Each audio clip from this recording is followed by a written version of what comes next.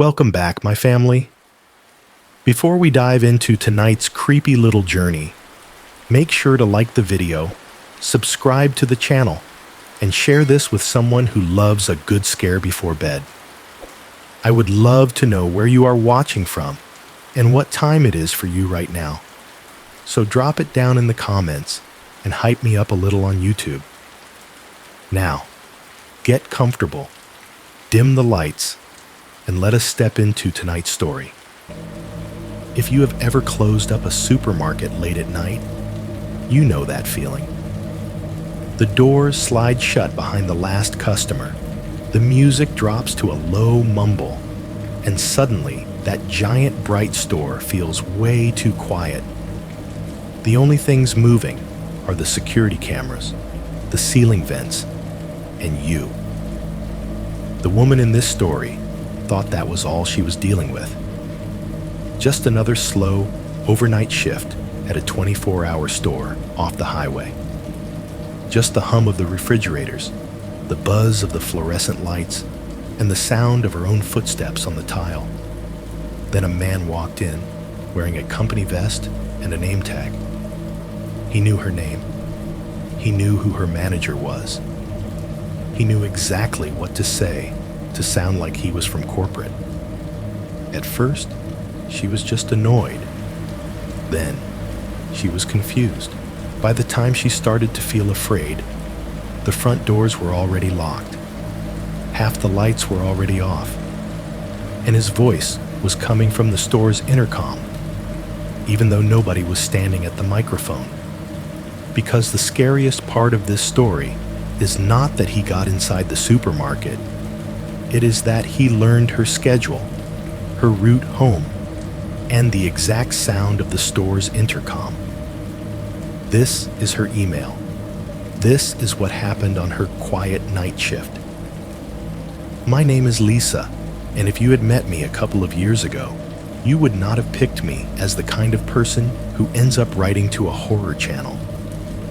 I was just the tired woman in the checkout line with a cart full of store-brand cereal and frozen chicken, wearing the same black hoodie every other single mom in this town seems to own. 32, divorced, one kid, one car that should have been retired a long time ago. I live in a rented duplex at the end of a little cul-de-sac off Route 17, a few minutes from I-70 in Missouri. It is the kind of street where half the mailboxes lean and you can hear the highway like a distant ocean at night. When you pull in after dark, the streetlights throw that dull yellow sodium glow over a row of almost identical houses and the same 3 kids' bikes dumped in the same patch of dead grass. My world was small and repetitive. On a normal weekday, I got up at 6, woke my daughter Maddie, argued about shoes and hair and which stuffed animal was allowed in her backpack, dropped her at the elementary school 2 streets over, then headed straight to Harbor Mart for my shift. After work, it was Walmart or the cheaper grocery store, then home, homework, laundry, dinner, bath time, collapse. Repeat. Retail was not my dream, but it was my lifeline. Every shift I clocked at Harbor Mart meant I could keep the health insurance that covered Maddie's inhaler, pay a little more off the divorce lawyer, cover the daycare bill on the afternoons when I could not get off work on time. You stop thinking about career when you are just trying to keep the lights on and your kids' field trip money paid. Harbor Mart in the daytime does not look like anything out of a scary story. It is big and bright and loud. The ceiling is a maze of white beams and fluorescent tubes, all humming together. The aisles are straight and clean, end caps stacked with whatever is on sale that week.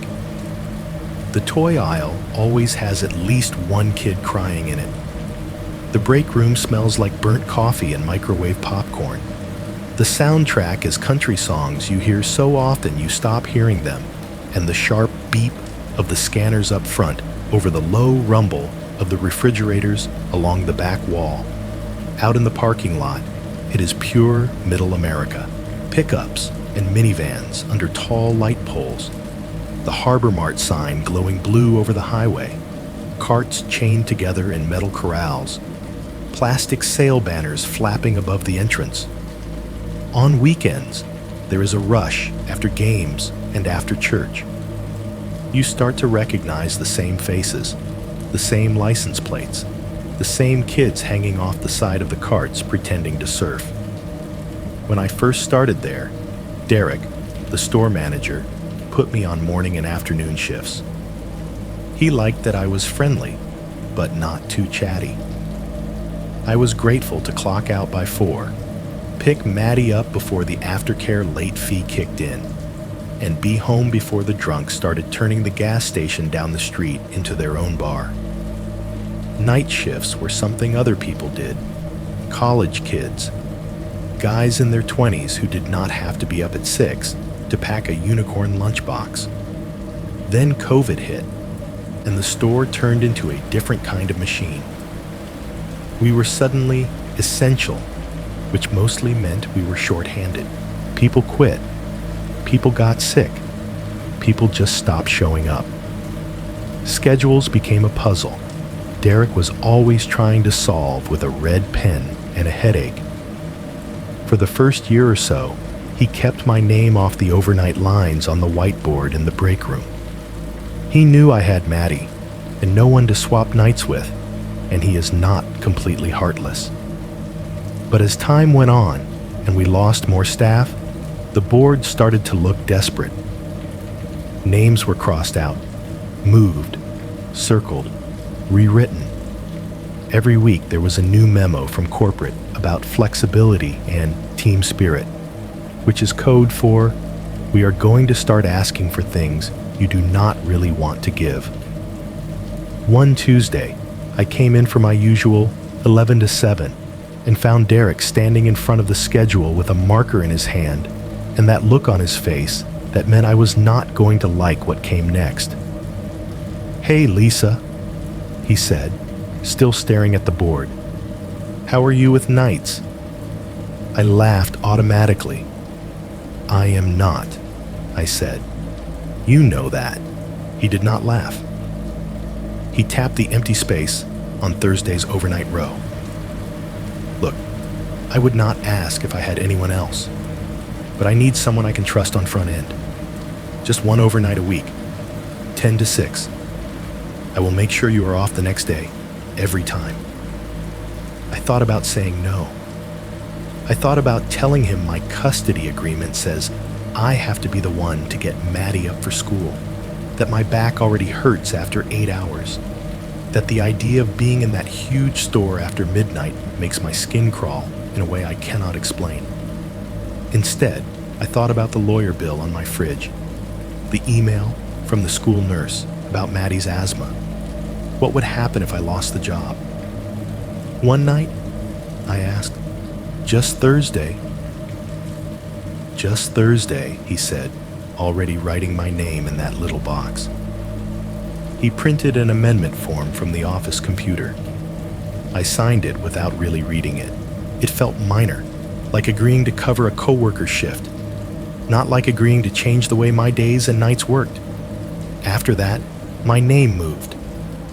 Every week when the new schedule went up, there it was in black marker. Lisa, THU, 10 p.m., 6 a.m., front. The first time I saw it, it did not feel real. It felt like seeing someone else's name. Someone without a kid asleep in a pink bedroom down the street. That afternoon, at the end of my shift, Derek asked me to double-check the board and initial next to my changed hours. It was just one more little ritual in a day full of rituals. I stood there in the break room, under the buzzing light, pen in hand, the vending machine humming behind me, the smell of old coffee thick in the air, and I put my initials next to my own name, like I was agreeing to be that version of myself. I did not notice anything out of place until I was on my way out. The break room door sticks, so you have to give it a shove with your hip.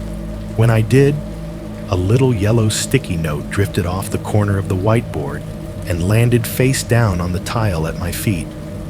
I bent to pick it up, expecting some reminder about cleaning the microwave or stocking cups.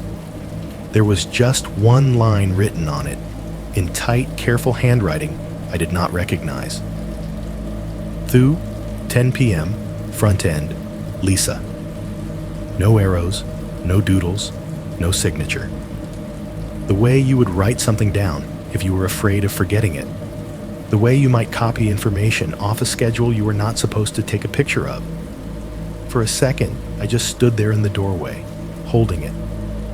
It should not have bothered me. We all write notes to ourselves. Maybe someone else was covering my shift once and jotted it down. Maybe Derek had written it earlier and dropped it. I crumpled the sticky note and tossed it into the trash by the door on my way out. Later that night, lying in bed with the sound of trucks on I-70 sliding through the walls, I caught myself replaying the exact slope of those letters in my mind. They did not look like Derek's. They did not look like mine. And there was something about seeing my name, my shift, and the word Thu written like that, pulled off the board, copied onto its own little square, that made me feel, for the first time, like someone else had been studying my hours a little more closely than they should. The first night shift did not feel like a horror movie. It felt like a mistake I did not want to admit to out loud. I remember standing outside Harbor Mart a few minutes before 10, hugging my hoodie tighter, even though it was not really cold. The building looked different at night. In the daytime, it was this huge, bright box, all glass and light. After dark, it was like someone had taken a knife and carved out just enough brightness to keep it from disappearing. Half the lights in the parking lot were off. The big Harbor Mart sign still glowed blue over the highway, but the pools of light from the tall poles only reached so far. Beyond them, the lot was just a wide, flat shadow with a few scattered windshields catching the sodium glow. The flags and plastic banners along the front of the store snapped and fluttered in the wind coming off the highway, making this soft, constant flapping noise that set my teeth on edge. Inside, the store was dimmed, which is what they call it in the training videos. Half the fluorescent tubes in the ceiling were shut off to save money. So instead of that harsh, all-over brightness, strips of light cut down the center of the aisles and left the tops of the shelves and the high corners of the ceiling in shadow. You never notice how tall the ceilings are in those places until you see how far the dark can climb. The sounds were different too. Without the daytime crowd, without kids talking and carts rattling everywhere, you can hear the building itself. The compressors humming in the refrigerators and freezers, a low, steady vibration that never really stops. The air conditioning whispering through the vents in the summer and the heating units clicking in the winter. Somewhere, way in the back, the ice machine in the drink area made this irregular thunk every time a batch dropped. Over all of it, the store's sound system played country songs so quietly it felt like someone's radio bleeding in from another room. My job up front did not actually change that much. I still had a register. There were still self-checkout machines to babysit. I still had to smile and say, "How's your night going?" to people who rarely answered. But every movement felt more exposed, like there were fewer distractions between me and whatever might be looking in. I developed new habits that first week without even really thinking about it. Little circuits I would run whenever there were no customers. I would walk from my lane to the sliding doors, stand just close enough to trigger them, and watch them sigh open to the quiet parking lot. I would scan the rows of cars, count how many actually had someone in them. I would check the blind spots I had never worried about in the daytime. The little gap between the red box machine and the wall. The space behind the stack of water pallets near the entrance. The dark corners around the vending machines. Then I would walk back past the self-checkouts and glance at the small security monitor above the lottery display, the one that showed a split-screen view of the front end and the doors. It was not my job to be security, but once the sun goes down and you realize there is no one in the building whose only job is to watch, you start doing it yourself. The customers we got after midnight were their own kind of strange, but mostly harmless. There was a truck driver who came in around 12:30 on my first night, still wearing his reflective vest, eyes red from the road. He grabbed 4 cans of Red Bull, a bag of beef jerky, and a pack of gum. When I told him, "Long night," he just gave this dry little laugh and said, "Aren't they all?" About an hour later, an older woman shuffled in wearing pajama pants and worn-out sandals, her gray hair pulled into a crooked bun. She went straight to the pharmacy aisle, checked the same label on 2 different boxes of cough medicine 3 times, then brought one up to me like it was a test. Her total came to $9.73. She paid with crumpled ones and quarters, then told me she used to work in that same store back when it was cheaper to get sick. Around 1 in the morning, a couple wandered in smelling like beer and cheap perfume. They giggled their way through the snacks, arguing over which brand of chips was better for hangovers, tossed a case of light beer and 2 frozen pizzas into a cart, and leaned on each other all the way back out to the lot. Their laughter echoed weirdly in the half-empty store, bouncing off the high ceiling and dying in the shadows. It should have been comforting, in a way. The little snapshot lives of people passing in and out. I told myself that if anything was really wrong, I would feel it. There would be some obvious shift in the room, in the air. But the thing that bothered me most in those early nights did not happen inside the store.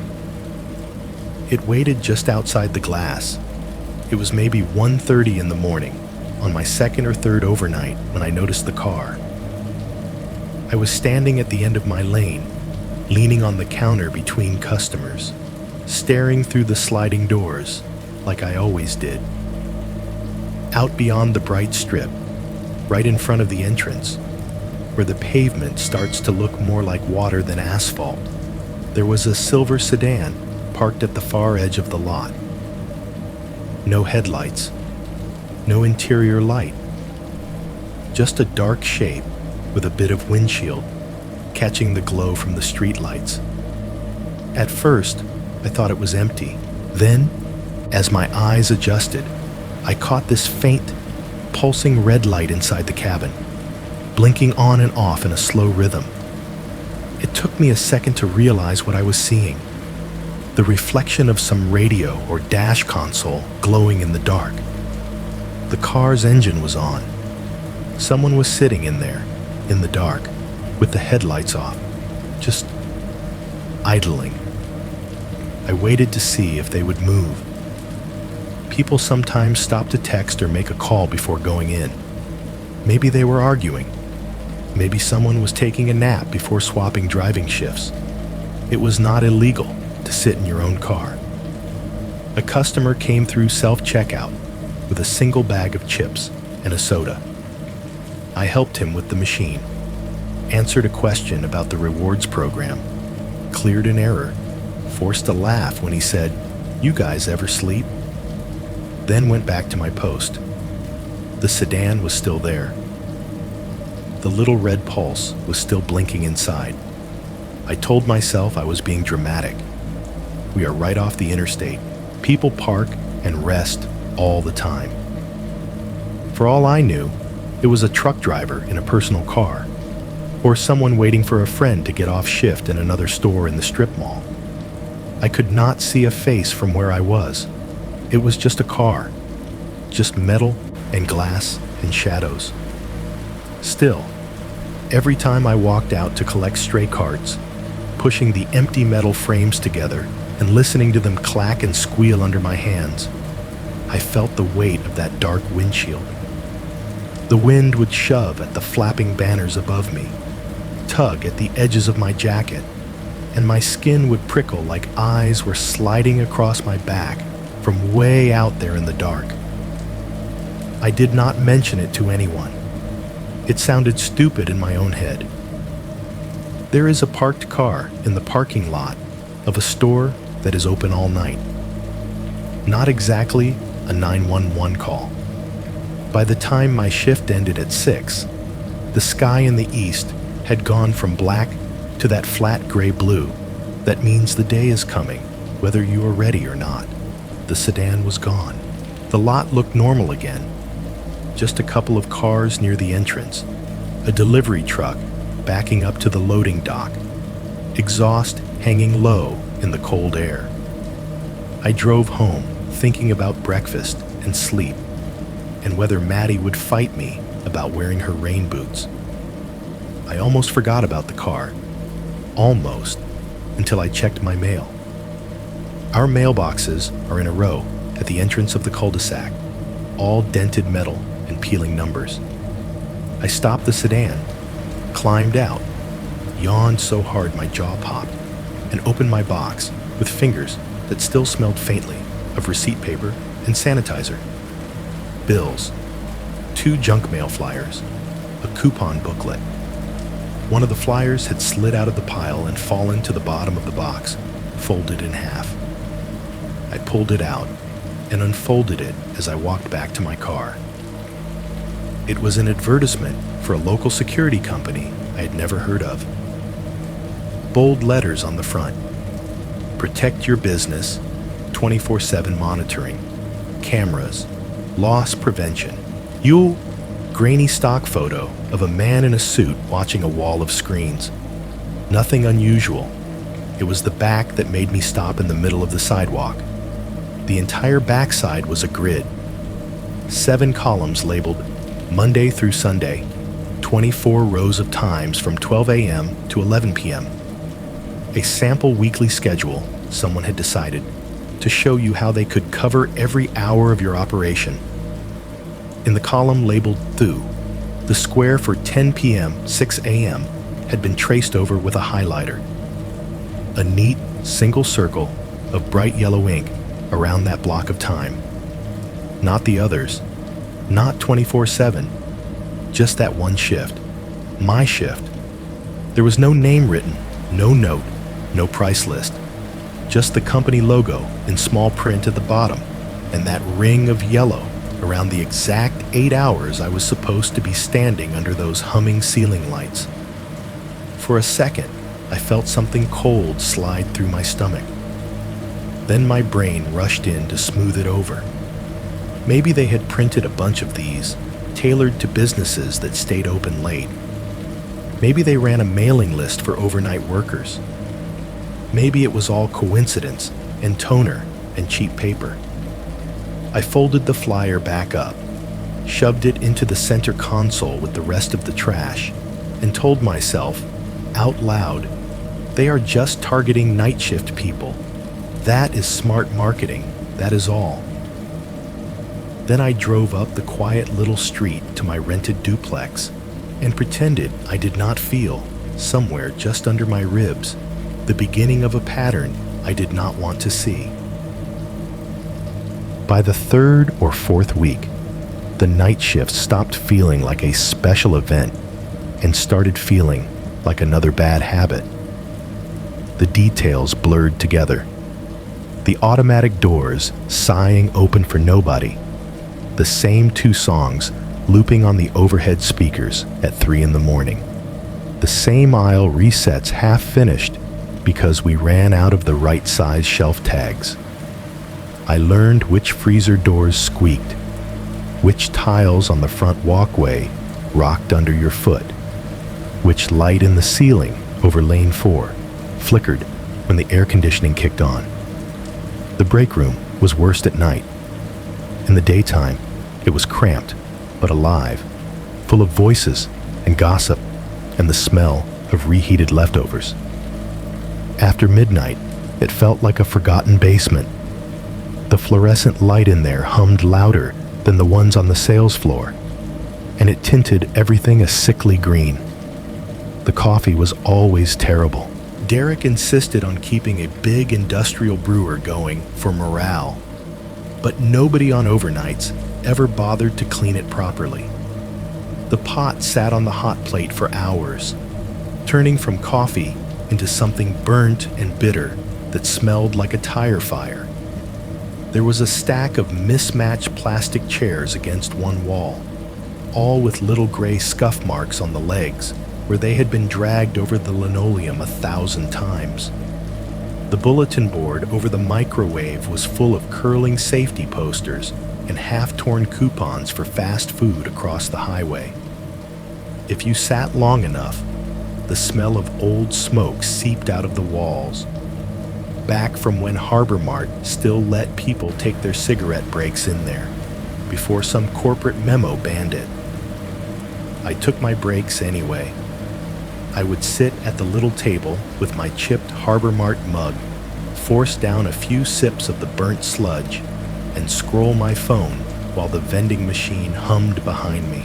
Sometimes I would read texts from Maddie's teacher about upcoming projects or a reminder that I still owed $10 for something.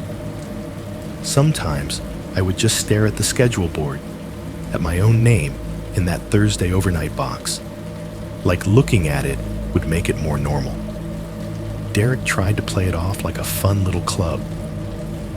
Around 1 or 2 in the morning on my nights, I could count on a text from him, usually some variation of, "Everything good?" or "Still alive?" He never stayed later than 11 unless something was really wrong, but he liked to check in and remind me that there was still a world outside the humming box of Harbor Mart. I would text back, "Yeah, just me and the freezers," or "Nothing but drunks and truckers," and he would send a thumbs up emoji or a call if anything gets weird. That was his favorite word for trouble. Weird. Not dangerous. Not scary. Weird. The only other person on my shift who might have noticed if things got weird was Ryan, the overnight stalker. He was 21, skinny, with permanent dark circles under his eyes and earbuds permanently glued in. He clocked in a little before 10, grabbed his pallet jack, and disappeared into the back half of the store. If I saw him at the front at all, it was usually just his back as he pushed a stack of paper towels down an aisle or shuffled cases of soda into the cooler. To be fair, Ryan did say hi. He just said it with one earbud still in, and his eyes on the handheld inventory gun instead of my face. "You good?" he would throw over his shoulder. "Yeah. You?" I would answer. He would shrug, nod vaguely, and then be gone again, swallowed up by the rows of shelves and the hum of the refrigeration units. Most nights went like that. A handful of customers, a couple of texts from Derek, a few mumbled exchanges with Ryan, the sense that the building itself was more awake than the people in it. That is probably why the sound of the phone ringing shook me more than it should have. It was a Tuesday night technically, but the way overnight works, it feels like it belongs to whatever day came before. It was late enough that my body had started that floaty, not quite tired, not quite awake thing it does around 2 in the morning. The store was empty. No cars in the front 2 rows of the lot. The music was turned down so low I could not tell if they had switched tracks or not. Ryan was somewhere in the back, his pallet jack sometimes thumping softly against the floor if I listened for it. I was standing between the self-checkout corral and the main registers, wiping down touchscreens out of sheer boredom, when the phone on the front counter rang. Every Harbor Mart has that same desk phone up front, beige plastic, too many buttons, and a ring that sounds like it was designed to be heard over stampedes and tornado sirens. In the middle of the night, when everything else is soft and humming, it feels like someone is hitting you in the ear with a hammer. It rang once. I flinched. It rang again. I wiped my hands on my apron and picked it up. "Thank you for calling Harbor Mart on Route 17, I said, the script coming out of me automatically. "This is Lisa. How can I help you?" For a second, all I heard was breathing. Not the normal phone kind either. Not the sound of someone moving the receiver or clearing their throat. It was slow and heavy, like whoever was on the other end had walked up a flight of stairs too fast. "Hey, Lisa," a man's voice said finally. He said my name like we already knew each other. Not questioningly, not reading it off a receipt. Just, "Lisa." My brain did its own little shuffle. Derek, I thought immediately. He likes to call and mess around sometimes. He had done it once before on a day shift, deepening his voice and pretending to be a customer who wanted to know if we carried live bait. "I just wanted to check what time you get off tonight," the man said. I felt my eyebrows pull together. "Is this Derek?" I asked, already halfway to annoyed. There was a pause. 2 full seconds of nothing. No breathing, no ambient noise, just deadline. Then I heard the sharp little click of the connection dropping. I pulled the receiver away and looked at the caller ID screen, like that was going to tell me what had just happened. It showed unknown, private. No number, no name. No chance to hit redial and yell at someone for being creepy at 2:15 in the morning. I stood there with the phone in my hand, the empty store stretching out behind me in strips of light and shadow, feeling stupid. Probably a prank. Probably some drunk with the wrong number who realized they had called a store and bailed. Maybe it was one of the kids from the high school down the road messing around with a spoof app. People do weird things when they are bored and drunk, and it is the middle of the night. Still, I did not like that he had known my name. I replayed my greeting in my head. "Thank you for calling Harbor Mart on Route 17. This is Lisa." Right. I had given it away. It was nothing. I was the one who said it first. I hung up, wiped my hand on my apron again, like I had touched something dirty, and looked out at the parking lot. The glass doors reflected the inside of the store back at me. So for a second, all I saw was my own outline and the glowing aisles behind me.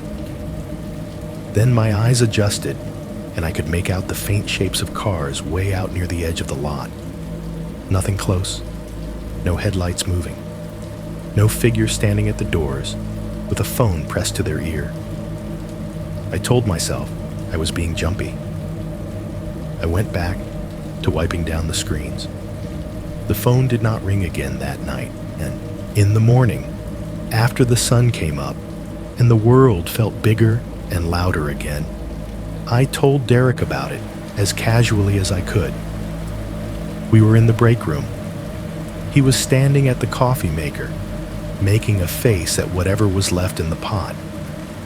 I was leaning against the table, wrapping my hair into a messy bun, my overnight apron folded on the chair. "Hey, weird thing?" I said. "Someone called last night, 2 in the morning, asked what time I got off, and then hung up when I asked if it was you." Derek snorted. "Smooth," he said. "Probably some drunk idiot with a dialer app." "You said your name when you answered, right?" "Yeah." "There you go." He shrugged and poured the rest of the coffee into the sink. "I will change the phone access code anyway, just in case. Maybe do not tell them your whole life story next time you pick up." He meant it as a joke, but I heard the edge under it. Don't give people information they do not need. Do not make yourself vulnerable. That kind of thing. He went into the office and came back out a few minutes later, wiping his hands on his pants. "Code is changed," he said. "If it rings again like that, see if you can get a number." But honestly, it was probably nothing. Probably nothing. That phrase became a kind of mantra for me over the next few days. Every weird feeling I got, every sound I could not place, every time the hair stood up on the back of my neck when I walked past the darkened garden center doors, I filed under probably nothing and kept moving. It worked most of the time. On Thursday night, after my shift, I put Maddie in the back seat and drove home the way I always did. Out of the Harbor Mart lot, left onto Route 17, right past the darkened strip of closed fast food places, through 2 stoplights, then into our subdivision. It was just starting to get cold at night. The kind of cold that fogs your breath a little when you run from the car to the front door. Maddie had fallen asleep halfway through the drive, her head tilted against the window, her hair tangled around the strap of her seatbelt. I turned the radio down low so it was just background noise and tried not to think about the phone call, or the flyer with my shift circled on the back, or the silver sedan I had convinced myself was not actually watching me. The cul-de-sac was quiet when I turned in. Porch lights glowed here and there. A TV flickered blue in one living room. Our neighbor's plastic Halloween decorations were still out, even though it was November, a ghost made from a sheet fluttering slowly in the breeze. I pulled into my usual spot in front of our duplex, put the car in park, and just sat there for a minute with the engine off, listening to it tick as it cooled.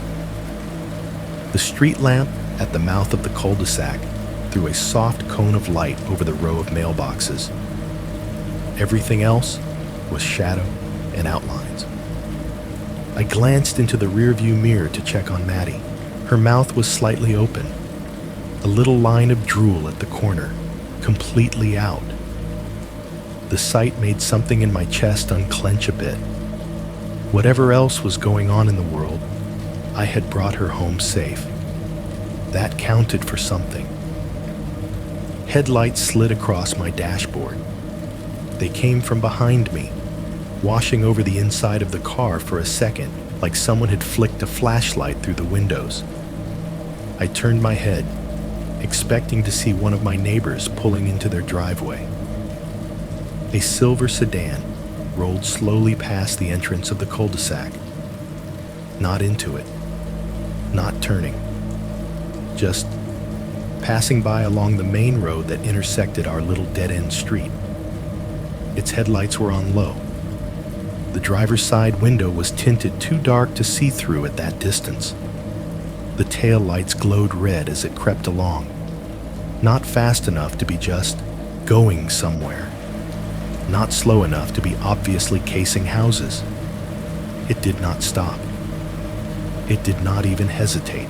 It just continued on and vanished past the last house.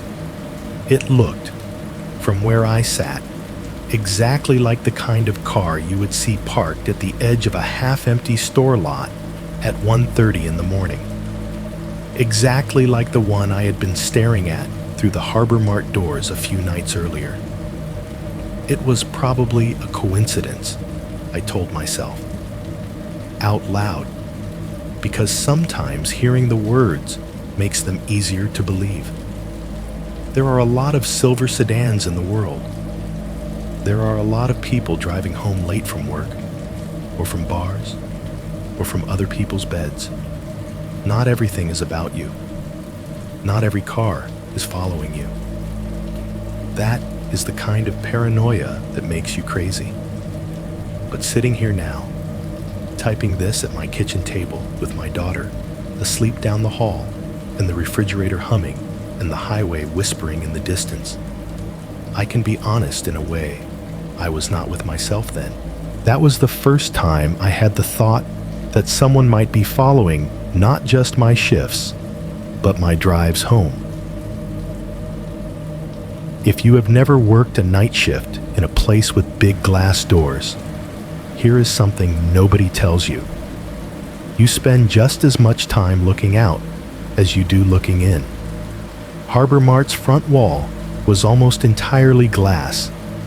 2 sets of sliding doors side by side, poster frames for weekly deals, a row of windows on either side. In the daytime, it made the whole place feel open. At night, it made me feel like I was working on a stage. The parking lot was my audience. The tall sodium lights out there did not light everything evenly, like the commercials make it look. Each pole made its own little yellow pond on the asphalt, round and soft-edged. Anything parked in that pool of light looked like it was on display. Pickup trucks with chrome grills, minivans with soccer stickers, my own beat-up sedan when I took the closer spots on busy nights. Between those glowing circles, there were long stretches of darkness where the pavement just disappeared. Headlights cut through it occasionally, but most of the time, it was like staring into an ocean where you could only see the surface. Far beyond the lot, just past the last row of poles, Route 17 merged into the faint glow of I-70. You could not see the highway itself from the doors. Not really, but you could hear it. A constant, low rush of tires on pavement, like a white noise machine turned up just enough to make the world feel distant. On really quiet nights, when the music inside the store dropped between tracks, the sound of the highway would slide right up to the glass and press its face against it. Closer in, there were the carts. We had 3 cart corrals out front, one directly across from the doors, one a bit to the left near the handicap spaces, and one way out where the lot started to thin. In the daytime, the cart attendants were always out there wrangling them into perfect metal trains. At night, it was my job to keep them from multiplying too much. Empty carts make their own kind of noise. The wind pushes them into each other, and they knock and scrape, metal against metal, a hollow clanging that sounds louder at 2 in the morning than it ever does at 2 in the afternoon. Sometimes a single cart would roll a few inches on an invisible slope, and the front wheels would squeal just enough to make me snap my head up. If I stood just inside the doors and closed my eyes, I could separate the layers of sound. The far-off whoosh of I-70, the nearer purr of an idling engine, the irregular clanking of carts in the corrals, the hiss of the automatic doors when they decided to open for a gust of wind. Inside, behind me, the freezers hummed and the ice machine thunked, and the speakers leaked an old country song about missing someone you should probably not miss. It was all so ordinary. That was the worst part. Scary things in movies come with violins and thunder and flickering lightning. Real-life creepy moments arrive wearing the same sounds as the rest of your week. There were a few small scenes, little snapshots that stuck with me from those early weeks. Things nobody else would have noticed if they had not been standing under those lights as long as I did. One night, sometime after midnight, I was leaning on my register, rubbing a smudge off the scanner glass with the corner of my sleeve, when the doors hissed open all by themselves. That happened sometimes if the sensors picked up a gust of wind or a stray moth, so I did not jump right away. I looked up, expecting to see empty air. There was a man standing just outside the threshold. He was close enough that the sensors kept reading him as a person and trying to invite him in. So the doors slid open, started to close, then slid open again in this awkward stutter. He did not step forward.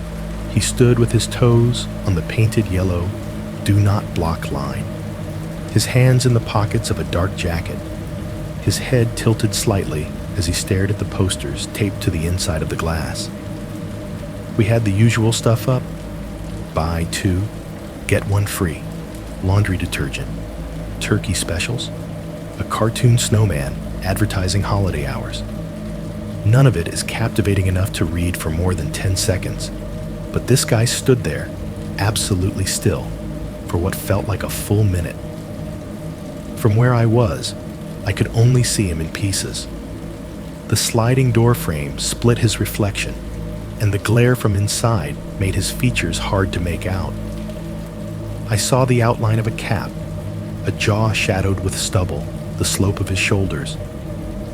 The overhead music picked that moment to fade out between tracks, and the only sounds were the soft shh, shh of the doors and the distant rush of cars on the highway.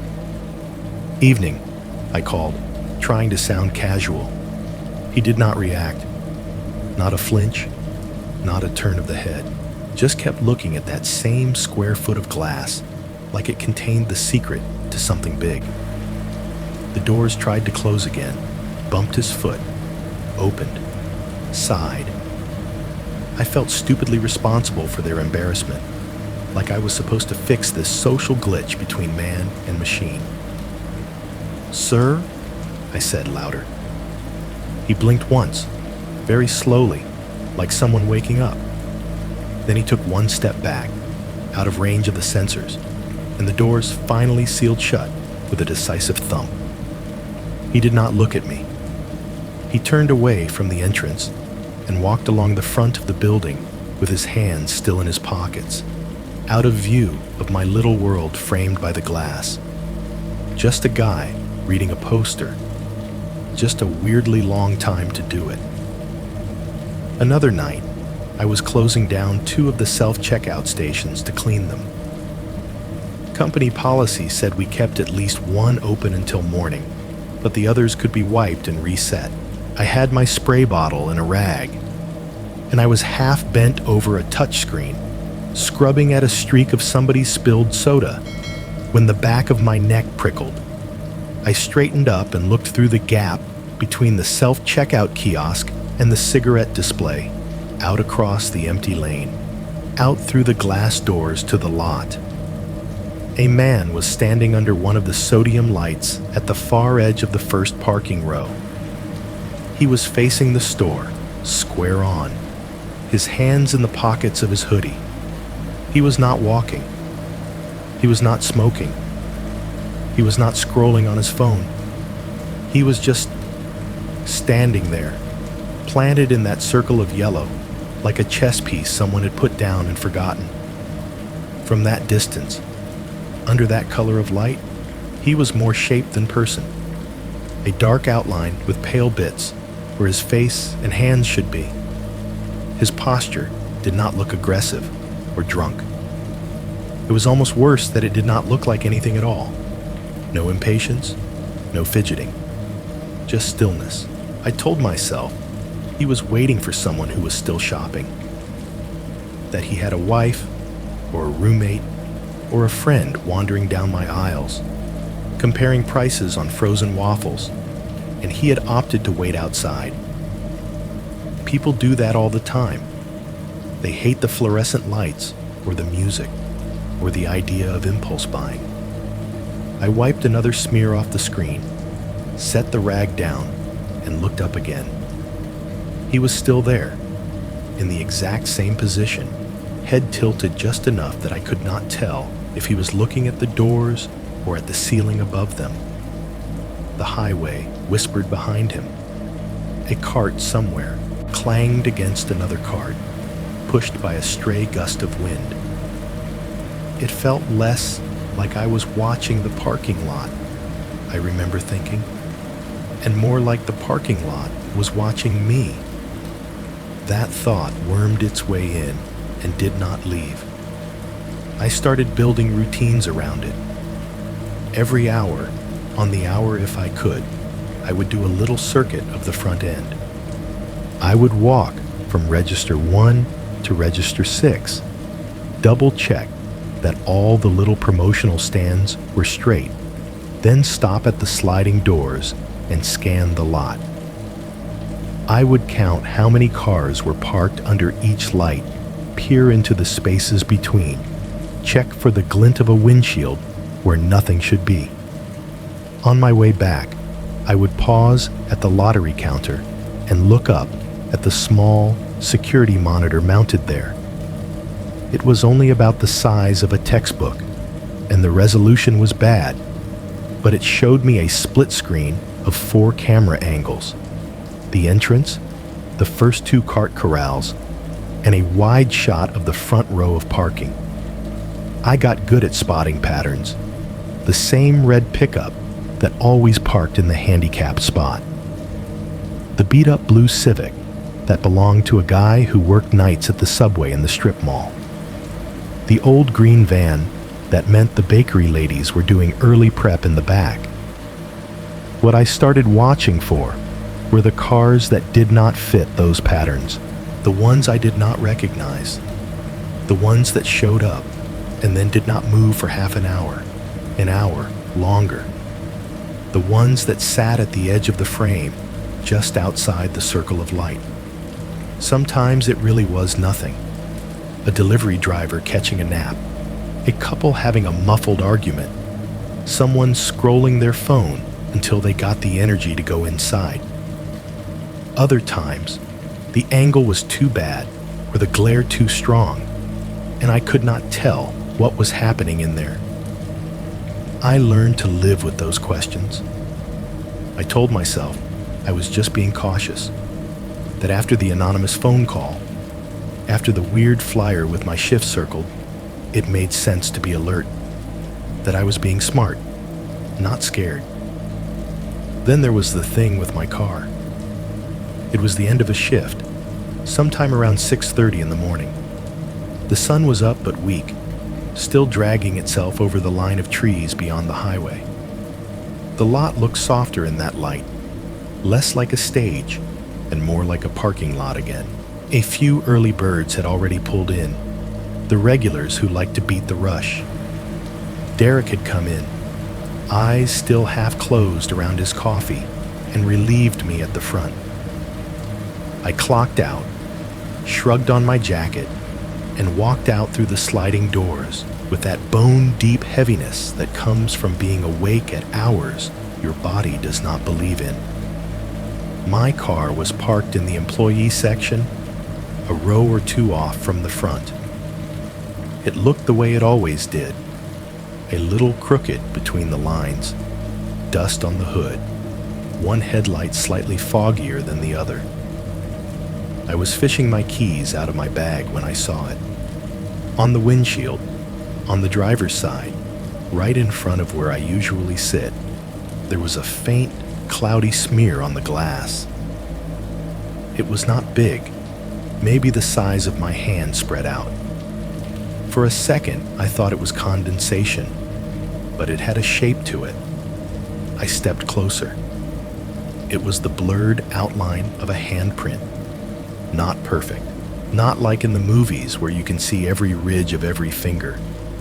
More like someone with slightly greasy or damp skin had rested their palm flat on the glass and dragged it down a few inches. The top of the smear was widest, where the heel of the hand had been. Below that, 4 vague trails where fingers had slided down before lifting away. The rest of the windshield was clean. No other marks, no rain, no pollen, no writing in the dust. Just that one print, directly in front of my seat. For a long, stupid moment, I stood there on the asphalt with my keys in my hand, trying to talk myself out of what my eyes were telling me. Maybe it was from when I washed the car last. Maybe I had leaned on the glass and not realized it. Maybe one of the neighbor's kids had touched it in the driveway. Maybe the glass cleaner had streaked. Except I had not washed the car in weeks. Except the angle of the smear, the height of it, was too low for me unless I'd been kneeling, and too high for Maddie. Except my skin did not usually leave marks like that on clean glass. "Come on," I muttered, unlocking the door. "You are tired. It is nothing." I started the engine, turned on the defroster, and watched as the warm air slowly dried the foggy outline away from the inside. Within a minute, the handprint was gone, erased like it had never been there. Driving home, I told myself it was just residue from the cheap car wash down the road. That someone else had maybe brushed past my car with their hand earlier in the week. That glass does weird things with moisture and light. But even as I piled explanation on top of explanation, another picture kept trying to form in my mind. The picture of me standing inside Harbor Mart, watching the lot, and somebody out here later, standing so close to my windshield, they could see their own reflection in the glass. Someone close enough to lay their hand on it, to feel the cold through their fingers, to lean in and look at the driver's seat where I sat every Thursday night, before and after work. Someone I had not seen, because while I was watching the parking lot, I forgot that the parking lot could watch me back. There is a certain way some people look at things that puts you instantly on edge. Not because of their face, not because of what they are wearing, but because of the angle. The way the head tilts. I did not think about that much before the night I met him. After that, it became one of those tiny details my brain would not let go of, like a song lyric stuck on a loop. It was a slow night, the kind where the store feels more like a waiting room than a business. I had already faced all the gum at the registers, so the packs lined up perfectly, restocked the bags, wiped down the belt for maybe the 5th time. Even the music seemed bored. Some twangy song about heartbreak playing low over the speakers like it wanted to be somewhere else. The automatic doors at the front had been acting up that week. The sensors were too sensitive, or maybe the wind was just right. Every few minutes, they would decide that a gust of air was a person and do their little performance. Ding! The motors whining, glass sliding apart, then sliding shut again when they realized nobody was there. I was leaning with my hip against the side of my register, half watching the lottery monitor and half zoning out when I heard the chime. Ding. I waited for the doors to close again. Instead, there was a pause. The AC draft shifted across my arms in a way that said the store was no longer sealed. I straightened up and looked past the candy display toward the entrance. For a second, all I saw was my own reflection and the bright aisles behind me in the glass. Then my eyes adjusted, and I realized there was someone standing just outside the doorway. He was right on the edge of coming in. Toes lined up neatly behind the yellow "Do Not Block" stripe we all step over without thinking. He wore a dark jacket, the kind of generic zip-up everyone seems to own, and a faded baseball cap pulled low enough that the bill shadowed his eyes. He was tall but narrow, a little too thin for his height, the outlines of his shoulders sharp against the glass. He was not moving. His hands were in his pockets. His feet were planted.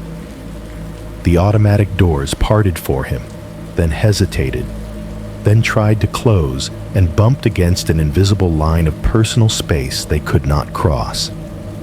Every time they slid open, a strip of cold air found its way inside. Every time they closed, it felt like they were trying to smother an awkward moment. He was looking at something stuck on the glass. One of the signs with our store hours, maybe. Or the now hiring flyer. or the list of rules about no returns without a receipt. I could not see exactly what his eyes were on, only that his head was tilted to the side, just enough to be wrong. That was the first thing that bothered me. When you read something, your whole upper body usually leans in a little. Your shoulders shift. Your neck bends forward. You adjust. He did not. His shoulders stayed perfectly level, like someone had drawn them with a ruler. Only his head moved, tipping slowly to the left until it reached a slightly off angle and then freezing there. It was not exaggerated, not dramatic. If anything, it was almost subtle. But once I saw it, I could not unsee it. "Hi," I called, pitching my voice up into the customer service tone I could find even in my sleep. "We're open." The man did not answer. He did not startle, did not jerk like I had broken some spell, did not even give that little half glance most people give when they realize someone is talking to them. He lifted one hand out of his pocket, adjusted the brim of his cap with 2 fingers, and then slid that hand back where it had been. The head stayed tilted. I tried again. "We're open," I repeated, like maybe the words had not made it through the glass the first time. Nothing. After another few seconds, he took one single step backward. The doors read that as no longer a person worth paying attention to, and finally closed all the way with a soft hiss, sealing him outside.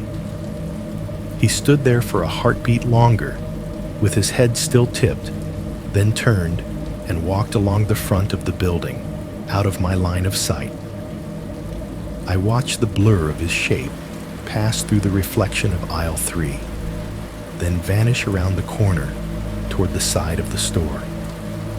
I told myself he had been trying to decide whether to come in, that maybe he had a fight with someone on the phone in the parking lot, was talking himself into or out of buying something, that some people are just socially awkward and take a long time to read posters. It was a blip, a nothing moment. But that tilted head stayed with me.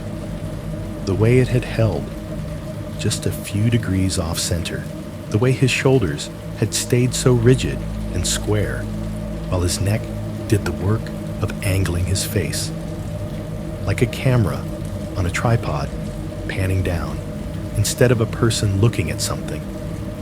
I did not realize how much my brain had filed that under dangerous until a few days later, when I saw it again somewhere I really did not expect to.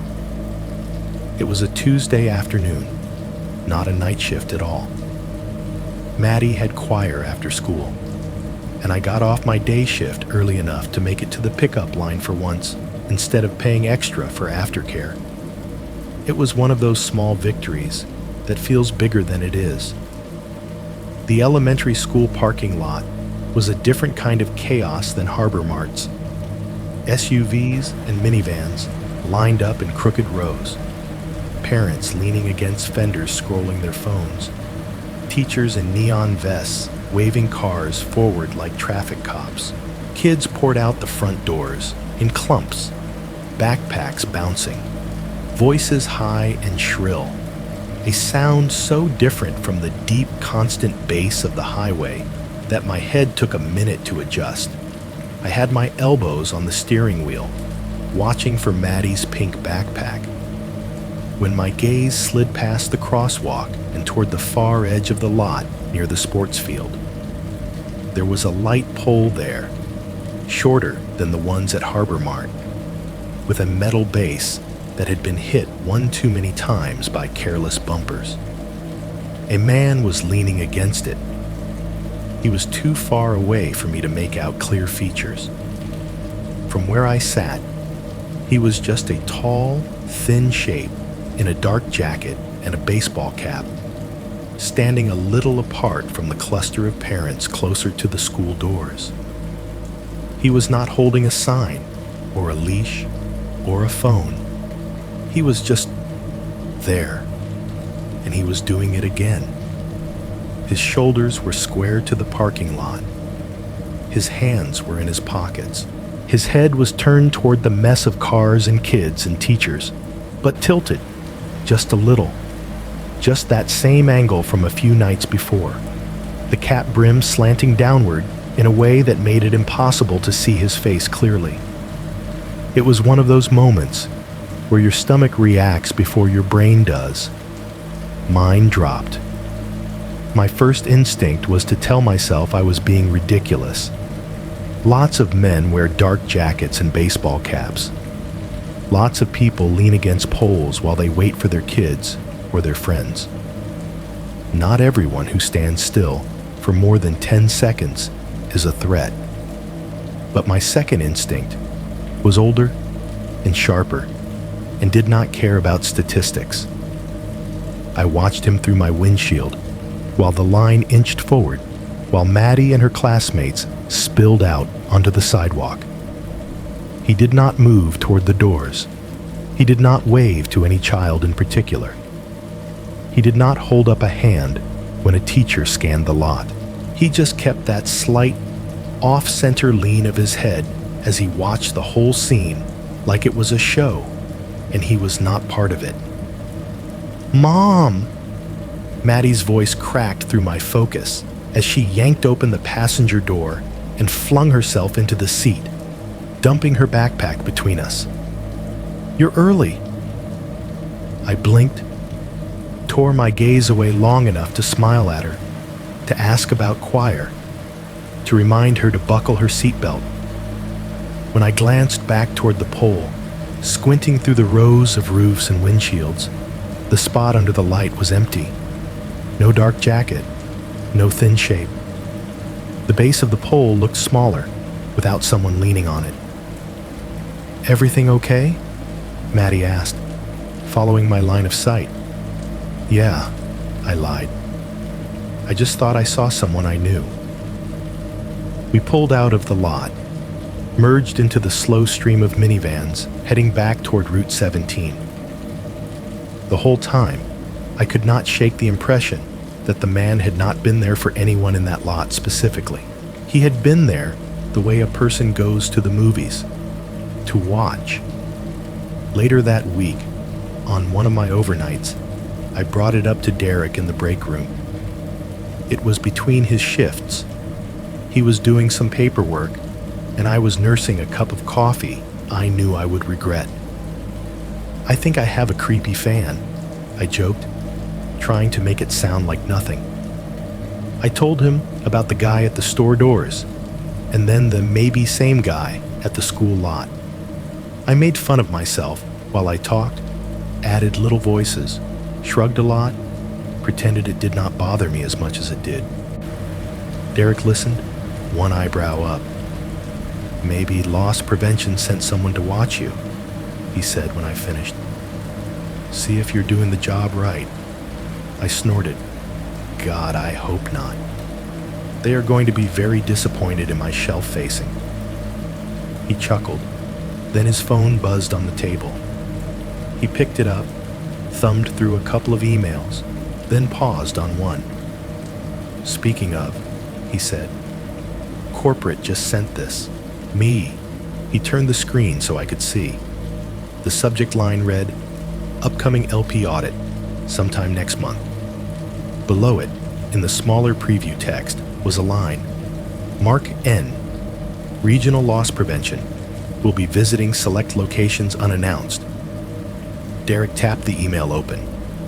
Most of it was corporate speak, thanking us for our hard work, reminding us to comply with any requests for documentation, reassuring us that audits were routine tools to support operational excellence. My eyes skimmed all of that without really absorbing it, because they had snagged on the tiny little circle in the corner of the sender's line. A profile picture, an avatar. It was barely the size of my thumbnail, just a cropped square of a man's face, too compressed and pixelated to make out clearly. Short hair, maybe brown. No glasses. a suggestion of stubble along his jaw. A collared shirt, nothing remarkable, except his head was tilted. Not much, just enough that the top of his head was closer to the edge of the frame than his chin. His mouth was pulled into a half smile that did not quite reach his eyes, and the whole image had that slight diagonal tension that comes from someone not sitting straight when the photo was taken. The picture was too tiny to be sure. I'll admit that. I could have been forcing the connection. It could have been a completely different man, captured in a completely different head tilt on some boring office day. But sitting there in that humming break room, the overhead light buzzing, the vending machine groaning behind me, my stomach dropped in a way that had nothing to do with bad coffee. Because once you start noticing the way someone tilts their head when they look at you, or through you, you cannot help but feel like they might be doing it again somewhere else. On a screen you have not seen yet, in a room you have not walked into, under a ceiling you do not recognize, and someone at corporate, someone with a name and a title now, Mark N, Regional Loss Prevention, had just attached that tilt to my store. Thursday nights always felt a little heavier than the others. Maybe it was because I knew I had already worked a full week and still had to drag myself through the longest shift of all. Maybe it was because the town itself seemed to exhale on Thursdays. Bar patios filling up, neon signs flicking on along Route 17, headlights drifting lazily through the Harbor Mart lot before tapering off into nothing after midnight. That particular Thursday, it was raining. Not a dramatic storm, just a steady, half-hearted drizzle that had started sometime around 11 and settled in like it planned to stay until morning. Rain changes the way the store sounds. You could hear it on the roof, first of all, a constant patter over the big metal panels, different from the low, endless hum of the freezers. It was like someone tearing paper very slowly, right above your head. Every now and then, it would hit some loose piece of the HVAC system and make a sharper ticking sound that made me look up, even though I could not see anything except dusty vents. Out in the parking lot, the rain turned the pools of sodium light into shimmering yellow puddles. When headlights slid past, the water on the asphalt caught and scattered them, splashing reflections up the sides of cars. The windshield wipers on the handful of vehicles that came and went made these slow, metronome sweeps, visible through the glass for just a second before they vanished. Inside, the air conditioning seemed confused about whether it needed to work or not. It clicked on, hissed cool air down from the vents, decided the damp air was enough, and clunked off again. Every cycle left a tiny silence afterward, a half second where the store felt like it was holding its breath before the compressors and fans took over the background noise again. It was 1:45 in the morning when the phone rang. Not my cell. The store phone. The beige one with the greasy receiver and the numbers worn half off. We have a few lines, but up front, the call always hits the register phone first, and if no one picks up, it rolls to the service desk and then somewhere in the back. In the day, it blends in with everything else. At that time of night, it was an alarm. I was standing at lane 3, counting singles and fives into the drawer for no real reason except that it felt like something to do. Ryan was somewhere in the back half of the store, his pallet jack wheels making ghostly squeaks every once in a while. The rain on the roof got a little louder. I watched a pair of headlights pull slowly through the lot and out onto the road without stopping. Then the phone shattered the quiet. That harsh electronic ring bounced off the glass and the tile and punched straight into my skull. I picked up before the second ring was done. "Thank you for calling Harbor Mart on Route 17, I said, because even at that hour, the script was muscle memory. "This is Lisa." There was no heavy breathing this time, no awkward silence that stretched too long. The man's voice that came through sounded like it had been practiced into smoothness. "Hi, Lisa," he said. "This is Mark. I'm with Corporate Loss Prevention. I just wanted to confirm you're on tonight, and Derek has left the building." For a second, my brain was 2 steps behind my ears. Mark was not a foreign name to me at that point. I had seen it in the subject line of the email Derek had shown me. Mark N. of Regional Loss Prevention will be visiting select locations unannounced.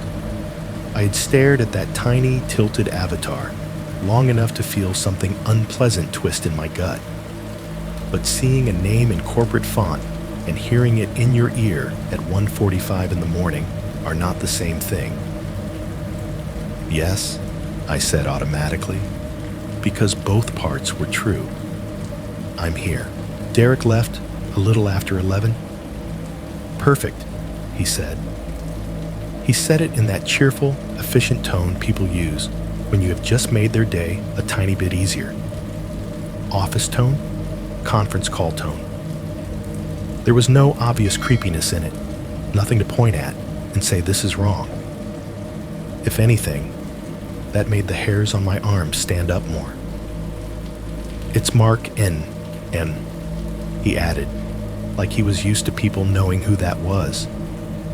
"I'm just finalizing some audit schedules." I leaned my hip against the counter to steady myself, more from nerves than anything else. The rain drummed on the roof. The AC clicked off again, and his voice felt louder in the sudden relative quiet. "Okay," I said. "Well, yeah, I'm here, front end. It's just me and Ryan tonight." I do not know why I added that last part. Maybe part of me wanted to prove I knew my own store, that I was competent, that I was the kind of person corporate could trust. Maybe I just babble when I am tired. Either way, he laughed softly, like I had told a joke. "Good to know," he said. "It's always better when we can see how the store runs at its quietest. I'll swing by one of these nights. Unannounced, of course." I could hear the smile in his voice when he said that. Something in what he was asking poked at me then, some defensive instinct finally catching up. "Can I ask," I said, "where you got this number? I mean, this line goes straight to the front. Store phone, not the office." "From the staff file," he said, without missing a beat. "We have contact info for all key positions. Front-end leads like you, managers, security. Harbor Mart likes to keep everyone reachable." It made sense, sort of. We filled out a lot of paperwork when we got hired. Emergency contacts, alternate numbers. They made copies of our licenses and had us sign long forms about privacy and safety. It was not crazy that somewhere in some digital binder, next to my job title, there was a phone number listed. It felt a little less normal, that someone was using it at 1:45 in the morning. But he sounded so calm that my own discomfort felt childish by comparison. "Well," I said, trying to match his professionalism. "Like I said, I'm here until 6. Derek's back in at 6:30. "Good," he replied. "That's what I needed to confirm. You've been very helpful, Lisa." There was a tiny pause, just long enough for me to hear my own breathing. "Try to stay awake out there," he added lightly. "We'll talk soon." The line clicked, and the call was over. I stood there with the receiver still pressed to my ear for a few seconds, listening to the empty dial tone. Somewhere in the ceiling, The AC unit kicked back in with a thump.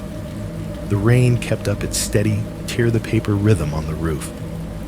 "Corporate people are weird," Ryan said behind me. I jumped, almost dropping the phone. I had not heard him come up. He was leaning against the self-checkout podium, hoodie up, one earbud dangling. His pallet jack sat abandoned a few feet away with a stack of cereal boxes still loaded. "You heard that?" I asked, hanging up and wiping my palm on my apron. It felt sweaty. "Hard not to," he said. "Whole store echoes when that phone rings." He mimicked a deeper voice. "Hi, this is corporate. Are you being a good little employee?"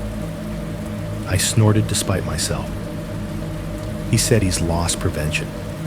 Mark. From the email. Ryan shrugged, like that confirmed his theory. They always talk like they're about to fire somebody or give them an award. No in between. He said he might come by, I told him. "Cool," Ryan said, in the tone of someone for whom nothing was ever really cool or uncool, just another thing. "I'll make sure the cereal is straight." He slid his earbud back in and trundled away, back into the aisles. His music leaked a thin, tinny beat for a second before the store's own soundtrack swallowed it. I went back to my register and tried to convince myself it was fine. It should have been fine. It should have been boring. A professional call from a professional man about a professional audit, the kind of thing every big box store does to make sure their employees are not stealing too much. The rain slowed. The lot emptied again. A single car pulled up around 3, headlights flashing across my face as a woman in scrubs ran inside to grab milk and a frozen dinner. She apologized 3 times for coming so late, even though we were technically open all night. I told her it was no problem, because what else do you say? I did not sleep well when I went home that morning.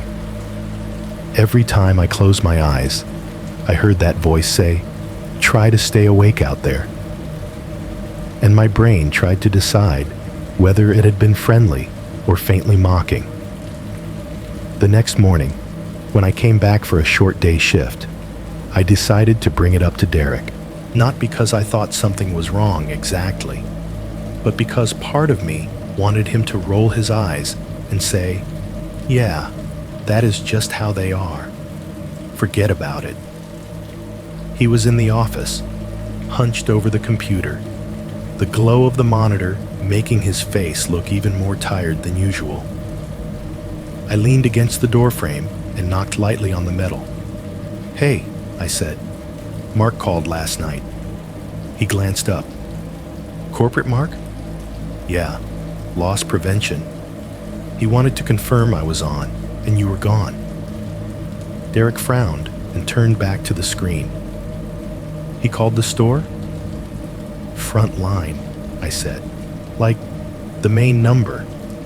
Said he got it from the staff file." He made a noise in his throat that could have meant anything and started clicking through his inbox. I watched the reflection of emails scroll up his glasses. Memos, vendor notices, schedule reminders. "There's nothing new from LP," he muttered. "Just that audit heads up from last week."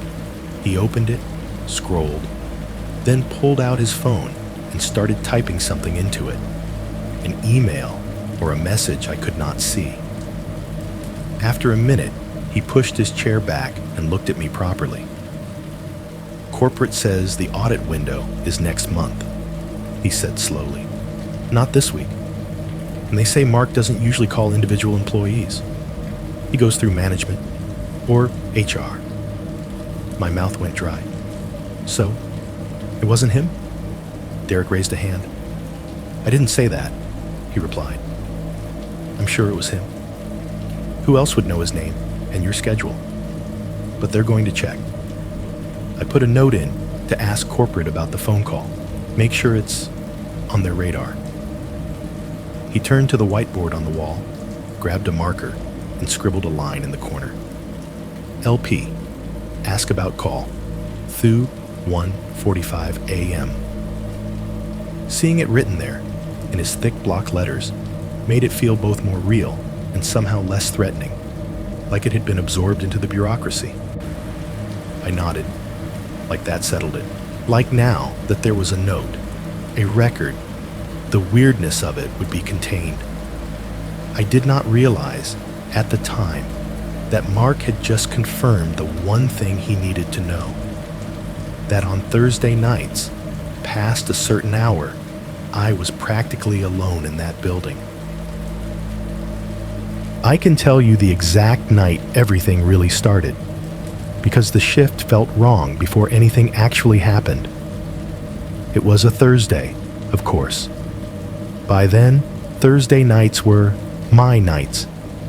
The schedule said so. My body said so.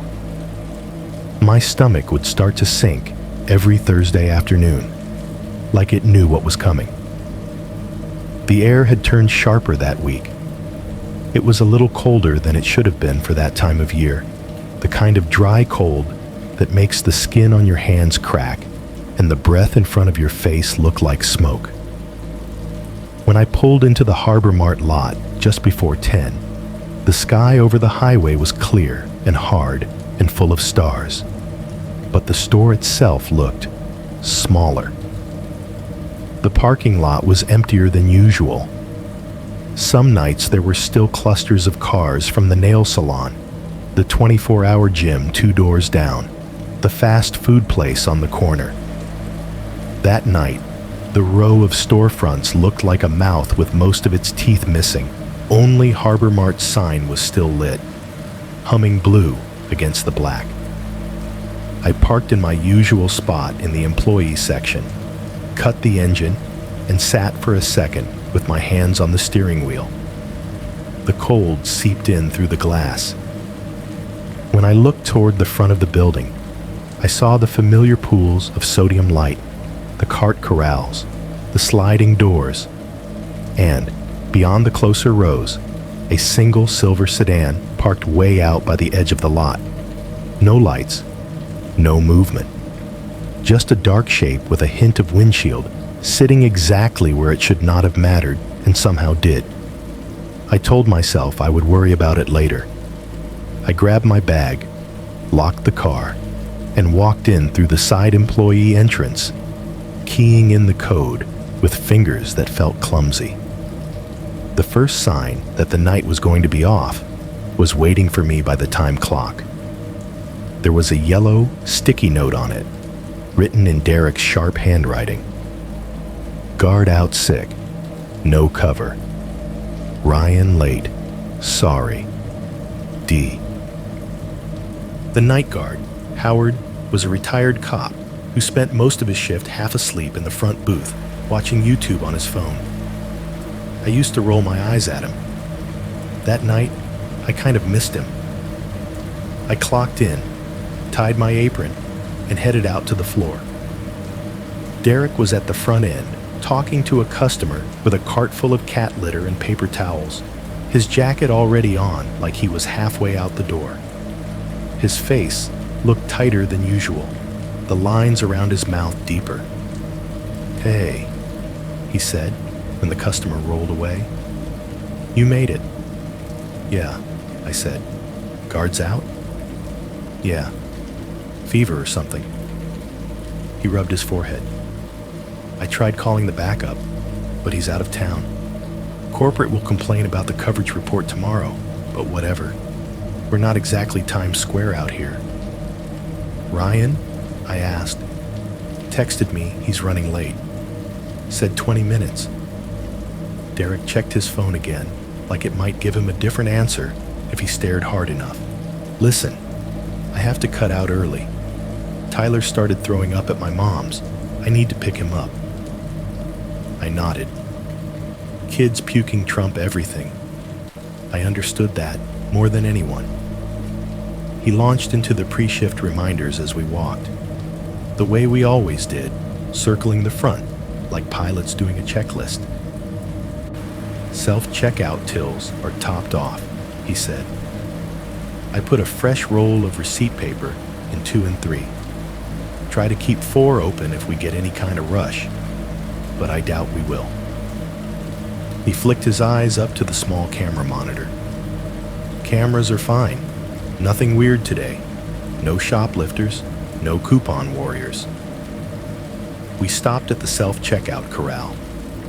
I pulled open one of the cash drawers and thumbed through the money automatically, counting out of habit, even though the day shift had already done it.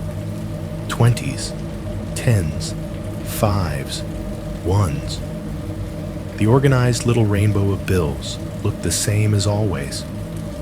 After that, I walked to the front doors. The open 24 hours.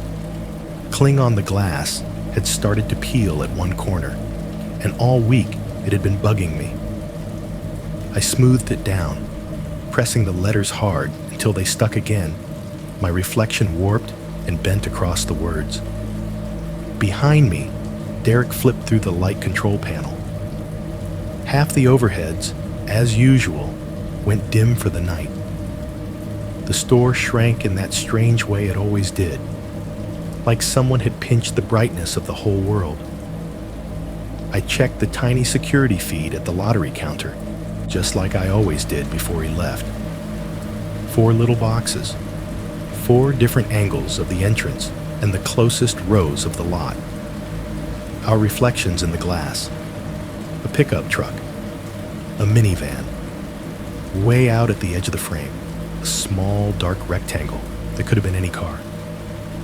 It feels empty, I said. Probably the rain earlier, Derek said. Kills the late rush. He looked at his watch and winced. Okay, I really have to go. You and Ryan can handle it. If anything feels weird, call me. Seriously, I'll have my phone. He always said that last part, but this time it sounded less like a courtesy and more like a plea. He walked with me back toward the employee hallway, then stopped at the junction between his world and mine. The hum of the compressors, the buzz of the fluorescents, the faint hiss of the AC seemed to rise up as if to fill the space he was about to vacate. Lock the side door behind me, he reminded me. Don't prop anything open. No heroics. Got it, I said. He gave me a tired half smile. See you in the morning. I watched him walk down the hallway, his footsteps fading on the tile. He pushed through the employee door, and a second later, I heard the solid click as the lock engaged behind him. That little mechanical sound echoed down the hall more than it should have, snapping into place inside my chest. I have tried to explain this to people who have never worked alone in a big building at night, and I never quite get it right. It is not just that you are without backup. It is that the building itself seems to notice. The building actually sounds different after the last day person leaves, is how I told it in my email to the channel. It is like the sound of the air vents gets louder just to remind you you are alone. It did that night. Once Derek was gone, the AC's cycling thunk-thunk seemed heavier, like distant doors closing in other parts of the store. The buzzing from one particular row of ceiling lights near aisle 5 was sharper, a high metallic whine that set my teeth on edge. I had never noticed it so distinctly before. Maybe it had always been there, and there were just fewer other sounds to cover it now. The emptiness was wrong, too. It was past 11, and we had not had a customer in almost an hour. Usually, there were at least a couple of last-minute shoppers. Parents grabbing forgotten school snacks. People dashing in for diapers or dog food. That night, the automatic doors stayed shut. No kids, no couples, no truckers with red eyes and gas receipts. Just me. The hum of the freezers, the intermittent squeak of Ryan's pallet jack somewhere in the back, and the rain, tapering off into silence outside. I kept telling myself it was a gift. Fewer customers meant a quieter night. Less to juggle. Time to breathe. But every time I glanced up at the clock over the service desk, the hands seemed to drag more slowly than they should have. At 11:45, I decided to do a cart run. It gave me an excuse to step outside and shake off the feeling of being watched by shelves. I grabbed the long pole with the hook on the end and pushed through the sliding doors, the whoosh of them opening louder than usual in the empty store. The air outside was colder than it had looked from behind the glass. The rain had stopped, but the asphalt was slick and smelled faintly like wet rubber. The sky over the lot was still dark, but the edges of the clouds had begun to fray, letting little bits of star show through. Under the nearest light pole, a loose cluster of carts waited in the corral, metal frames still beaded with water. I walked over, the soles of my shoes squeaking a little, and hooked the front cart, dragging the train of them out one step at a time. They clanked and rattled, the sound bouncing off the front wall of the store. I did my usual quick scan as I worked. Near the entrance, 2 compact cars, probably employees from the gym or someone doing inventory in the cell phone shop. Closer to Route 17, a familiar old green van that belonged to one of our opening bakers who liked to arrive stupidly early. And farther out, where the lot started to blur into the dark, the silver sedan. Same position, same angle, no headlights, no interior light. I tried to remember how long it had been there. I had noticed it when I arrived, just before 10. It had already been sitting then, nose pointed toward the store, like a dog waiting at the edge of a yard. People nap in their cars all the time, I muttered under my breath as I shoved the cart train toward the doors. It's fine. I did not see anyone moving inside it. From where I was, the windshield was just a rectangle of darkness with a faint glint along the bottom edge where the streetlight hit the wiper blades. No flicker of a phone screen. No glowing cigarette tip. Nothing. I pushed the carts toward the entrance, the metal grinding faintly over a crack in the concrete, breath puffing white in front of my face. Halfway there, I glanced up again, more out of habit than anything else. In the distance, the brake lights on the silver sedan flared red for half a heartbeat. Just once, just a quick, clean blink, like the ball of someone's foot had pressed down on the brake pedal and then lifted again. The car did not move. The headlights stayed off. The parking spot remained the same dark slot in the row. The red glow vanished, and the sedan became just another shadow in the lot. I kept walking, muscles tight, telling myself stories to cover the feeling crawling up my spine. Maybe the driver shifted their foot in their sleep. Maybe they had reached for something and bumped the pedal. Maybe they were testing the brakes. Maybe. I got the carts inside, let the doors close behind me, and pretended I did not feel like I had just watched someone wink at me from very far away. By 12:30, the store is supposed to belong to us. That is how Derek put it once, standing at the front doors with his keys in his hand. After midnight, this place belongs to the night crew. Day people gone, managers in bed, customers mostly home or at bars. Just the skeleton crew and the machines. We have a little ritual for that handoff. Around midnight, the front doors get switched into a special mode. In the daytime, they slide open if you so much as think about walking toward them. At night, you flip a setting on the panel by the service desk, and they become exit only. From inside, if you walk toward them with a cart or a basket, They still open with that soft shh. From outside, if you come up against them, they just stare back like a dark mirror. It is a small bit of control, but it makes you feel less exposed. That night, a few minutes after 12, I walked over to the panel, punched in the code, and watched the little green light turn red. The words "exit only" glowed on the tiny screen.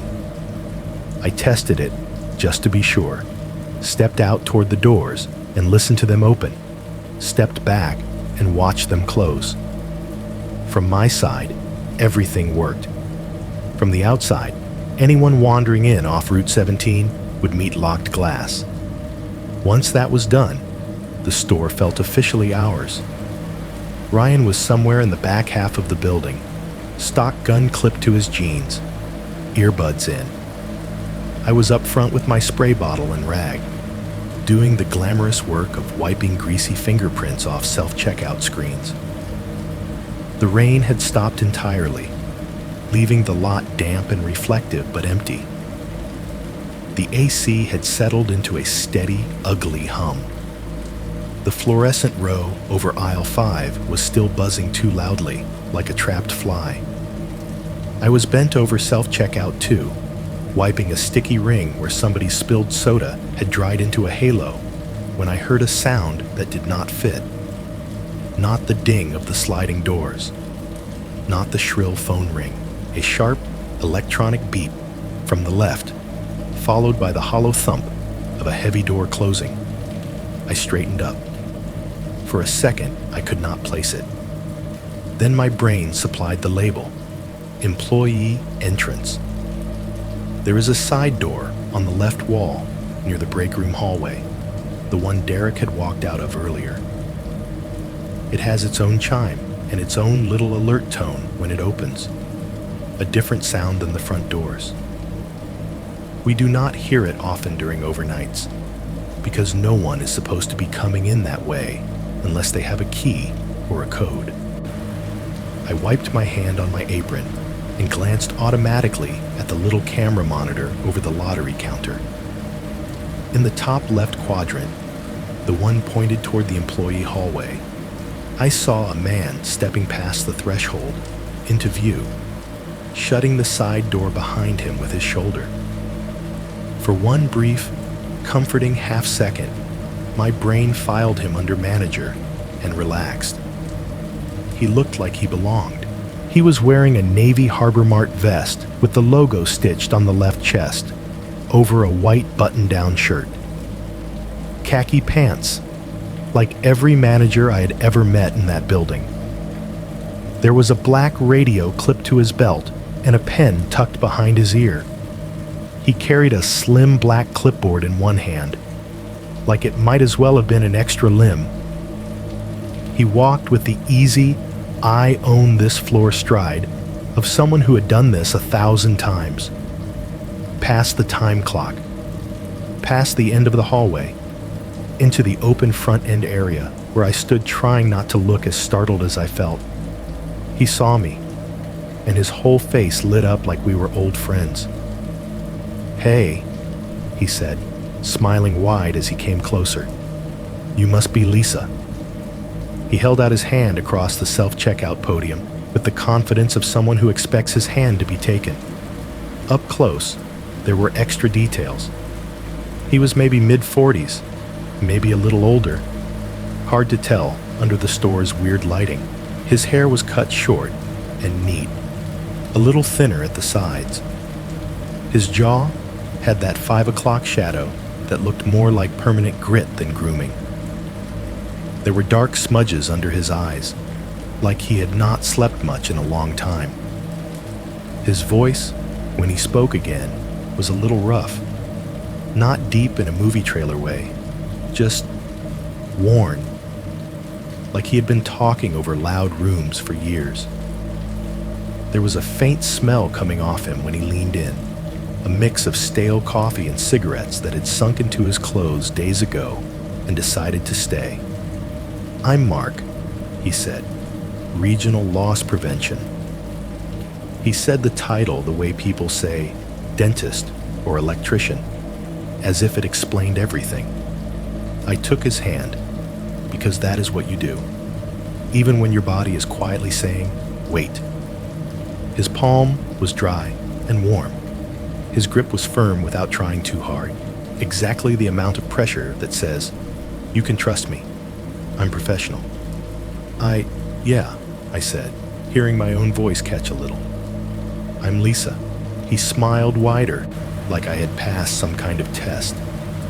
Great. I've heard good things. Derek talks you up. That startled me almost as much as him walking in at all. He kept moving, drifting around the self-checkouts as he talked, scanning them with a practiced eye, fingers tapping lightly against his clipboard. Every so often, he would tilt his head to one side as he looked at me, that same subtle leaning I had seen in the glass and in the school lot.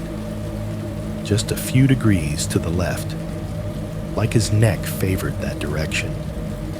It made me feel like he was trying to read something behind my face instead of just listening to what I said. So, he went on, I'm doing the rounds this month. Corporate likes to make sure our shrink is under control. You know how it is. He dropped the word shrink casually, like he expected me to know it. I did. We all got the training modules. Shrink is their pretty word for loss. Stolen items, broken items, miscounted items, money that evaporates between point A and point B. It is the ghost that haunts all big box stores. Self-checkout fraud is a big focus this year, he added, nodding toward the machines. Wrong item scans, bypassed scales, all that fun stuff. His eyes flicked to the camera dome in the ceiling above us, then back to me, head tilt. How are your void counts up here? He asked. Any weird patterns? Same cards? Same faces?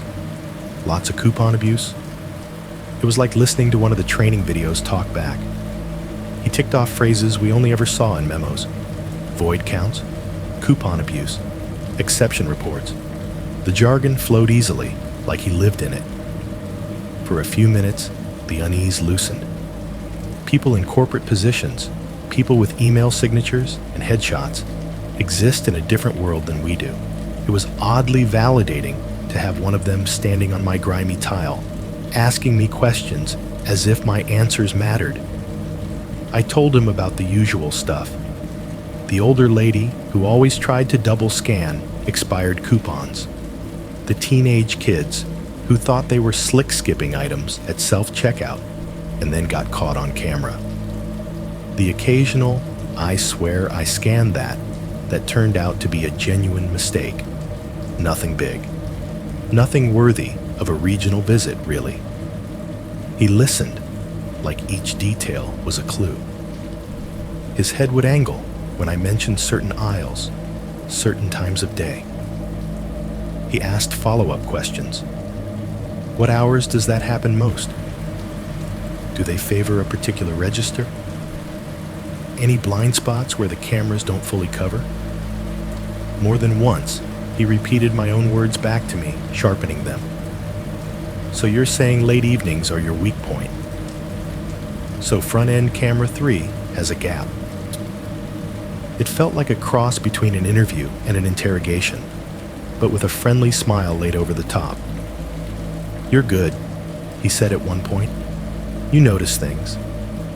A lot of people on nights don't. A small, traitorous part of me swelled at that. When you are a tired single mom in a Navy apron, compliments from people with regional in their job title hit harder than they should.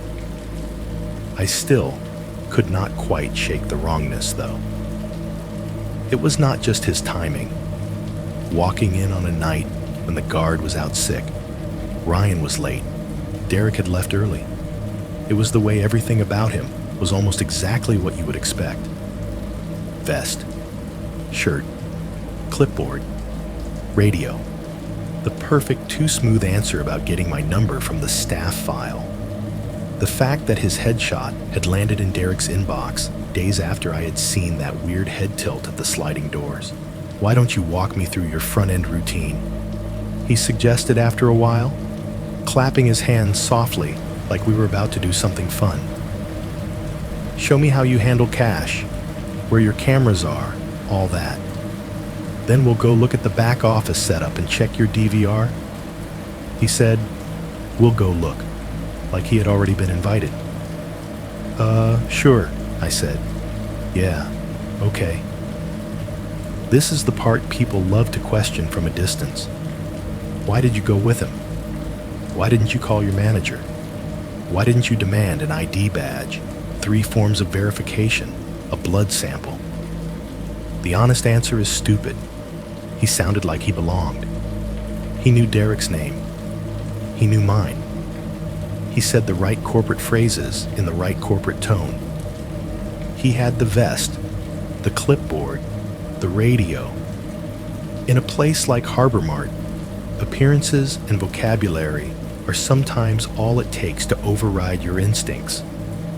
I walked him through my routine, how we counted down drawers, how we cleared self-checkout for the night, where we kept the bag rolls and the override keys.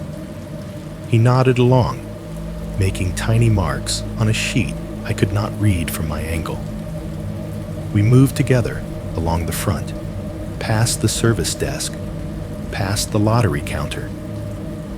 He asked about camera angles again, pointing up at the black domes in the ceiling. "That one covers the right-hand doors," I said. "That one covers most of the first row." "Most of?" he repeated, head tipping. "There's a little dead zone near the far handicap space," I admitted. "Sometimes you only see the top of people's heads." He smiled, like I had given him a gift. "Thanks for being honest," he said. "You'd be surprised how many people pretend their stores are perfect." We reached the short hallway that led to the employee-only area, break room, lockers, restrooms, office. At the very beginning of that hallway, set into the wall, was the panel for the side employee door. The same door Derek had left through. The same door I had heard chime earlier. Next to the panel, above the handle, was a small square light. Red means locked. Green means open or recently opened. At night, that light is supposed to stay red unless someone from the inside punches in the code to let someone out. We did not open it for anyone coming in at that hour. That was the entire point of switching the front doors to exit only. As we walked past, I glanced at it without thinking. The light was red, still red, like it had never changed. I stopped for half a step, then kept walking so he would not feel me hesitate. "I thought you said you came in the side door," I heard myself say, trying to keep it casual. "Did someone buzz you in?" He looked at me with that head tilted, almost amused expression, the kind people wear when a child asks how Santa fits down the chimney. "We have our ways," he said, and laughed softly. No explanation. No mention of a code, a key, a call ahead. Just that. We kept going down the hallway toward the office, but the image of that red light burned in the back of my mind, as bright as any alarm. If you have never had a stranger walk you through a place you know better than your own house and explain it to you like it is their territory, it is hard to explain how wrong that feels. On paper, Mark was not a stranger. He was Mark from corporate, loss prevention, the guy whose tiny tilted headshot had been staring out of Derek's emails. He wore the right vest. He said the right words. But as we left the front end and started down the main aisle, I realized something. I had never actually walked Harbor Mart like this, not with someone narrating the whole building back to me. He steered us toward electronics first, That's always one of the biggest shrink zones, he said, gesturing with his clipboard like a tour guide waving a flag. High value, small packages, easy to pocket. The overhead speakers chose that moment to loop back to the same country song for the third time that night. I knew the chorus by then, without wanting to. The singer drawled about leaving and coming back, while Mark pointed up at the black camera domes in the ceiling. "See that angle?" he asked. I followed his finger. The camera was aimed down the row of phones and accessories, but the first few feet right under it were invisible. "Right under the eye," he said. "Sweet spot. If I were a thief, I'd love this corner." He said it like a compliment, like he was genuinely admiring the design flaw. We moved on to the liquor aisle. Harbor Mart technically was not supposed to sell past a certain hour, and the registers had prompts built in to block it in the system, but the bottles were still there on the shelves, lined up in neat glass rows. "Theft here usually looks different," Mark said. His voice had a lecturing cadence now, like this was his favorite part. Less grab and run, more conceal and walk. People sliding a bottle into a coat sleeve, a diaper bag, under a baby blanket. You ever notice a pattern with that? He glanced sideways at me, head tilted, waiting. "Friday and Saturday nights," I said. "People coming from the bar next door, or on their way to a party. They try to sneak a second bottle through self-checkout." He nodded, making a mark on his clipboard. The little metal clip at the top clacked quietly with each step he took, bumping against the pen and the hard plastic cover. Clack, clack, clack, in time with the faint squeak of my shoes and the sigh of the freezers.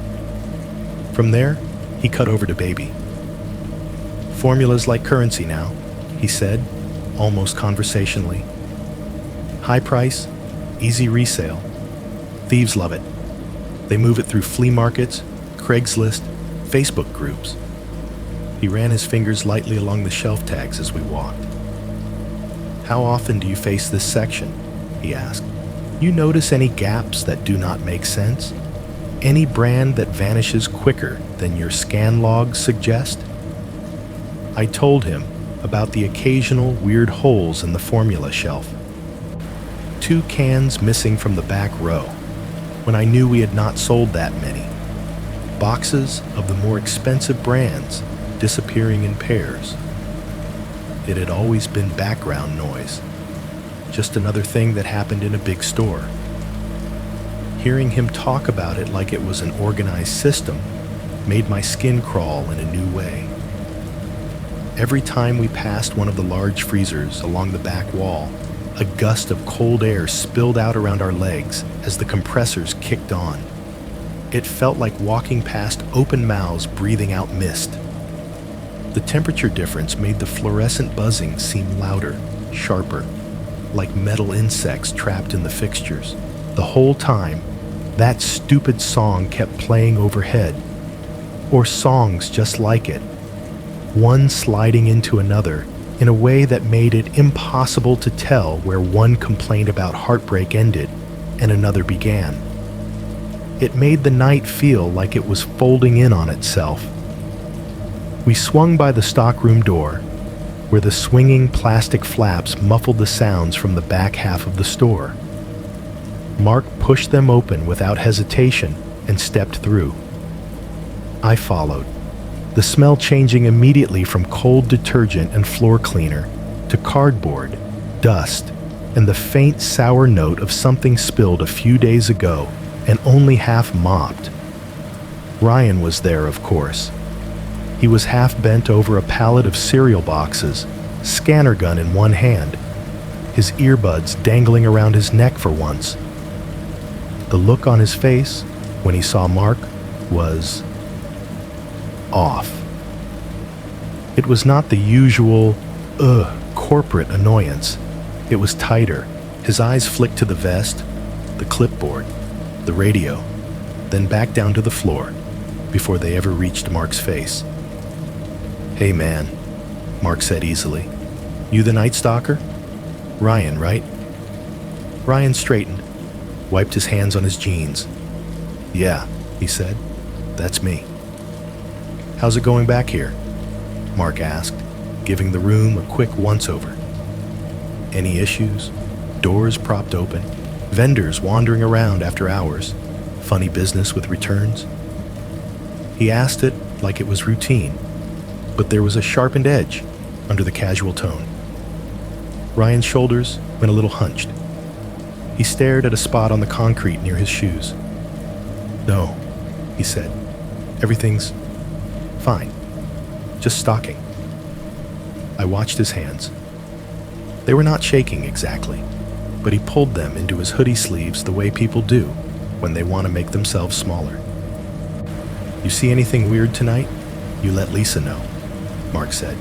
"Or call Derek. Chain of command still matters." He clapped a hand lightly on Ryan's shoulder as he passed. It was not a hard gesture, but Ryan flinched just enough that I noticed. I filed that away as we walked back toward the front. At the time, I told myself Ryan was just freaked out by the idea of an audit. Nobody loves corporate surprise visits, especially not people whose jobs rely on things being forgotten in the back. Back at the front end, Mark paused near self-checkout again, eyes roaming over the machines, the camera, the empty aisles. The lot beyond the glass was darker now, the reflection from inside making it harder to see anything beyond the first row of poles. "Well," he said finally, "you've given me a good feel for the layout." He tapped his clipboard against his leg. Clack. "I'll watch the front for a bit," he added casually. "You go ahead into the office, pull up last week's self-checkout footage for me. Let's start with the overnight window. I'll join you in a minute." He said it like he had said it 1,000 times in 1,000 stores just like mine. Like this was the part of the script where the front-end lead disappears into the office while the LP guy observes from the field. I hesitated. Technically, our policies say we are not supposed to leave non-store staff alone up front. Vendors, delivery people, repair techs, they are supposed to be escorted or kept in sight. But this did not feel like that. He was not a soda guy or some random plumber. He was corporate. On the little ladder of importance, he stood somewhere above me, above Derek, maybe even above the store itself. He outranks everyone in this building, I remember thinking. If anyone can break a small rule, it's him. Still, the idea of walking away from my own registers with him standing there, hands in his vest pockets, head tilted as he looked up at the camera domes, made the muscles in the back of my neck tighten. "You sure?" I asked. "I can pull it up when you're in there with me." He smiled, that half-sleepy, half-amused smile. "I trust you," he said. "And it's useful for me to see how your front end behaves when you're not staring straight at it. Go ahead. I'll be right behind you." That was a weird way to put it. How your front end behaves, like the registers were animals and I was their trainer. But I did not push it. I nodded, wiped my hands on my apron again for no real reason, and headed for the back hallway. The transition from the open, humming front to the quiet, narrow corridor always feels like stepping into a different world. The overhead lights there are a different color, a little more yellow. The floor is older tile, scuffed and dull. On the left, break room, lockers, restrooms. On the right, office, electrical closet, a door to the loading dock. On autopilot, I turned into the break room first. I had not had water in a while, and my throat felt scratchy, like I had been breathing in dust. The break room was empty, the vending machine humming louder than it needed to. the ancient microwave displaying the wrong time in glowing green digits. The bulletin board still had Derek's messy reminder about the LP audit pinned up near the top. Someone had written a smiley face next to it in blue pen and drawn devil horns on the word audit. I went to the water cooler, grabbed one of the flimsy cone cups from the dispenser, and pressed the lever. The water came out lukewarm, but I drank it anyway. Behind me, on the table, my phone buzzed against the cheap laminate. The sound made me jump, even though it was my own ringtone. I set the cup down and snatched the phone up a little too fast. Derek, calling. For a second, pure, stupid relief washed through me. Good, I thought. He's checking in. He knows Mark is here. This is normal. I answered and lowered my voice instinctively, like Mark might hear me from the front. "Hey," I whispered. "Derek, Mark is here. I'm about to—" "Mark who?" he cut in. The way he said it snapped every nerve in my body to attention. I paused. "Mark from corporate LP," I said. "You said the audit." There was a 1-second silence on his end, the kind that is not about bad reception, the kind where you can hear someone's brain catching up, rearranging information. When he spoke again, his voice sounded different. The casual sleepiness was gone. It was tight, flat, all business. "Lisa," he said very clearly, "there is no audit scheduled tonight." My free hand closed around the edge of the table without me telling it to. "I'm looking at my emails," he went on.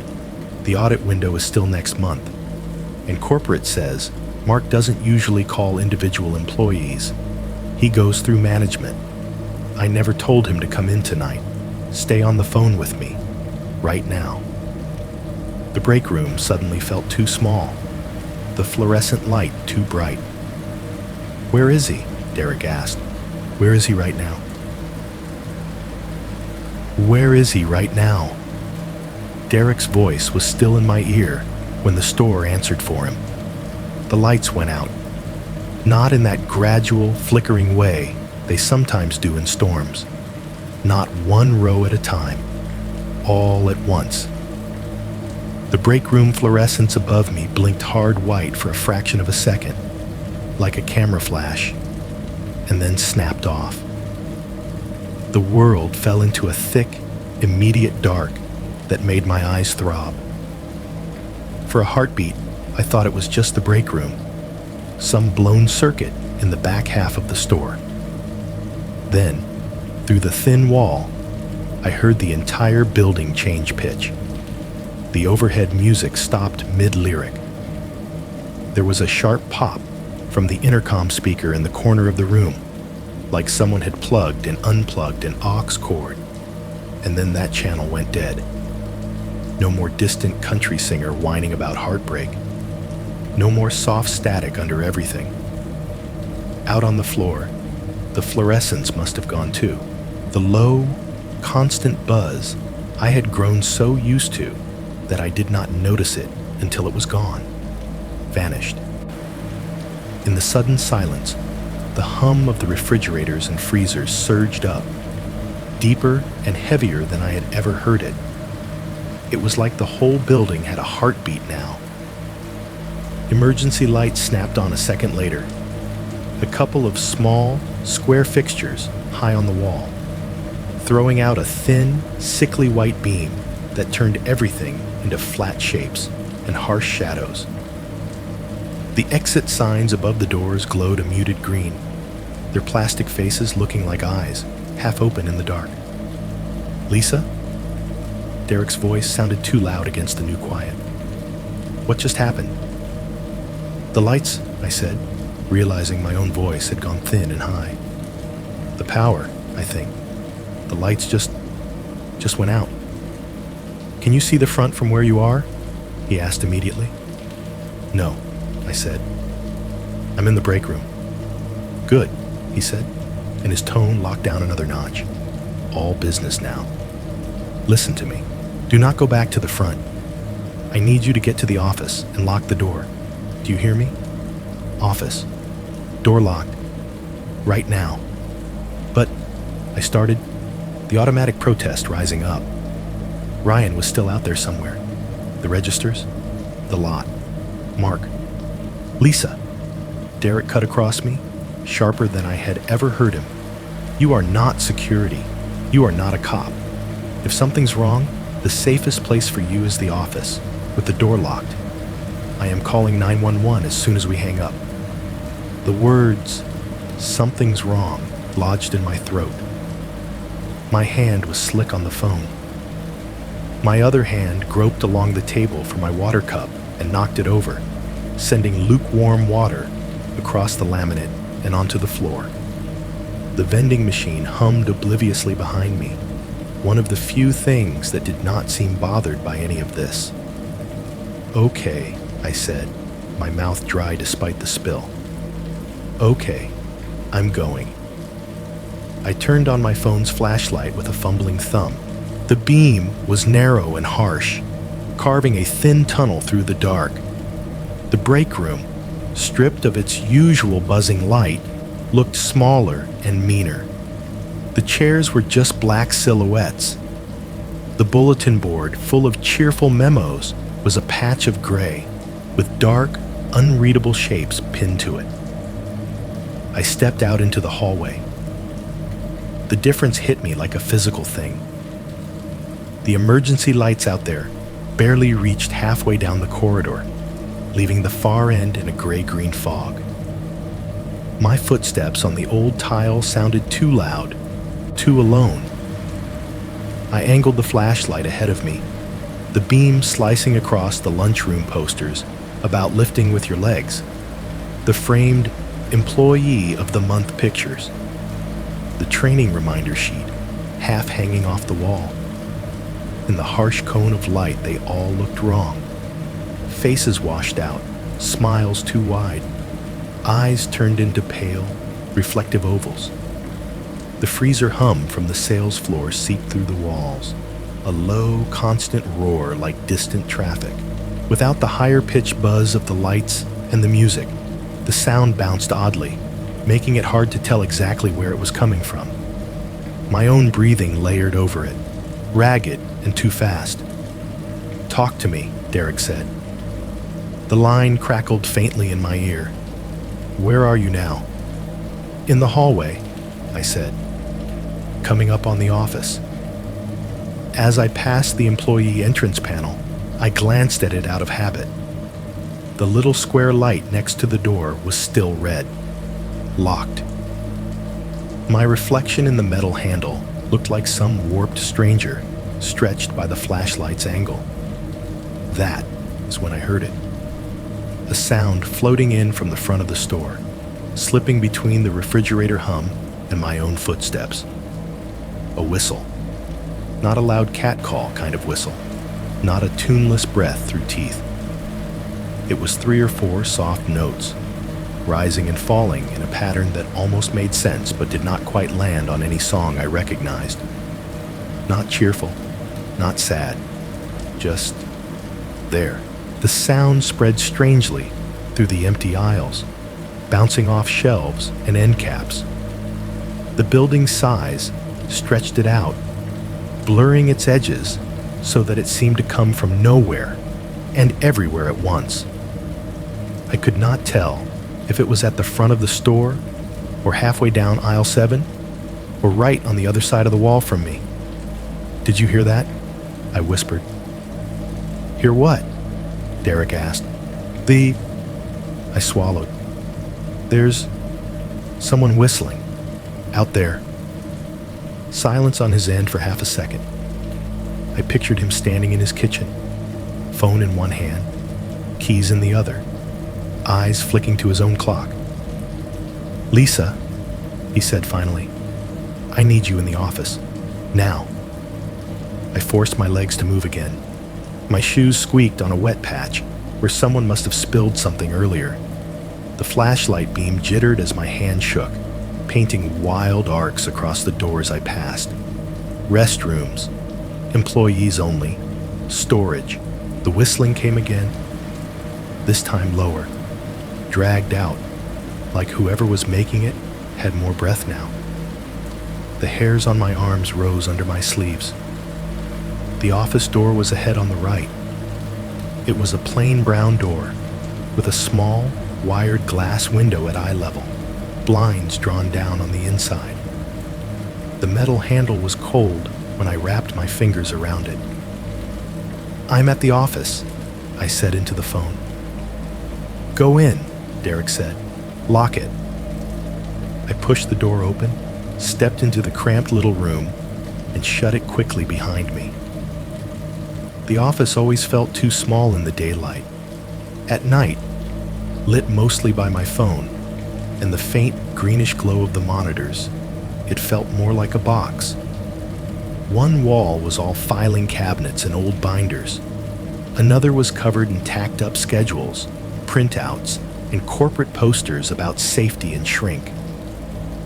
The big desk took up most of the middle, with the computer tower humming under it and two flat security monitors mounted above, still glowing. The main store lights were out, but the cameras were clearly still powered. In grainy black and white, I could see 4 angles: front doors, first register bank, a slice of the center aisle, part of the lot. Everything looked washed out and unreal. "Lock it," Derek repeated. I slid the deadbolt into place. It was an old lock, heavy and clunky. The metal bolt grinding into its slot made a loud, scraping sound that seemed to echo right through my teeth. I winced without meaning to. The whistling stopped. Or maybe I just could not hear it through the thicker walls of the office. I told myself that because thinking that the sound had somehow heard the lock would have made me completely useless. "Okay," I said, my voice coming out in a breathy rush. "It's locked. I'm in." "Good," Derek said. I could hear his car door slam under his words, the muffled thump of an engine turning over. "Stay away from the window. Don't open that door for anyone but police or me. I'm calling 911 right now." I turned slowly in a slow circle, the phone pressed to one ear, my other hand still clutching the flashlight. The beam washed over the corner of the desk, the stapler, the pen cup, the cheap office chair. It swung across the wall and up, catching the dusty plastic rectangle of the office intercom speaker mounted above the door. A memory pinged, out of order. That little pop sound I had heard when the store audio cut out, right before the lights died. I had been in this room then. That sound had come from that thing. "Are you in the office?" Derek asked again, voice a notch softer now, but no less intense. "Yeah," I said. "I just locked it." There was a little pause on the line. Not long. Maybe the length of a single heartbeat. "Lisa," he said slowly, "did you know they disconnected the office intercom 2 months ago? LP said it was a security risk. It's not wired to anything anymore."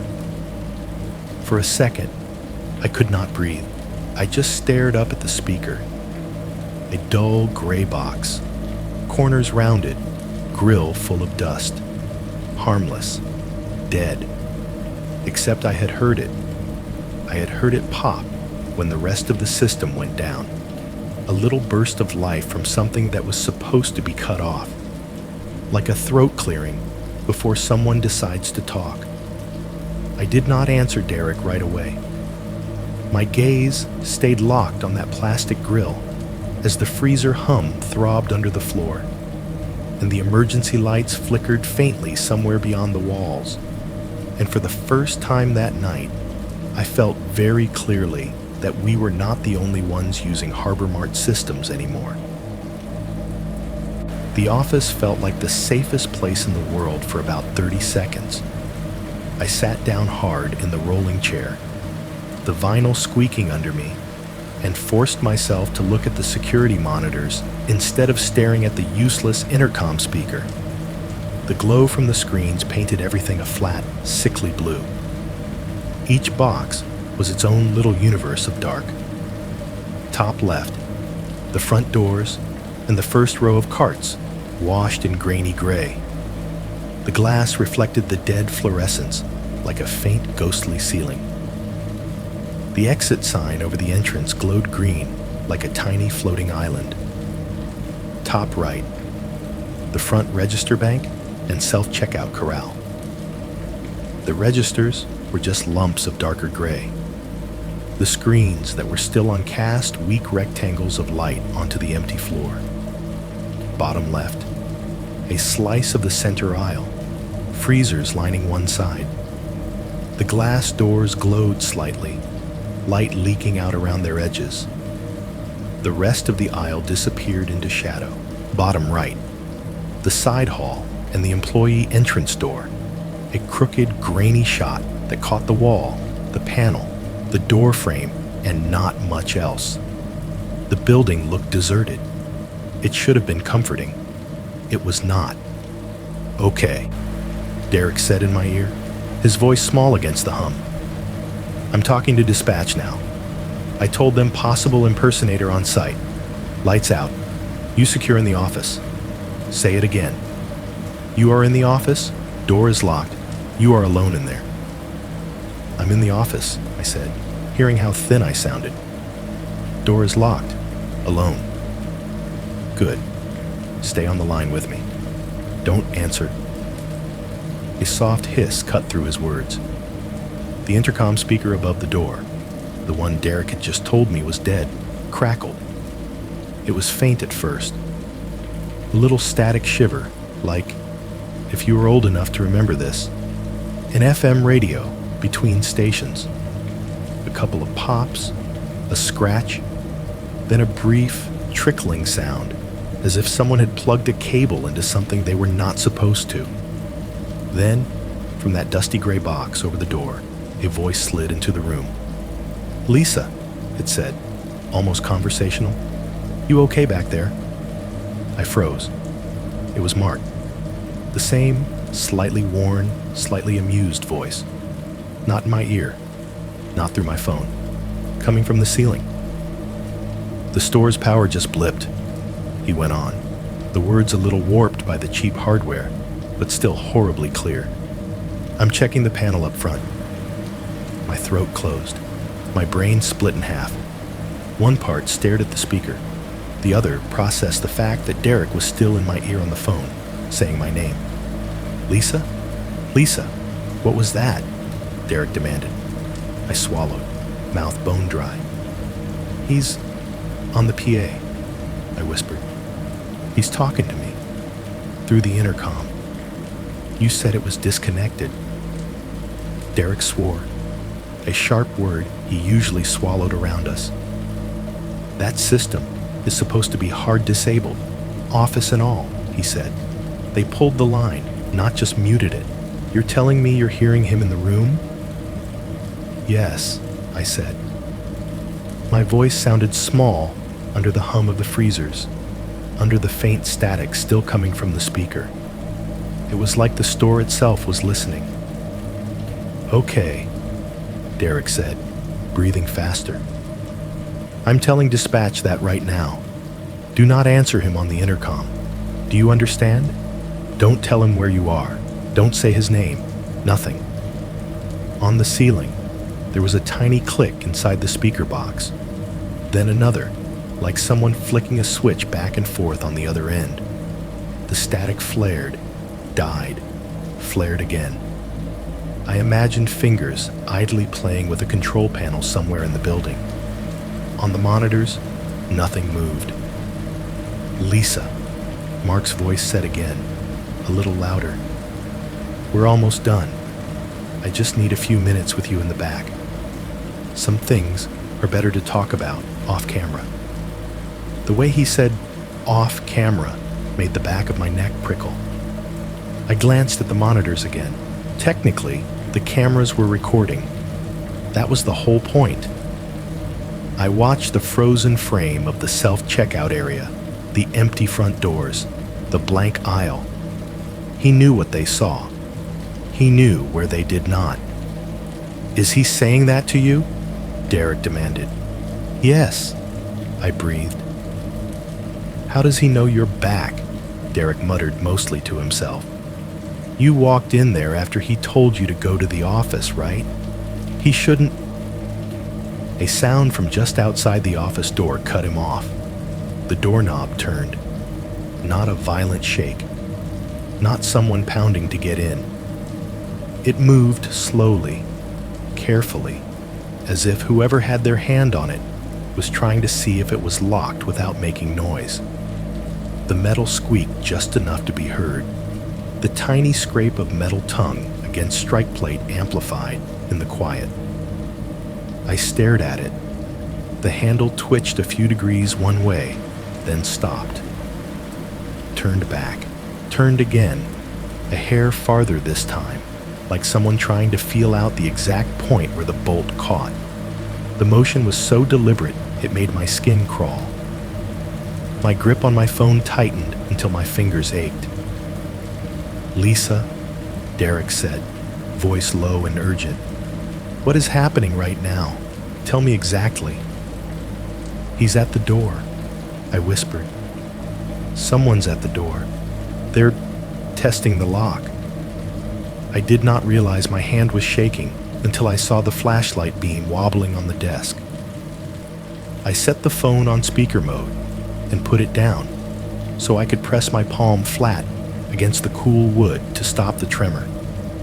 The doorknob turned a fraction more.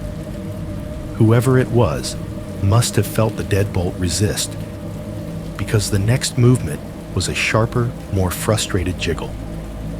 The wood around the lock vibrated under the strain, a dull thunk-thunk that seemed loud enough to hear from anywhere in the store.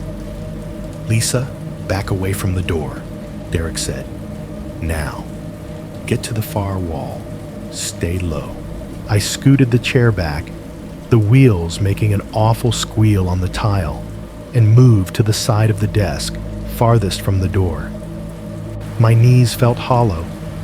My heart was pounding so hard I could hear it in my ears, layered over the hum of the freezers and the faint hiss of static from the ceiling.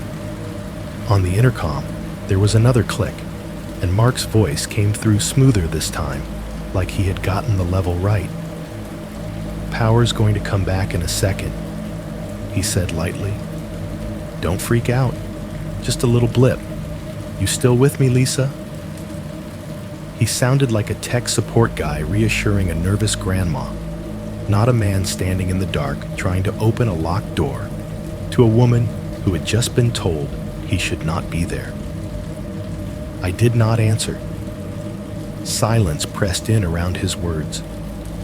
I could hear the faint thud of footsteps overhead now, too, or maybe on the floor just outside the office.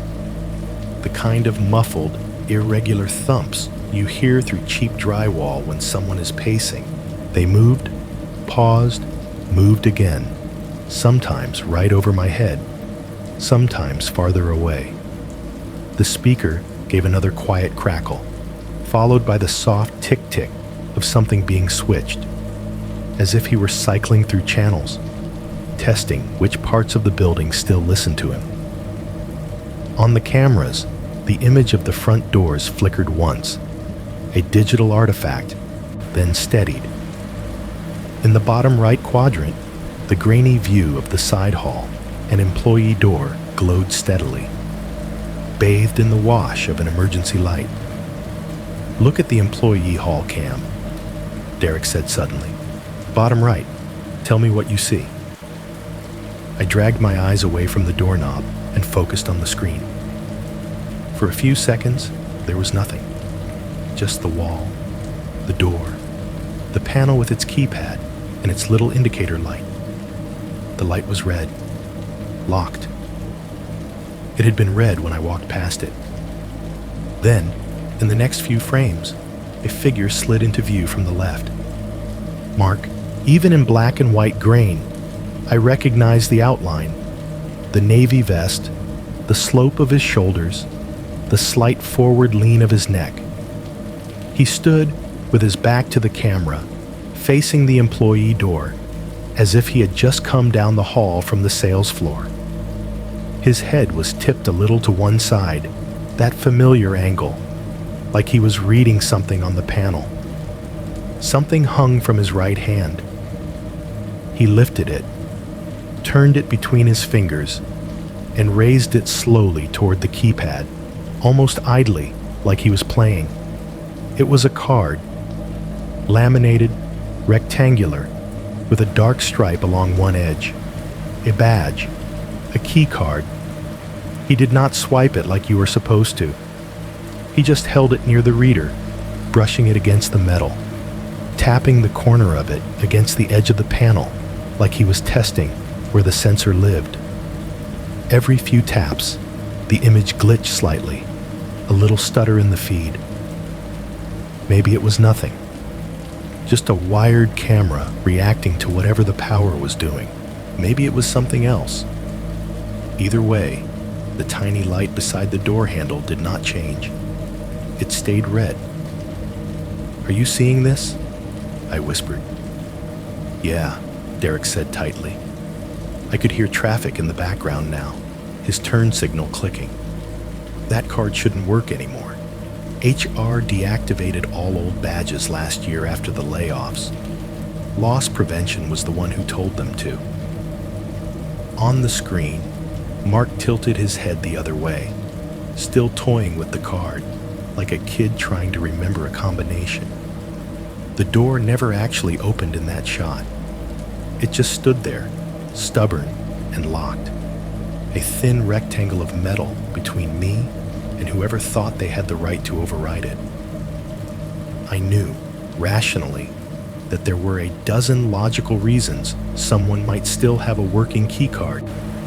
Maybe corporate had reissued them. Maybe his was new. Maybe the system had not been updated properly.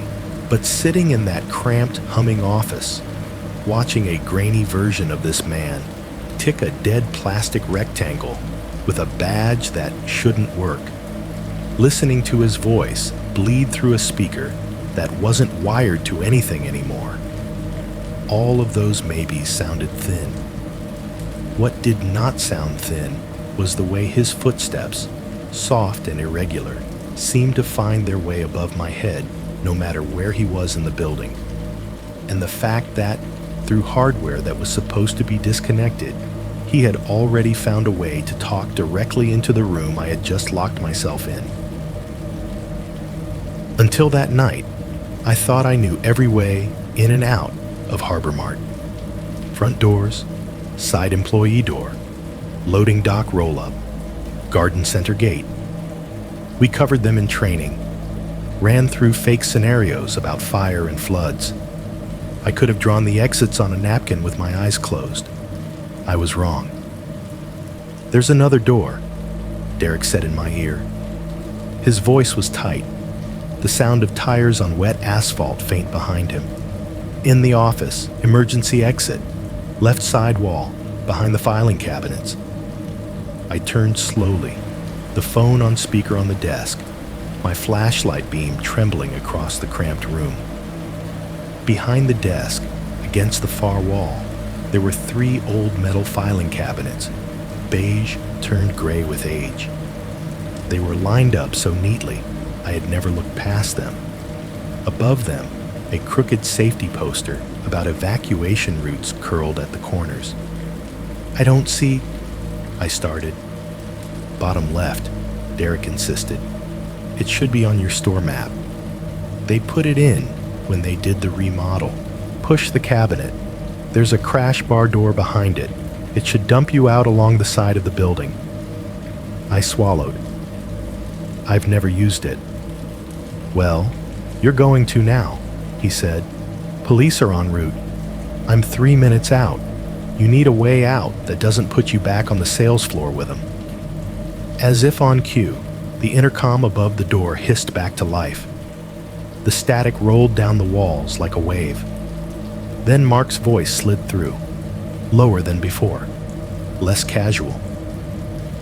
"You know what I hate, Lisa?" he asked. He did not sound like he was talking to the whole store. He sounded like he was standing right behind me, talking into my ear. "When people act like I'm the bad guy," he went on, "I'm just here to correct some numbers." He dragged out those last 3 words, like he was savoring them. Something shifted outside the office. The footsteps that had been wandering above and beyond the room all this time slowed. The muffled thuds on the other side of the wall came closer, more deliberate. One step, another, another. Then they stopped, right at the door. The handle did not move this time. Instead, there was a new sound, a light, rhythmic tapping on the metal itself. Not pounding, not scratching, just tapping. 3 quick taps, pause, 3 more. Tick, tick, tick, pause, tick, tick, tick. It could have been fingernails. It could have been the end of a pen. Either way, it was deliberate enough to feel like a message. "I know exactly where you are." I forced myself to move. The filing cabinets were heavier than they looked. When I put my shoulder against the side of the nearest one and pushed, the metal screeched against the tile. A horrible grinding shriek that filled the office and, in my imagination, the entire store. Every tiny hair on my arm stood up. I had the sudden, absurd image of Mark on the other side of the door, smiling wider as he heard it. "Lisa, I need you to keep talking to me," Derek said. His voice sounded far away under the noise. "What are you doing?" "Cabinets," I grunted. I see the door." As I shoved the first cabinet over a few inches, a vertical strip of dull gray metal appeared behind it, set into the wall.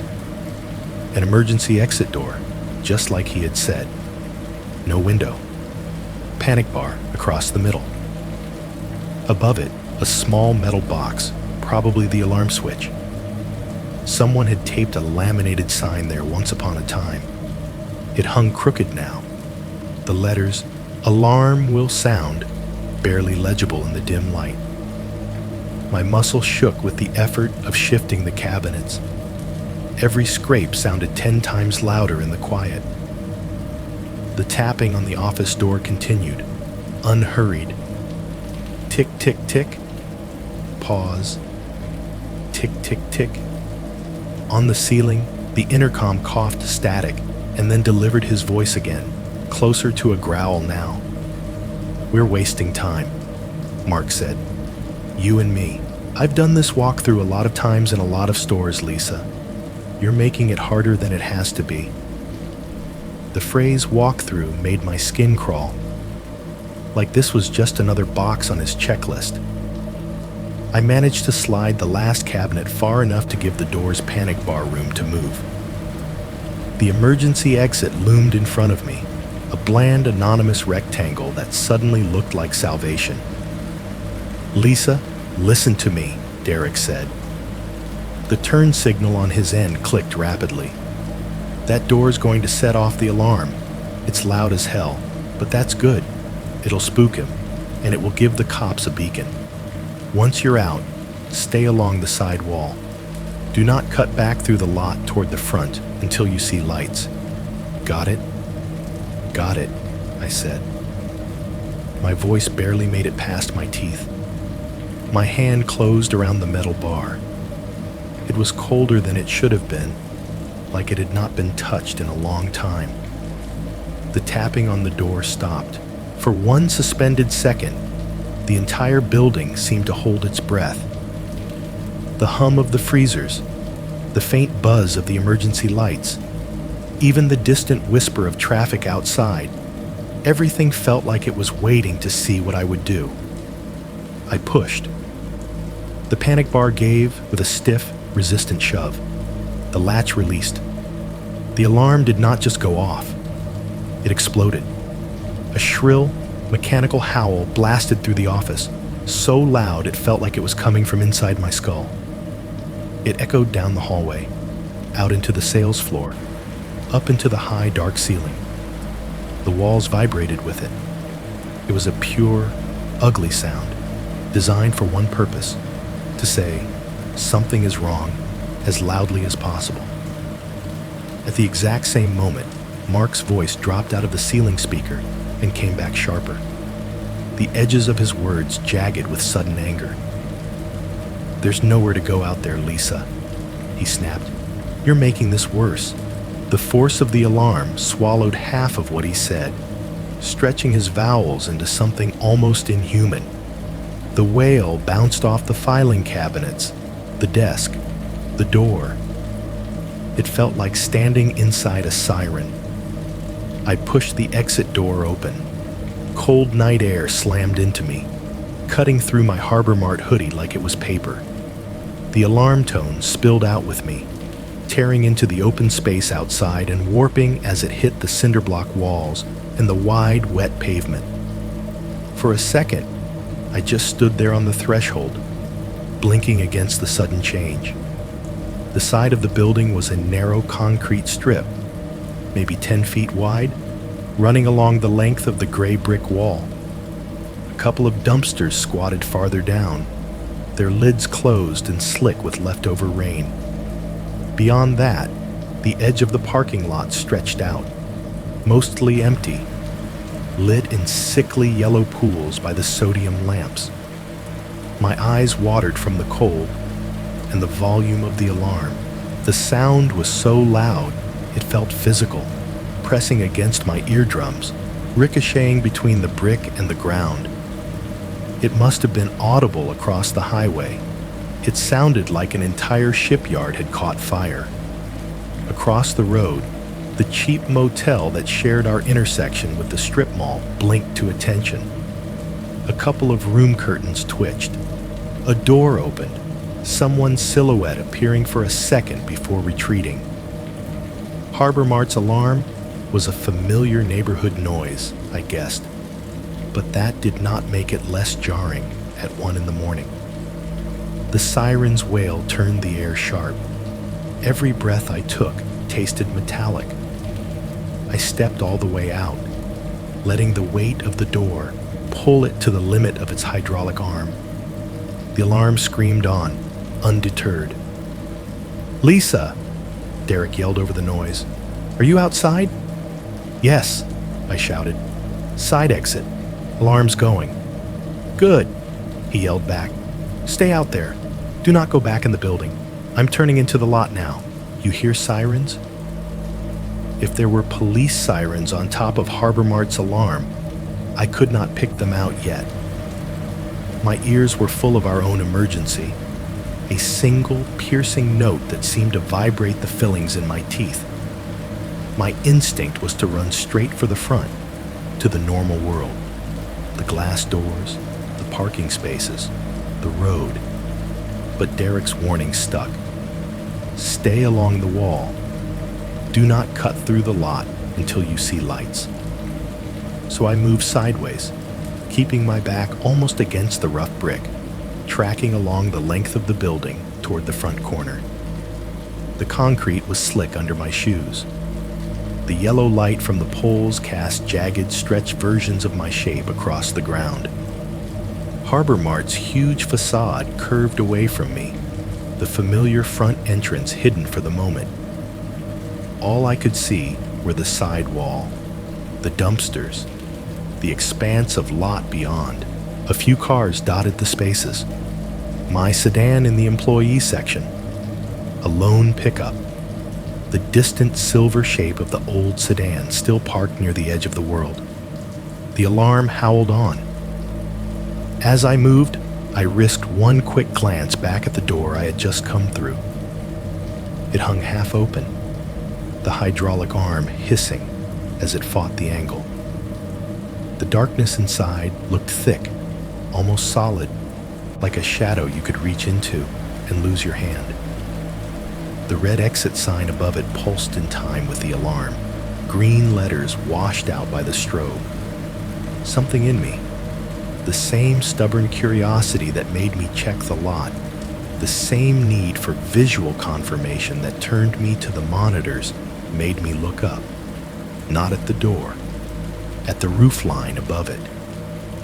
The edge of the building cut a sharp line across the sky. a darker strip of black against the cloud-paled night.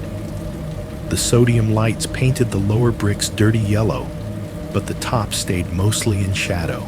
On that top edge, directly above the emergency exit, a shape stood. Just a silhouette at first, a piece of darkness cut out against slightly lighter darkness. Upright, human-sized, thin, the head distinct from the shoulders. The alarm wailed, stretching every second into an eternity. In that eternity, the shape on the roof did something horribly familiar. It tilted its head, just a few degrees to one side, the way you do when you are studying something, or someone, below you. The pose was casual, in the way a cat sitting on a railing is casual right before it decides whether or not to jump. I could not see a face. I could not see hands. But the angle of that head, outlined on the sky, hit me like a physical blow. My body reacted before my brain did. I stumbled backward a step, my shoulder slamming into the rough brick, my phone nearly slipping from my hand. "Lisa," Derek's voice crackled through. "Talk to me. What do you see?" I blinked. In the fraction of a second, it took my eyelids to close and open. The silhouette was gone. The roofline was just a clean, empty line again, cutting the sky. No figure, no tilt. Nothing but the cold and the yellow light and the ragged edges of clouds. The alarm screamed on, unbothered. I started, then stopped. No proof, no footprints, just a shape my brain might have sketched out of fear and sound and too many hours under bad lights. "Keep moving toward the front," Derek said. "I see the alarm. I see your lot on my right. Units are close." I forced myself to peel away from the wall and hurry along the side of the building. The alarm echoing off the motel across the street, off the silver sedan sitting still and dark at the edge of the lot, off the empty, watching glass of Harbor Mart's front windows I had spent so many nights standing behind. Behind me, above me, the roofline stayed perfectly, innocently straight. If there had ever been anything on it, the only thing left now was the sound. If this were a movie, the moment I pushed through the emergency exit and into the freezing air, everything after that would be catharsis. Sirens, shouting, officers swarming in, someone grabbing my shoulders and telling me I was safe now. Then cut to black, maybe a line of text. He was arrested that night. Real life did not care about my sense of pacing. By the time I reached the front corner of the building, Harbor Mart's alarm was still screaming, but the rest of the world was only just starting to react. A couple of motel doors across the road had opened. Someone stood with their arms folded, watching from a balcony. A car slowed down on Route 17 to Rubberneck, then sped up again. Then finally, the sound I had been straining for cut through the wail. The rising, falling pitch of real sirens, not our canned emergency shriek. 2 police cruisers turned into the lot almost at the same time. Blue and red lights painting the wet asphalt in pulsing color. For a second, the parking lot looked like an aquarium from the inside. Everything washed in shifting blue, then red, then blue again. The front windows of Harbor Mart reflected it all back. The cars, the light bars, tiny versions of the chaos ricocheting off the glass. Derek's car pulled in behind them, his brake lights flaring as he slammed to a stop. He jumped out before the engine fully died, shouting something to the officers as they got out of their own vehicles. I stayed where I was, close to the corner of the building, the alarm drilling through my skull. I must have looked like a stray animal, wide-eyed, pressed close to the wall, my Harbor Mart hoodie half unzipped, my hair stuck to my forehead with sweat. One of the officers, a woman with her hair scraped back under her cap, spotted me first. She lifted a hand in a way that was both greeting and command. "Ma'am," she called over the noise, "I need you to stay right there for a second, okay? We're going to clear the building." I nodded, though I do not know how she could tell in the strobe. 2 officers went for the front doors, one veering off toward the employee side. Derek hovered near the entrance, torn between wanting to follow and being told to stay put. His eyes found me across the lot. He looked smaller than usual, less like my boss, more like some guy who had just had his store turned into a crime scene. The alarm finally cut off mid-wail, like someone had found the right switch in the back. The sudden absence of noise was almost dizzying. My ears rang from the afterimage of sound. In that newfound relative quiet, the police radio chatter crackled sharp and clear.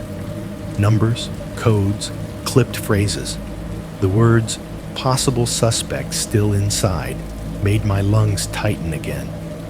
They swept the building.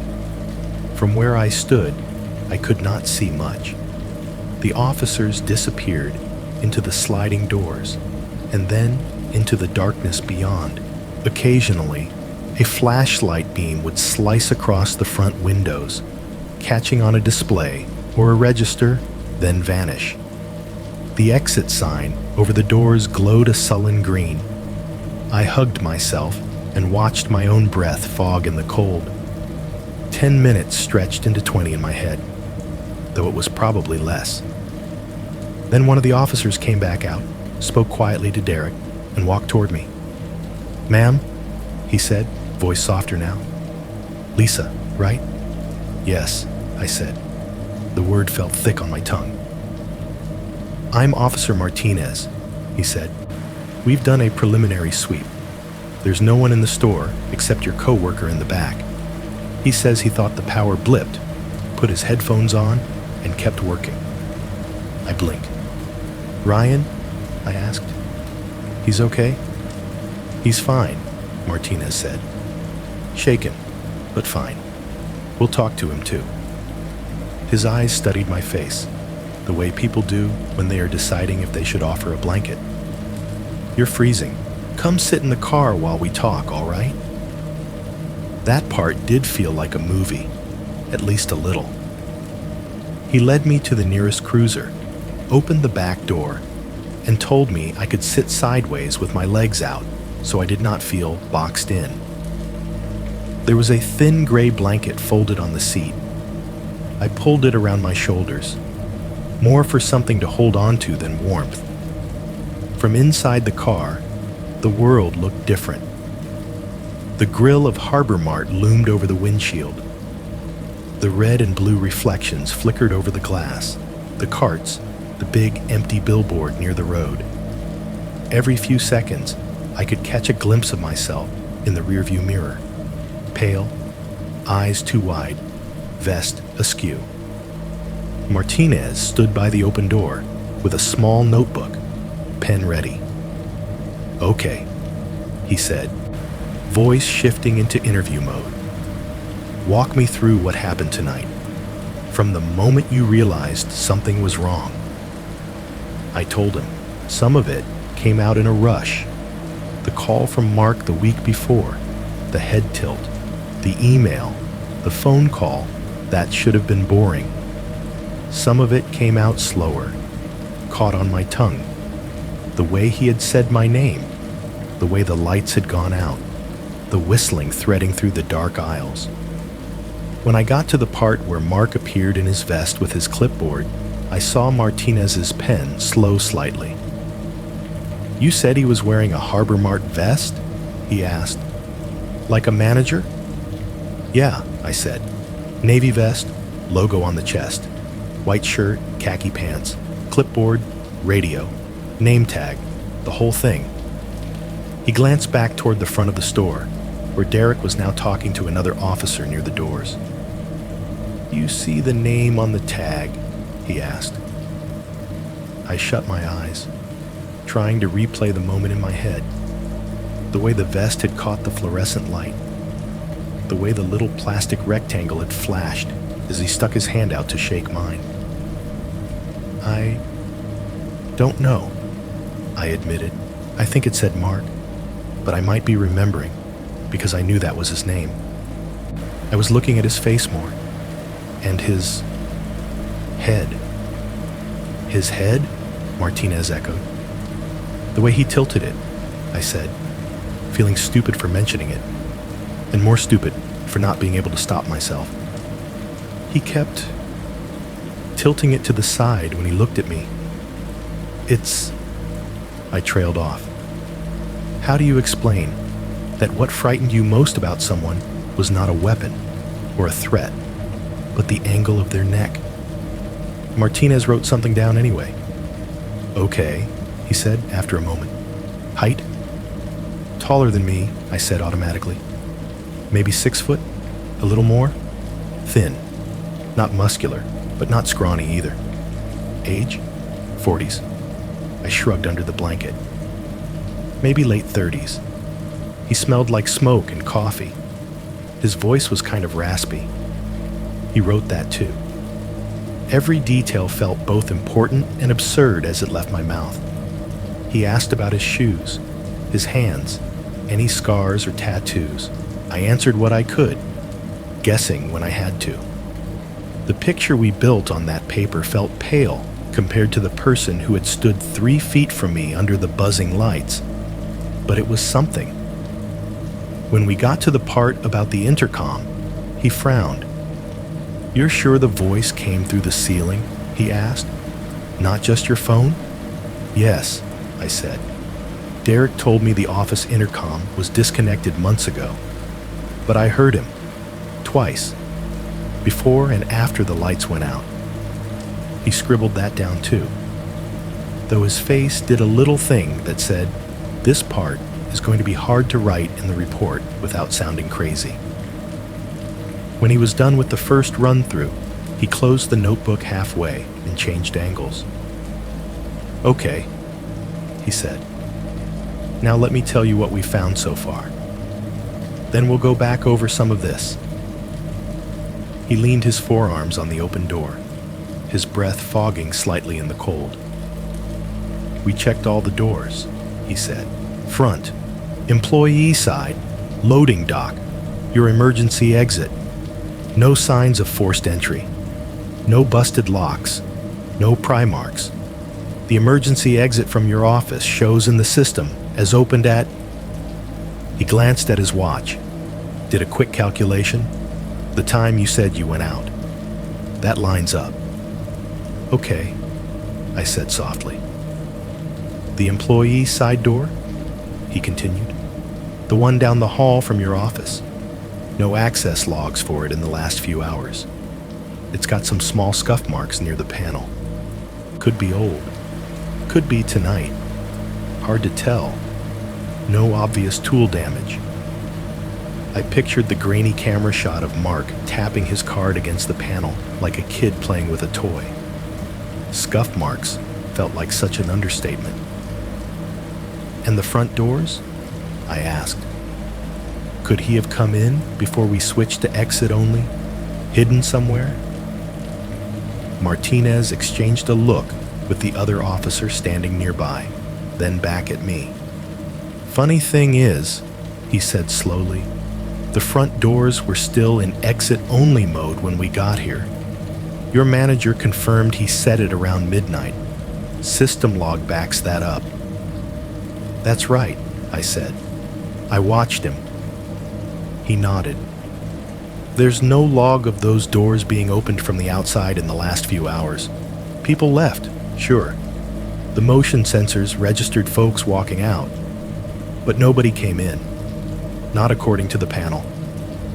I stared at him. What does that mean? I asked, though I already knew. He shrugged one shoulder. It means, as far as the building is concerned, nobody entered via the main doors after midnight. And your manager says he doesn't have any record of corporate scheduling an audit tonight. Loss prevention up the chain is telling us the same thing. They're checking, but right now, nobody's owning this guy. Behind him, through the windshield, the glass front of Harbor Mart reflected the red-blue police lights back at me in broken, jittering pieces. The automatic doors, dark and blank, sat closed in their frames, the exit-only sign steady on the little panel beside them. According to the logs, they had not welcomed anyone in. According to the cameras, the employee door had never turned green.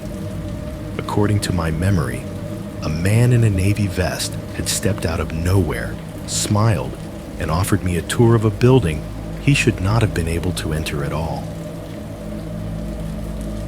You would think that once the cops had swept the place and taken my statement, the part where we sat down and watched the footage would come next. It did not. Not right away. Corporate had to coordinate with law enforcement. Loss prevention had to be looped in. It had to pull an image of the drive so they did not compromise evidence. Those were the phrases that got bounced around in emails I was not supposed to see. But Derek accidentally showed me on his phone more than once, scrolling too far while ranting. For a few days, Harbor Mart tried to pretend nothing had happened. The alarm got fixed. The emergency exit got a fresh coat of paint and a new, brighter sign. The office intercom speaker was finally taken off the wall entirely, leaving a square of slightly cleaner paint where it had been. I worked a couple of day shifts, stocking end caps and ringing up old ladies with coupons. Every time the phone rang, my stomach clenched. Then, on a Tuesday afternoon, Derek caught me as I was clocking out. "Can you stay a little?" he asked. He looked more tired than usual, dark circles carved deeper under his eyes. "They want you in the office while we go through the tape." "They who?" I asked, even though I already had a guess. "Detective from the department," he said, "and corporate sent an IT guy. They're pulling the DVR stuff now." He dropped his voice on that last part, like he was saying something obscene. The office felt even smaller than usual, with 3 extra bodies in it. Detective Martinez sat in the squeaky rolling chair I'd been shaking in a few nights before, his notebook open on his knee. The corporate IT guy, thin, pale, wearing a lanyard with his badge clipped to it, occupied the visitor's chair, hunched over the keyboard. Derek leaned against the filing cabinets, arms crossed. Someone had brought in an extra plastic chair for me. It squealed when I dragged it closer to the monitor. The room smelled like coffee, toner, and a trace of my own fear from that night still soaked into the walls. "Okay," I'd said, whatever his name was. I am sure he introduced himself. My brain filed him under IT guy and left it there. "We're scrubbing from the DVR now. Timestamps are local. You'll see the overlay in the corner." He clicked a few keys. The security monitor flickered and then locked onto a 4-camera view. Front doors, register bank, main aisle, loading dock. The timestamp in the top right corner glowed white. 21:58:13. "Let's start around 10 p.m., Martinez said. "You said that's when the last of the day staff left." I watched myself walk into frame. On the front door camera, you could see me pushing my cart of personal stuff out to my car after my earlier shift, hoodie zipped up, head down. On the register cam, you saw Derek counting a drawer, Ryan shoving a pallet jack past the end of an aisle, one of the late customers struggling with a pack of bottled water at self-checkout. Rewatching your own life from the outside is always weird. Rewatching the night someone tried to trap you in a building is worse. It sped the footage up a little. We watched the last few customers filter out. A couple laughing with a plastic bag that looked too small for all their groceries. A guy in a ball cap who glanced up at the camera as he walked toward the doors, face blurred by the cheap resolution. The front doors opened and closed, until finally they did not. Derek walked toward the entrance, flipped the switch on the small panel, and the overlay in the corner registered the change. It paused to zoom in, and we watched the tiny text change from auto to exit only. "There," he said, "doors in lock mode, 12:01 a.m. We watched Derek leave on the side hallway cam. Jacket on, keys in hand, a blurry wave toward the lens like he always did. The panel by the employee door flashed green for a second as he keyed out, then back to red. Then he was gone. After that, the building settled. For about 30 minutes of footage, nothing bad happened. On the front register cam, you saw me moving back and forth between the lanes, wiping self-checkout screens, restacking candy. On the main aisle cam, you saw Ryan pushing a pallet, disappearing, reappearing, always moving. On the front doors, cam, the glass reflected the dim store and the empty lot. Out in the loading dock view, bottom right quadrant, a single car's headlights swept past once in the distance, then nothing. There was one detail that made me feel vindicated: the silver sedan. The camera pointed at the rear of the building also caught a sliver of the side and a wash of the far edge of the front lot whenever the DVR did its little timeshare between feeds. Every so often, as IT scrubbed through, you caught a glimpse of the front row, and there it was, that same silver sedan, parked way out by the edge. From 10:15 on, it never moved, just sat there, a darker rectangle in the gray. "Okay," Martinez said quietly, jotting that down. "There's your car." He nodded toward the employee section. "There's the van your baker comes in, and there's our mystery sedan. Still no one going in or out of it." We watched time tick forward in white numbers: 22:43, 23:17, 23:58. Then the overlay clicked to 00:20:02. "Here," it said. "This is where it gets interesting. You said things started feeling off around between midnight and 12:30, right?" "Yeah," I said. "That's when I noticed the car, when I did the cart run." He toggled a different camera layout. Now the bottom right quadrant was a better angle on the loading dock itself. The roll-up door, the metal personnel door beside it, the concrete pad with its yellow safety lines. At first, the image was empty. Just gray bricks, gray concrete, darker gray sky. Then, at 00:20:36, there he was. He did not walk in from the edge of the frame slowly, the way people do when they're just passing by. He appeared out of the far right corner almost abruptly, like he had been hugging the wall just out of sight. 1 second the corner was empty. The next second, a shape in a hoodie and jeans was stepping forward into the dock light. My heart lurched.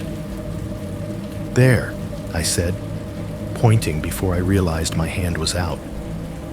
Martinez leaned forward. Derek did too, his arms unfolding. In that first shot, he did not look like Mark from corporate.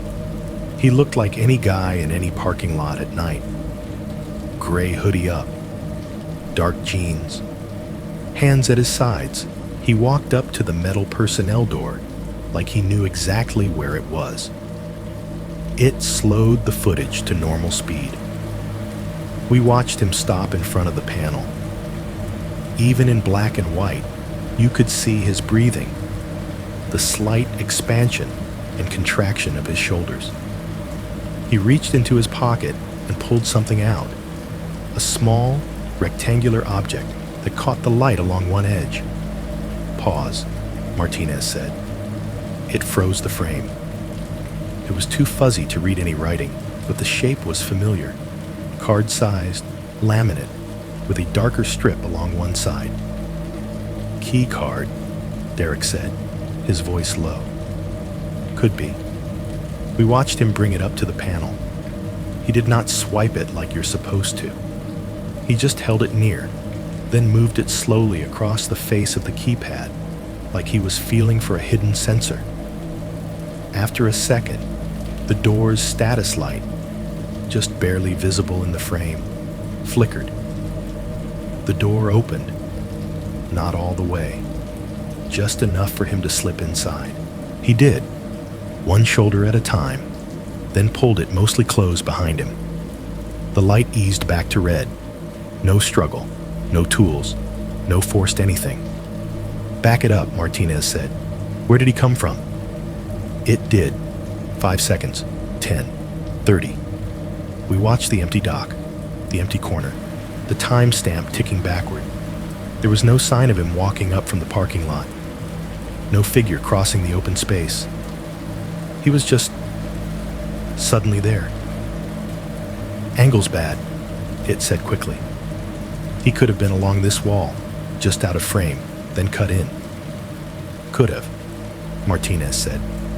His tone said, we're going to pretend that explanation is good enough for now. He nodded at the screen. Continue. The view switched to the employee hallway camera. We watched the door open from the dock side. The guy in the hoodie stepped through, head down. His face was obscured by the hood, the camera angle, the shadow, but his build was the same. Tallish, lean. He moved down the hallway without hesitation, past the break room, past the office, toward the staff restrooms. His gait was loose, unconcerned. Familiarity in every step. He pushed the restroom door open and went inside at 2201. The door shut behind him. It scrubbed ahead. The hallway remained empty. The timestamp rolled on. 025, 030, 036. Inside the store, in the other camera quadrants, you could see me moving around the front, completely oblivious. At one point, I walked down the very same hallway, just a few minutes after he had gone into the restroom. My phone pressed to my ear, probably reading Maddie's goodnight text before I sent her back the heart emoji she likes. I passed the restroom door. I did not open it. That's you, Derek muttered. Right there. I watched my own head bob by in the grainy gray, unaware of the man 2 feet away on the other side of the wall. It slowed the footage again as it hit 0040. At 0040:19, the restroom door opened. The man who came out was not wearing a hoodie. He stepped into the hallway in a navy Harbor Mart vest, white button-down shirt, khaki pants. His hood was down, revealing short, combed hair. He held a clipboard in one hand now, a pen clipped to the top. The key card, if that's what it was no longer in his hand. He paused for a second in the hallway, adjusting his vest, smoothing the front of his shirt like he was checking his presentation before stepping on stage. Then he walked toward the front of the store. What the hell? Derek breathed. There's no camera in there, Martinez asked, nodding toward the restroom door. Derek shook his head quickly. We're not allowed to put cameras in restrooms, he said. Privacy. Same with locker rooms. Those are dead zones. So whatever he did in there, Martinez said quietly, he knew he would not be on camera. It toggled through a couple more views. The office camera, empty. The break room, empty. The front registers, on the front end feed, at 041, you saw Mark appear from the side, walking into frame like he belonged there. There, I said again, my mouth dry. That's him. That's how he looked when he walked up to me. We watched him cross the front like he owned it. It was weirdly painful, seeing him move around the place I knew so well, hands in his vest pockets, head tilting as he looked at the cameras, the registers, the door. Then he froze the frame as he turned slightly toward the lens, the vest angled just enough for the name tag to catch the light. "Hang on," Martinez said. "Can you zoom there?" It sighed softly. It was the sigh of every tech person asked to enhance useless footage, but he did his best. The DVR software did a clumsy enlargement, blowing up the little rectangle over his chest until it was just a blur of gray squares. But there were patterns in the blur.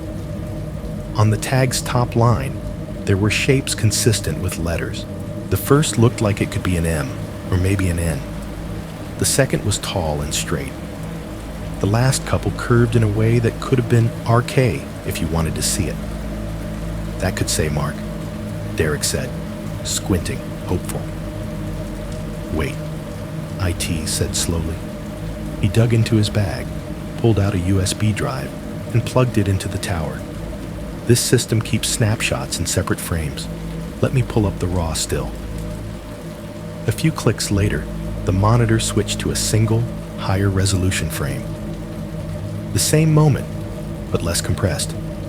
The name tag was still fuzzy, but it was better. The letters came into focus just enough. Not MARK.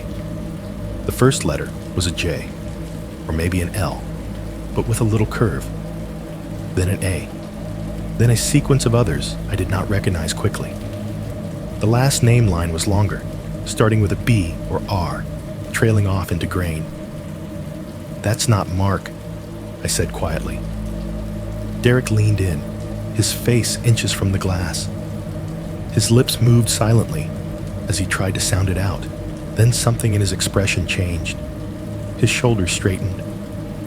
He looked over at the IT guy, then at the detective, then back at the screen again, like his brain was refusing to accept what his eyes were telling him. "Zoom out," he said. "A little. Just enough to see the tag shape." It did. "HR keeps files on old employees, right?" Martinez asked.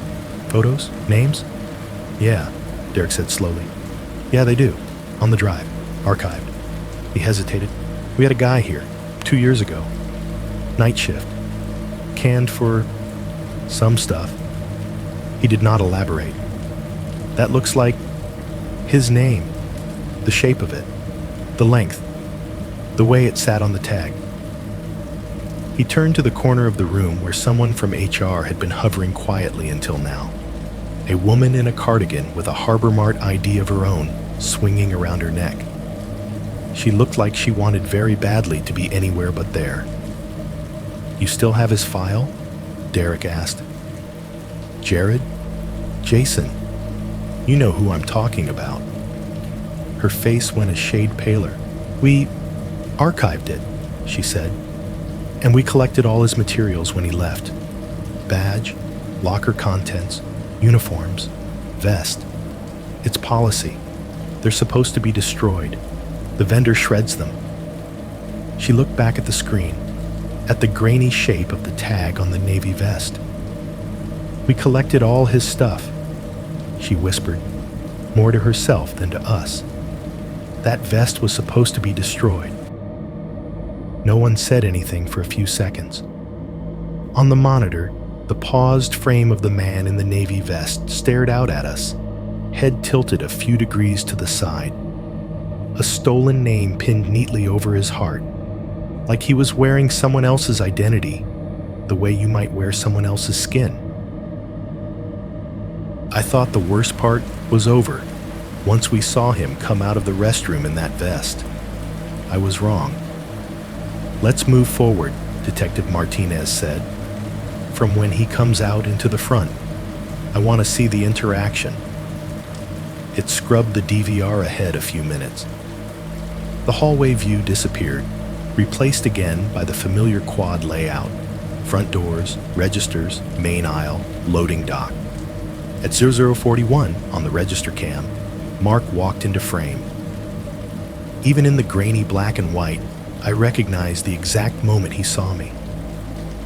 The way his body shifted, just slightly, turning toward me with that smooth, practiced intention.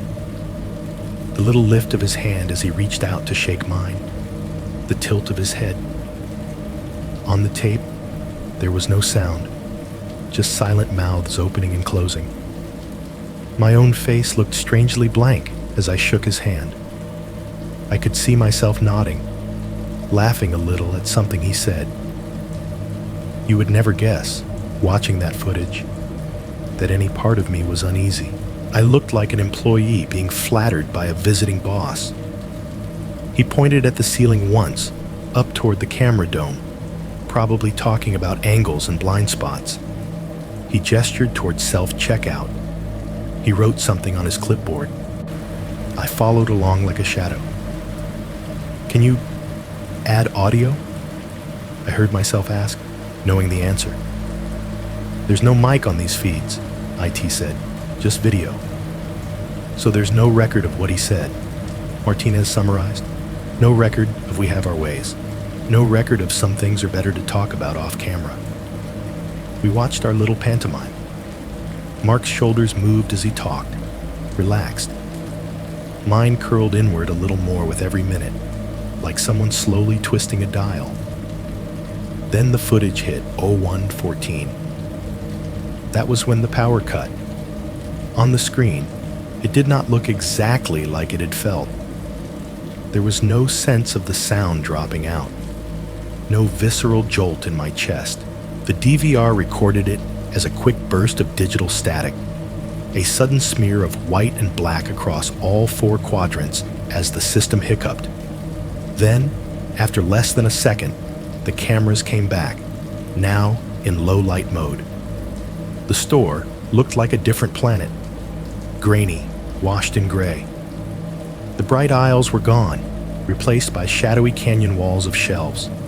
The only real light came from the cooler doors, the emergency fixtures, the exit signs. Everything else was suggestion. Here we go, Martinez murmured. It slowed the playback to normal speed. On the front end cam, the register sat empty. The space where I'd been standing a second before was now just air. In the main aisle view, the freezers hummed, their doors glowing faintly. The front door's view showed the reflection of the lot's sodium lights, the dark parking spaces beyond. Then, in the main aisle quadrant, he appeared. He was not running. He was not even hurrying. He walked down the center of the aisle, with his hands in his vest pockets, head turning slightly side to side as if he were browsing. Every so often, he would stop, look up at a camera dome, tilt his head, then keep going. The way people walk through their own house at night when they know exactly where everything is. He moved from the main aisle to the cross aisle, from cross aisle to self-checkout, from self-checkout back toward the hallway. On the front door cam, you could see the ghost of his reflection passing through the glass, a darker blur against the lighter dark. At one point, he walked right through a sliver of the emergency light beam that hit the front end. For a couple of frames, his face was clearer. No rage, no expression you could point to as evil. Just that faint smile, the tilt, like he was watching himself in a mirror and enjoying the show. I hate how calm he looks, Derek muttered. It was worse watching it like this, knowing exactly where I was at those same timestamps. While he strolled the aisles like it was his living room, I was in the office, heart pounding, fingers on the deadbolt. While he paused under a camera and tilted his head, I was staring at his blurry outline on a screen smaller than a sheet of paper, trying to convince myself that locking a door meant anything. It scrubbed forward again, past the point where I triggered the emergency exit. The hallway cam showed the door in the office flying open from the inside, my shape squeezing out, then the slam as it shut. A second later, the alarm indicator on the overlay started flashing. Back on the sales floor view, Mark's head snapped up at that. In low-res gray, you could see a faint tension in his shoulders, the way his posture sharpened. Then he disappeared from the aisle view, slipping out of frame faster than he had moved at any point before. "There," Martinez said. "We lose him for a bit after that. There's a gap between when the alarm starts and when the officer's flashlights show up on the front door's cam." "Did he leave?" Derek asked. "Loading dock? Side door?" "Dock door stays closed," IT said, rewinding and playing that quadrant again. "No open event registered in the log until after the cops arrived and we cycled it." He switched to an external camera. "We do have one more angle," he said. "Lot cam." I had forgotten about that one. It was mounted on the same pole as one of the lot lights, aimed out over the parking spaces and road. It pulled it up now, stretching it to fill the screen. On its own, it was almost useless. Wide and distorted, the whole world squished into a slightly curved frame. "We don't usually rely on this one for IDs," he said. "Too wide, but it gives us movement. Watch the timeline." He scrolled back, way back, to before my shift even started. The camera showed the entire front third of the lot, the row of handicap spaces, the cart corrals, the employee section off to the side, the mouth that emptied onto Route 17. Timestamp 21:26:09. In the far right of the frame, near the edge of the lot, sat the silver sedan. From this angle, you could see a little more. The shape of the hood, the slope of the windshield, the fact that the driver's side window was cracked down an inch or two. Enough for someone to breathe fresh air, or smoke. It hit play. The world sped up. Cars came and went in streaks of light. People became blurs drifting in and out of the sliding doors. At 21:32, my own battered sedan slid into the employee area. A tiny, grainy version of me got out, walked around the car, opened the back door. "You said you dropped your daughter at the neighbor's before you headed to work?" Martinez asked. "Yeah," I said. "Mrs. Carter, 2 houses down." We watched me usher a small, bundled-up shape out of the back seat, Maddie in her puffy jacket, and walk with her toward the edge of the frame, out of view of the store camera and deeper into the housing development beyond. Behind them, the silver sedan did not move. It fast-forwarded a bit more. 10 minutes later, my tiny figure came back alone, got into my car, and pulled out of the space. On the camera, you could follow my headlights as I drove across the frame and out of the lot, heading toward Harbor Mart's entrance. The silver sedan still did not move. I watched my little car exit onto Route 17 and vanish off screen. The timestamp ticked on. 3 minutes. 4.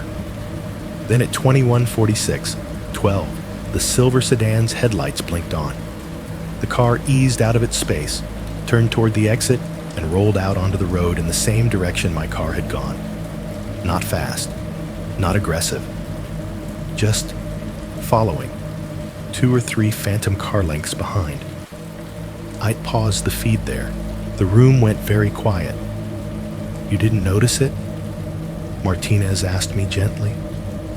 I stared at the screen. On some level, I knew it was an unfair question. You do not check the rear view every second when you drive from your house to the place you work 5 nights a week. You do not scan every car behind you on the assumption that one of them is for you. You get in. You turn onto the main road. You let your brain fill in the drive as background. But watching it now, seeing myself as a pale little blob, seeing that other car wait just long enough and then slide into place, it felt like watching a hunting video. The prey moving along the trail, the predator stepping into its scent line. "No," I said. My voice sounded far away to me. I had no idea. The only sound in the office for a moment was the soft whir of the computer fan. It queued up another clip. We pulled one more thing from the week before, he said. Different camera, off-site. Your school district has access to our system for the shared lot. Detective asked for it. My stomach clenched. The school? I asked. He nodded. Elementary pickup. Same weekday, previous week. The screen flickered, then showed a different lot. Smaller. The rows of cars were tighter, more chaotic. There were more trees. A chain-link fence ran along one side, separating the asphalt from the school's playground and soccer field. You could see clusters of parents outside vehicles, kids running with backpacks. I recognized it instantly. The pickup lane at Maddie's school. Tiny timestamps marked it as late afternoon. The angle was bad, mounted high, pointing down, no zoom. Most of the people were just blobs of gray, moving between blobs of gray. Focus on the left side, Martinez said quietly, near the fence. It slowed the footage, then stepped it frame by frame. It was like one of those find the difference puzzles you give kids. At first, all I saw were parents and cars. Then my eyes found him. He was standing by the chain link fence, a little removed from the cluster of parents closer to the school doors. Dark jacket, hands in his pockets, baseball cap. Even in the grainy image, his posture was clear. Shoulders square, body facing the lot, head turned toward the cars. His head was tilted, not by much, just enough that once you saw it, you could not unsee it. The same angle, the same wrongness. He was not moving. No child ran up to him. No teacher waved at him. He did not check a watch or a phone. He just stood there, head tipped, watching the line of parents and kids and cars. Martinez froze the frame. I could feel every cell in my body tighten. "Is that the same jacket?" he asked. On the screen, the gray on gray did not give up that much detail, but the length looked the same as the hoodie, the way it hung on his frame, the slope of the shoulders, the set of his feet. It was all so familiar that my mind filled in the missing resolution without asking permission. I still do not know what scared me more. I told the horror channel when I finally wrote this all down. The idea that he followed me from the store, or the possibility that he chose me at my daughter's school before he ever walked into Harbor Mart. People always say some version of the same thing when something bad happens to you. You just have to get back to normal. Like normal is a place you can drive back to if you just follow the right exits. I did not have the luxury of testing that theory. Harbor Mart was not just my job. It was my health insurance, my rent, Maddie's pediatrician visits, the gas that got her to school, and me to work. Trauma does not cancel bills. The week after everything happened, I took 2 unpaid days while corporate assessed procedures. Then the calls started. Derek first. "Hey," he said, sounding like someone trying to talk to a skittish animal. They're not going to schedule you for overnights for a while. Just days and evenings, okay? Until this is sorted." I almost laughed. "You mean until they find him?" I asked. There was a pause. "Until we know more," he said. "But we need you, Lisa. You know the front better than anyone, and I know you need the hours." He was right, so I went back. The first time I pulled into the lot after that night, my hands shook so bad on the wheel, I almost parked sideways across 2 spots. It was bright daylight, a Saturday afternoon. The lot was full of minivans and kids and people fighting over spaces near the cart corral. The Harbor Mart sign hummed cheerfully, the windows gleaming. It looked innocent, like a crime scene that had been scrubbed too well. Inside, I stuck to the day routine. No more midnight calls from unknown numbers. No more empty aisles humming like they were alive. I rang up groceries, made small talk, restocked impulse candy, pretended not to flinch every time the store phone rang. The first week back, a bagger named Jess slapped a pack of gum on the counter, grinning. "Derek says you almost got abducted by corporate," she joked. "Guess that's one way to get out of night shift." I forced a smile I did not feel. "Yeah," I said. "Guess so." People have to joke. It keeps them from thinking too hard about the part where you could have died in the place they eat their lunch.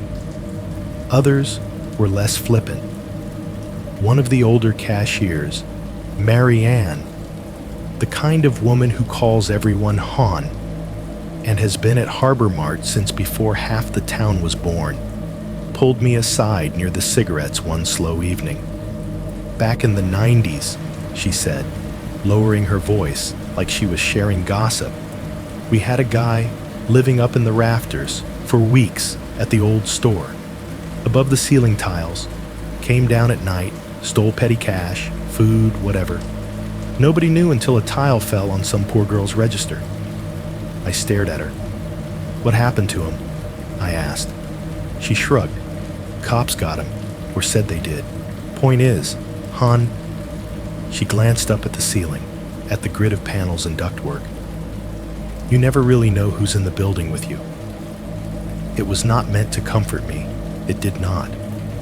At home, normal looked different too. For a few weeks, Maddie slept in my bed every night.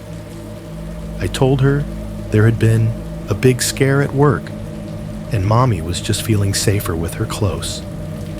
She loved it.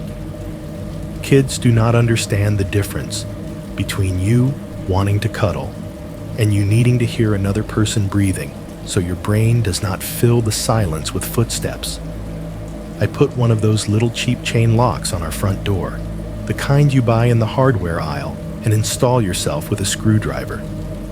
It did not add much actual security, but the metallic click of sliding it into place made me feel like I had done something. I also bought a budget doorbell camera online. Nothing fancy, just a plastic eye that screws into the frame and connects to an app on your phone. Everyone in the cul-de-sac has some version of it now, watching their patch of America with 1080p paranoia. At night, when the furnace kicked on in our rented mobile home, it made a horrible clank somewhere in the ductwork. It had always done that. I just had not noticed how often. The heater would shudder itself awake, rattle the vents, and my whole body would jolt before my brain caught up. Heater, not alarm. Heat, not siren. When trucks hit their brakes on the main road outside the park, the squeal sometimes came in at the wrong angle, and my chest would constrict, sure for half a second that it was Harbor Mart's emergency alarm starting up again. I started avoiding the store on my nights off.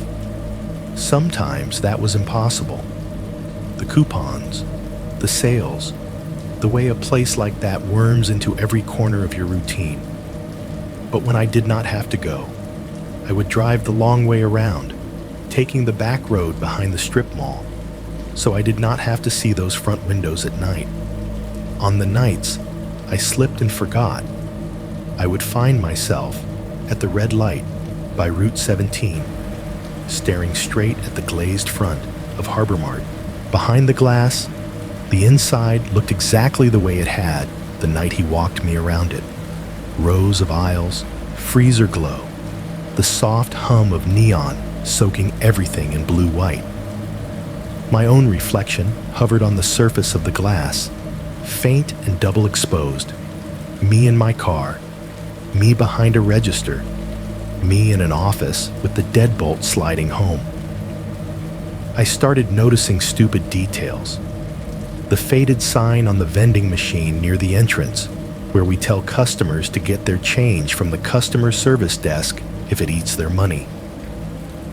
The scuff on the floor where Mark had stood the first time he smiled at me and said, "You must be Lisa."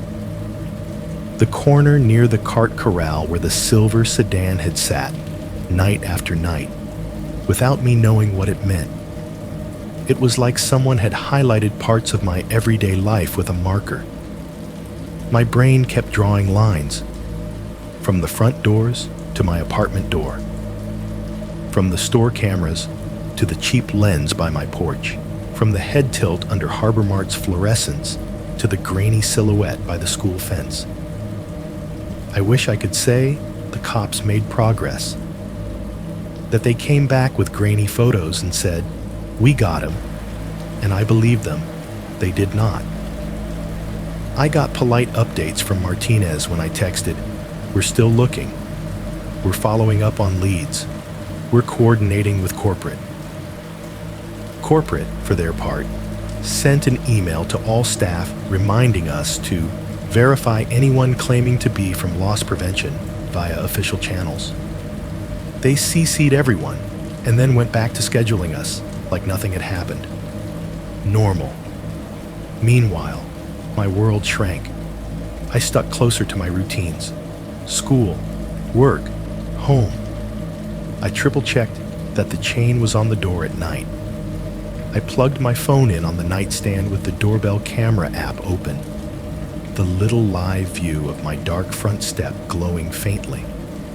The first time the camera notification went off at night, I almost threw the phone across the room. It was 2 a.m. The screen lit up my whole bedroom, vibrating on the wood beside my bed. Next to me, Maddie murmured and rolled over, her hair spread across her pillow. "Motion detected. Front door," the banner read. My fingers went numb. I tapped the notification. The app opened with a little spinning circle, the video feed buffering. For a second I thought, with a cold, stupid part of my brain, that even now, even with all this, I was still at the mercy of cheap Wi-Fi.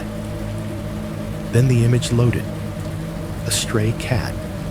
It was just the neighbor's black cat, tail up, sauntering across my porch rail like it owned the place.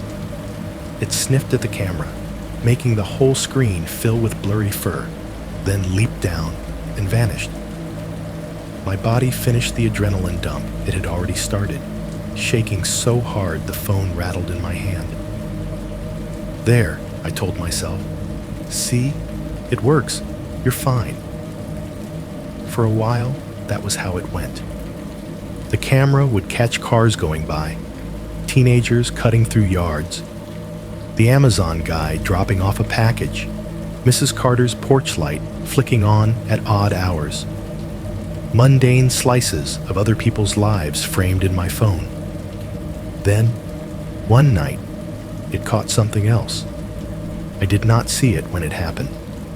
Of course I did not. That would have been too easy. The clip waited for me.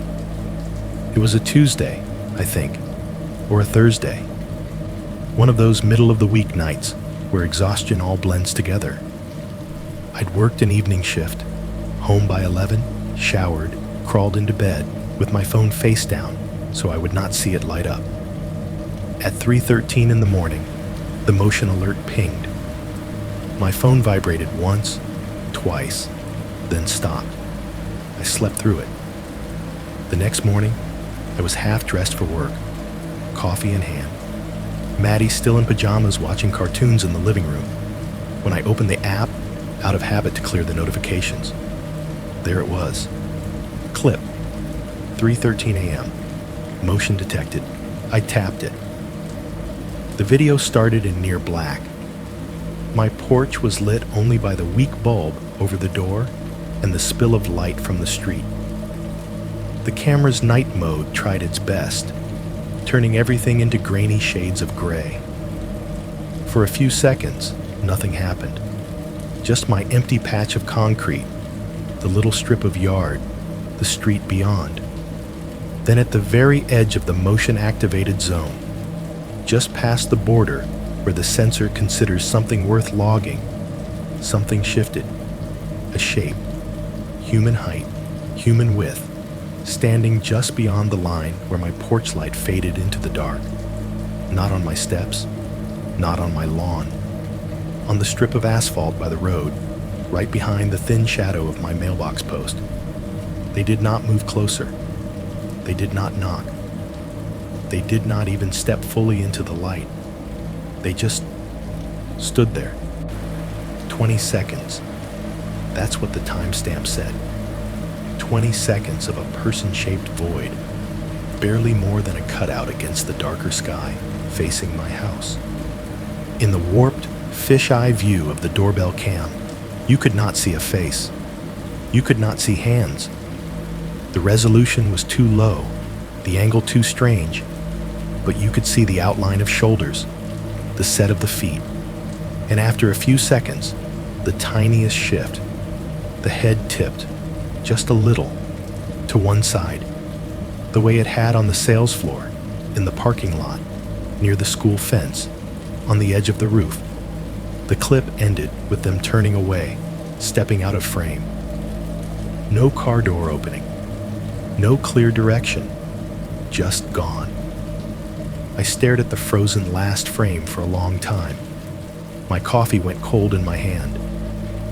In the living room, Maddie laughed at something on TV, her voice bright and oblivious. People always say cameras make you safer. Standing there in my kitchen, in my little rented mobile home, with its rattling heater and its chain-locked door, watching that grainy silhouette lean ever so slightly toward my house from the street, I realized something else. Sometimes, cameras just prove the thing you were afraid of was already there. You would think that once you have actual video of a stranger watching your house in the middle of the night, your brain would stop second-guessing itself. It does not. If anything, it makes the little things worse. Before Harbor Mart, before Mark, before the alarm and the intercom and the frame I wish I had never seen, I slept like most single parents I know. Badly, but predictably. Up once or twice a night to pee, to check on Maddie, to answer some stupid notification I forgot to mute. Then back down, mind already running through the next day's to-do list. After all of this, sleep became a negotiation.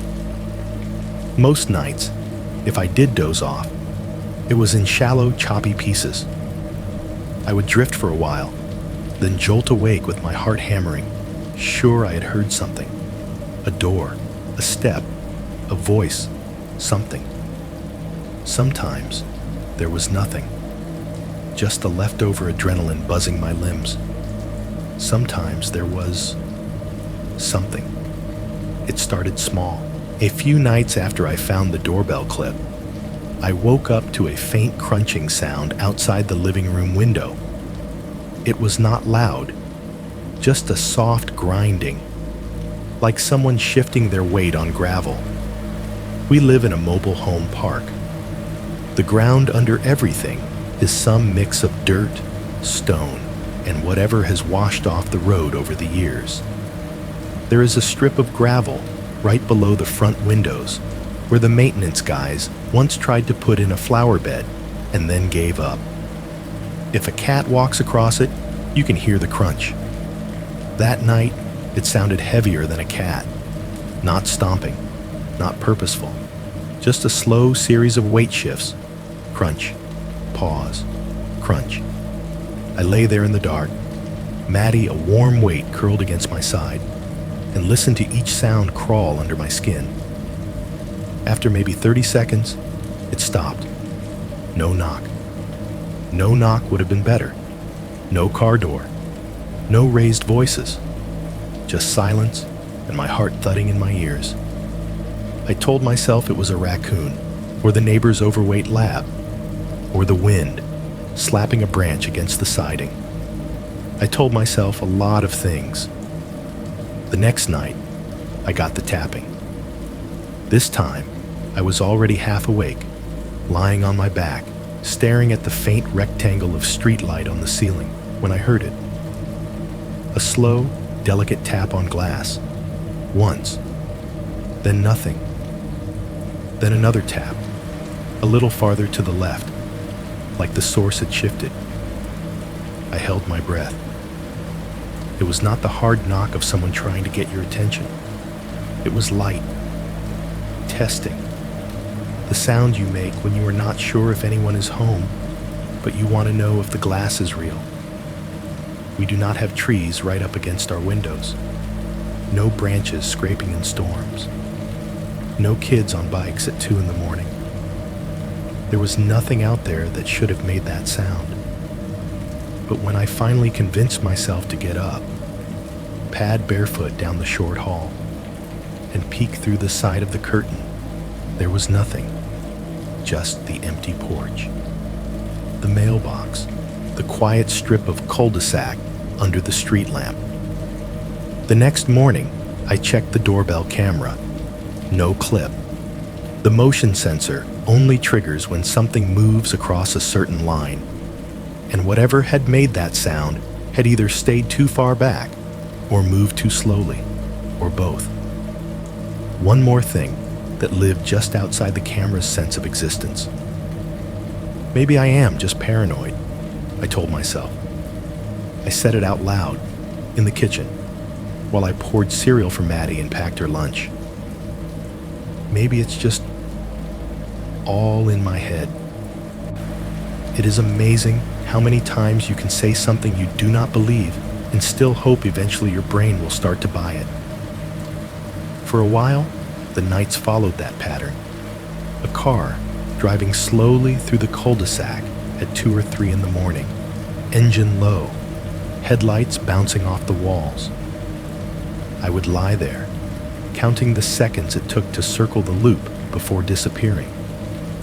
Sometimes there would be 2 passes, 3, sometimes just 1. Once, around 1:50, I woke to the distant thump of bass. Some kid, I thought automatically. Some teenager with subwoofers, rolling through the park too late. The sound was faint, filtered through metal and insulation, just enough to tug me out of sleep. It faded as the car moved on. I exhaled. Then one night, the sound was not bass. It was music. Real music, high and thin, riding on the air from somewhere down the road. So faint, it almost could have been a memory. A country song. Not just any country song either. The exact same one Harbor Mart system loved to loop on overnights. The one about leaving and coming back, about long roads and bad choices and second chances. I had heard it so many times under those buzzing lights that my brain knew every word whether I wanted it to or not. Lying there in the dark, it felt like the store itself had reached a hand into my little house. The song drifted in from the direction of Route 17, barely there. I got up and went to the front window, pulled the curtain aside just enough to peek through. The park looked still. A couple of porch lights glowed in the distance. Someone's TV flickered blue behind a blind. No car crawled along the asphalt in front of my place. No truck idled at the stop sign. But the music kept going, fading in and out like it was passing between houses, there for a few bars, and then almost gone. I stood there, fingers tight on the curtain, listening. Eventually, the song thinned out completely and disappeared, swallowed by the hum of my own appliances. That hum had become its own kind of torture. During the day, the sounds of my little home are comforting. The fridge kicks on, hums, then clicks off. The heater cycles. The wall clock in the hallway ticks. Maddie's bedroom fan whirs. Each noise has a job. At night, after Harbor Mart, those same sounds turned into a cheap impersonation of the store. The fridge motor grinding up and down might as well have been the freezers in aisle 10. The heater thunking itself awake sounded like a breaker being thrown, or a door's panic bar slamming. The tick of the clock echoed the beeps of scanners, the little chimes of sliding doors, the warning tone of intercoms.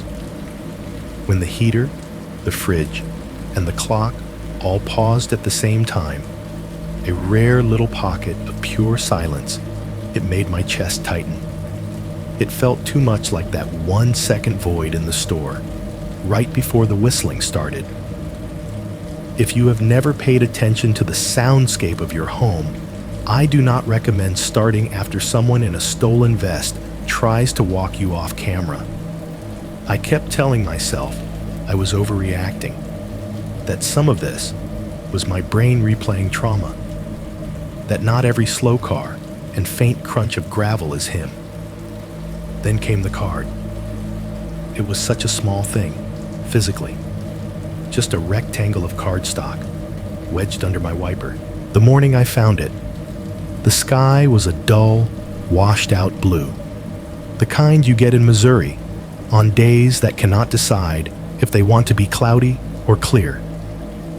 I was running late, wrestling Maddie into her jacket while she argued that it was not that cold.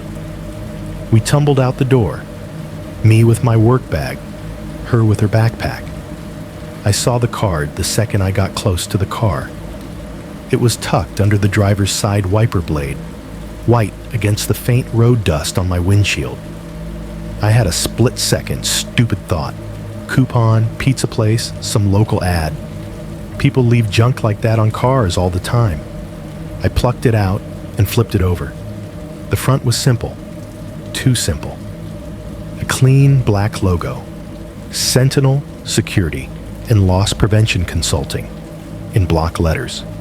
No address. No website. Just a phone number under it. 10 digits. No area code parentheses. Printed in a font that looked like it came standard with every cheap word processor on earth. My stomach dropped at the phrase loss prevention before my brain even processed the rest. "Mom," Maddie asked, "who's that from?" "I don't know," I said. "Probably junk." I almost tossed it right then. If I had, maybe some part of me would be sleeping better now. Instead, my thumb rubbed the edge of the card, feeling the cheap gloss, and I turned it over again. The back was not blank. There was an image printed there, full color, but washed out, like something photocopied one too many times. It took me a second to understand what I was looking at. The picture was slightly warped, the perspective high and wide, the way only certain cameras see the world. The front of Harbor Mart. You could tell by the arrangement of the sliding doors, the cart corral, the poster frames. It was a shot from the lot, angled slightly down, as if taken from one of the higher poles or an external security camera. The store glowed the way it does at night, neon and fluorescent bleeding into the darkness. The parking spaces closest to the doors were empty. The far rows were just hints of metal and reflection. In the middle of the glass, framed perfectly by the doors and the spill of light, was a faint silhouette, a person standing just inside the entrance, facing out toward the lot, face toward the camera, face toward whoever had taken this image from outside. The resolution was low, the colors muddy, but I knew that shape. The way the shoulders sloped forward after 8 hours on a register, the outline of the ponytail, the slight bend of the knees, shoes turned inward just a bit. Me. It was me, standing inside Harbor Mart, looking out. The angle was wrong for any of the internal feeds I knew. This was not a screenshot from the DVR in our office. This was the lot, an external eye, one I did not even know existed, catching me the way the store cameras had caught me following him down the aisle. My vision tunneled. For a second, the world narrowed down to the card, my name in my head, the picture. "Mom?" Maddie said again, tugging my sleeve. We're going to be late."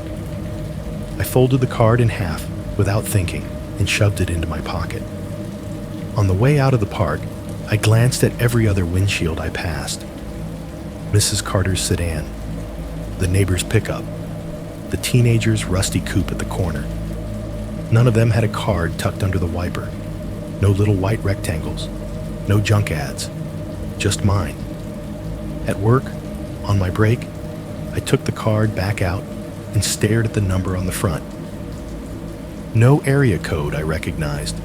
No website to Google. Just digits and my own shaking reflection in the break room's vending machine glass. I did not call it. I still have the card, tucked in the back of a drawer under socks and old receipts, because throwing it away feels wrong. Like discarding a piece of evidence. Like pretending a message was never sent.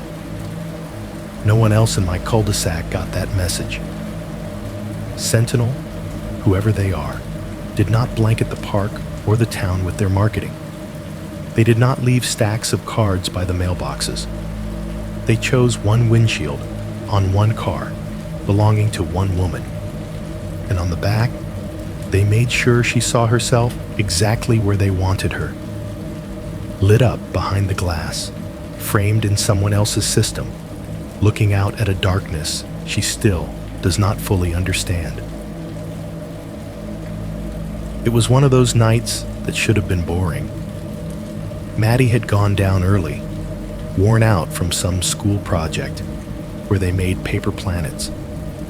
There were still little dots of blue paint on her fingers when she fell asleep curled around her stuffed raccoon. The TV in the living room was on some home improvement show. Volume turned low enough that the hosts sounded like they were whispering secrets to each other. I was in the hallway, sitting cross-legged on the carpet, surrounded by laundry. It was such a normal scene. It could have been a stock photo. Basket tipped over, mismatched socks, the soft whoosh of the dryer on its last cycle. For a few minutes, I forgot about Harbor Mart. I forgot about cameras and cards and tilted heads. It was just me and a pile of clean clothes and the kind of quiet that only shows up when a kid is finally asleep. My phone buzzed on the floor beside me. Not a notification. A call. The screen lit my leg up in pale blue. "Unknown caller," it said. But the number underneath had a local area code. 573. Same as most people I know. For half a second, my brain flicked through possibilities. Neighbor, school, work emergency. I should have let it go to voicemail. I swiped to answer. "Hello," I said. My voice sounded soft and small in the dim hallway. At first, there was nothing. No hello, no breathing. Just a thin hiss of open line.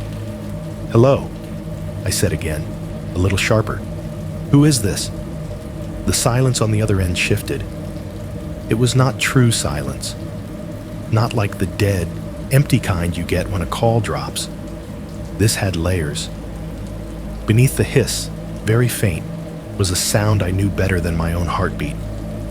A low, constant hum, pitched somewhere in the chest. White noise, but not random. The steady thrum of industrial compressors. Freezers. Over that, another sound, higher and intermittent. Little electronic chirps spaced irregularly, sometimes single, sometimes in clusters. Scanner beeps. Every second or so, there was a barely there crackle. The kind that comes from cheap speakers mounted in high ceilings. Once, I heard what might have been a fragment of a voice far in the background, cut off mid-word. If you had never worked a graveyard retail shift in your life, you would have heard nothing but static. But I had. I was not listening to my house anymore. I was listening to my store. My mouth went dry. My eyes flicked up the hallway, even though I knew there was no way Harbor Mart could leak through my walls like that. "Lisa!" The voice came in close. Not from the background, not over the store din. right into the mic, like someone had cupped their hand around the phone and leaned in until their lips brushed the plastic. "You sound different when you're not under those lights." My whole body iced over. It was him. Not the slightly smoothed out version I'd heard through the old intercom speaker, rounded by hardware. This was raw, direct. The rasp was sharper, closer to my ear than any voice had a right to be inside my own hallway. I did not say anything. A stupid part of me worried that if I did, I would give him something he wanted. Another recording, another angle, another way to map my life. The freezer hummed, and scanner beeps went on behind him, steady and indifferent. A cartwheel squeaked somewhere off to the side. A distant PA pop cracked the line for a second, then settled. He let the silence stretch. I hung up. My thumb moved before my brain could second guess it, slamming the red button, severing the connection. The call screen shrank and vanished. I sat there, out of breath, like I had just run an actual mile, phone shaking in my hand. The TV in the living room mumbled something about backsplash tile. The dryer buzzed, finished. Somewhere down the hall, the fridge kicked on. Harbor Mart sounded louder in my ear than all of it. I stared at the number in my call log. Local call, 8:27 p.m. 573 Xam Casses, not blocked, not unknown, just a normal-looking string of digits. My fingers tingled. I tapped it to call back. The line rang once, twice. Then a recorded message kicked in, flat and automated. "We're sorry. The number you have dialed is not in service. Please check the number and try your call again." I ended the call and dialed again, slower, making sure my thumb hit each digit exactly. Same message, not in service. I don't know why that scared me more than if some stranger had just picked up and laughed. I called Derek next. "Hey," he said, picking up on the second ring. I could hear clinking dishes in the background, a TV, a kid's voice. His, not mine. Normal life. "You okay? Are you at the store?" I asked, my voice too loud in my own ears. "No," he said. "They've got nights half shut down this week, remember? Remodel crews in the back, front's dark." "Why? What's wrong?" "I just got a call," I said. "From somebody. I think he was at Harbor Mart." I could hear it. The freezers, the scanners, everything. Derek went quiet for a beat. "Security's with the contractors," he said finally. "LP made a big show about that. There shouldn't be anyone on the front end right now. Not with the power half off. No one with access to the PA." "He wasn't on the PA," I said. "He was on my phone." I could hear his kid ask something in the background. Derek mumbled a reply, then moved away, his voice getting a little more distant as he stepped into another room. "What did he say?" he asked. I swallowed. Saying it out loud made it feel more real. He said, "I sound different when I'm not under those lights." Derek inhaled sharply. I imagined him pinching the bridge of his nose the way he does when he's trying not to swear at corporate emails. "Martinez needs to know about this," he said. "Save the number. Screenshot it. Don't delete it. I'll call him." "Already tried it," I said. "It's dead. Not in service."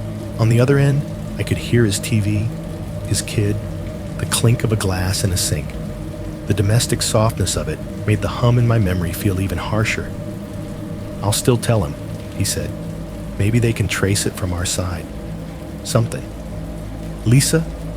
He trailed off. "What?" I asked. "Just keep your phone on you," he said. "And keep documenting, I guess. I don't know. We do what they tell us to do and hope it's enough." We hung up. There was nothing else to say that we had not already said a dozen times. After the call, I stood in the hallway for a long moment, laundry half folded at my feet, phone heavy in my hand. The TV murmured. The dryer clicked and fell silent. The heater sighed itself on, then off. The fridge hummed.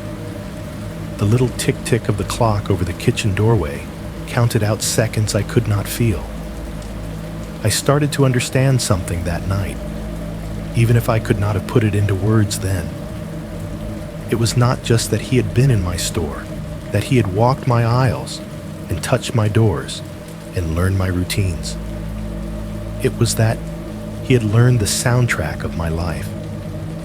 The hums and beeps and pops that meant you're at work or you're safe at home, and twisted them into something else. He could play them back at me whenever he wanted, make me hear Harbor Mart in my own hallway, make me hear my hallway in Harbor Mart. A few days after the call, corporate sent an email. It went out to all store addresses at once, from some no-reply box at the main office.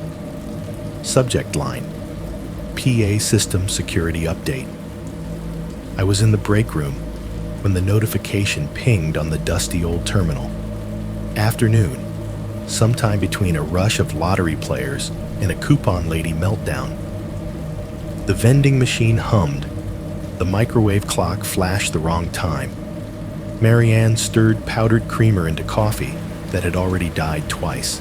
I clicked the email open mostly because I did not want to think about the call anymore, and work was, perversely, a distraction.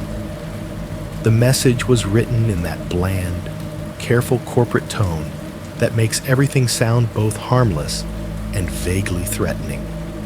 Due to recent unauthorized access attempts to store public address systems from external sources, all Harbor Mart locations would be experiencing temporary adjustments to their PA infrastructure. There might be occasional pops or bursts of static, it said. Staff were advised to report any voices over the PA that are not initiated by store management to their district loss prevention representative. I read that last line twice. Any voices over the PA that are not initiated by store management. Like this was some kind of minor software bug. Like hearing someone you did not authorize speaking directly into your ceiling was a known issue on a patch list. Marianne peered over my shoulder. "More fun?" she asked. "Just intercom stuff," I said, closing it.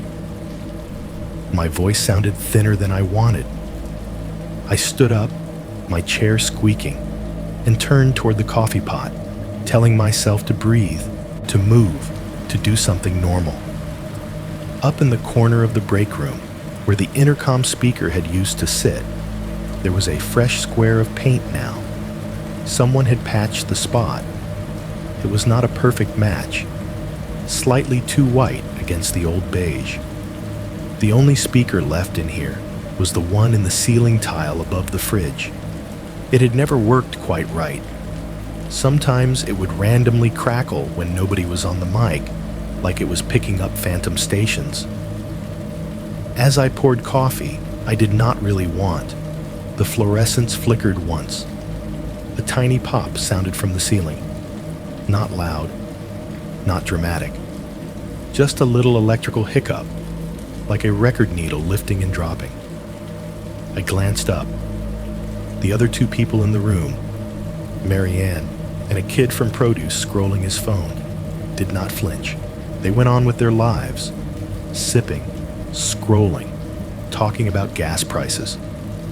My heart, on the other hand, stuttered. Because for a fraction of a second, right after that pop, there was something else writing on the line. Not words, not a full sentence, just the ghost of a breath, the shape of a syllable that never formed, hanging there above us and then gone. I stared at the ceiling tile until Marianne said, "Hon, you okay? You look like you saw a ghost." "I'm fine," I lied. "Just tired." She nodded like that answered everything. Maybe, for most people, it would have. The email stayed open on the screen behind me, its calm instructions glowing. Please report any voices over the PA that are not initiated by management. I did not tell anyone that if he wanted to talk to me, he did not need Harbor Mart's PA anymore. He already knew how to get to me where I lived, in my hallway, in my car, in the space between my ears when the house went quiet. In the weeks after, I kept my phone charged and my curtains half closed and my ears tuned to every hum and tick and pop, waiting for the next time he decided to remind me that silence in my life was never really empty again. If you have never worked retail, you might not understand how much of your life can be decided by an email you never see. Somewhere far above Route 17 and Harbor Mart and my little mobile home, people in suits looked at numbers, overnight sales, shrink, payroll. They weighed the cost of fear against the cost of closing at 10. One afternoon, Derek called me into the office. He had that look on his face, the one managers get when they know they're about to ask you for something you have every right to refuse. Corporate wants the overnights back, he said, before I even sat down. He was leaning on the desk, arms folded, a stack of printouts beside him. The big monitor behind him showed the 4 familiar camera angles, all in harmless daytime color. My stomach dipped. Already? I asked. He winced. They trialed closing at 10 for a few weeks, he said, using air quotes like it hurt. Sales dip looks bad on paper. They tried to argue we're different because of everything. The answer was a PDF with bullet points. Bullet points, I repeated. Enhanced safety protocols, he corrected, glancing down at the paper. Their words. He slid one of the printouts across to me. I picked it up more to have something to do with my hands than because I wanted to read it. The list looked good, on paper. Additional cameras for the parking lot and exterior. Upgraded DVR with improved resolution. A third-party security guard on overnights.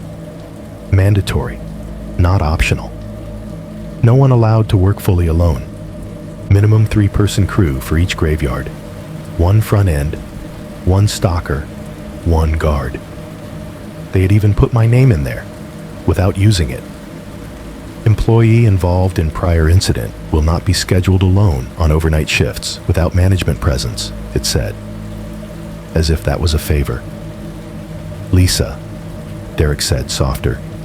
They're going to bring overnights back, with or without you. But if you're on them, I can at least schedule them. So you're not out there with some newbie who has no idea what happened. You know the drill. You know what to look for. We'll have new cameras, a guard. I'll stay late that first night, if that helps. I stared at the paper. The words blurred for a second, then settled. I thought about insurance, about Maddie's next checkup, about the rent that had gone up $50 last renewal because the park owner decided to keep up with the market. I thought about the card on my windshield, still in my drawer, the doorbell video, the night he called me from the hum of my own store. I don't want to, I said. I know, Derek answered. He looked me right in the eyes when he said it. If you say no, I'll fight for you on day and evening shifts. I'm not going to sugarcoat it, though.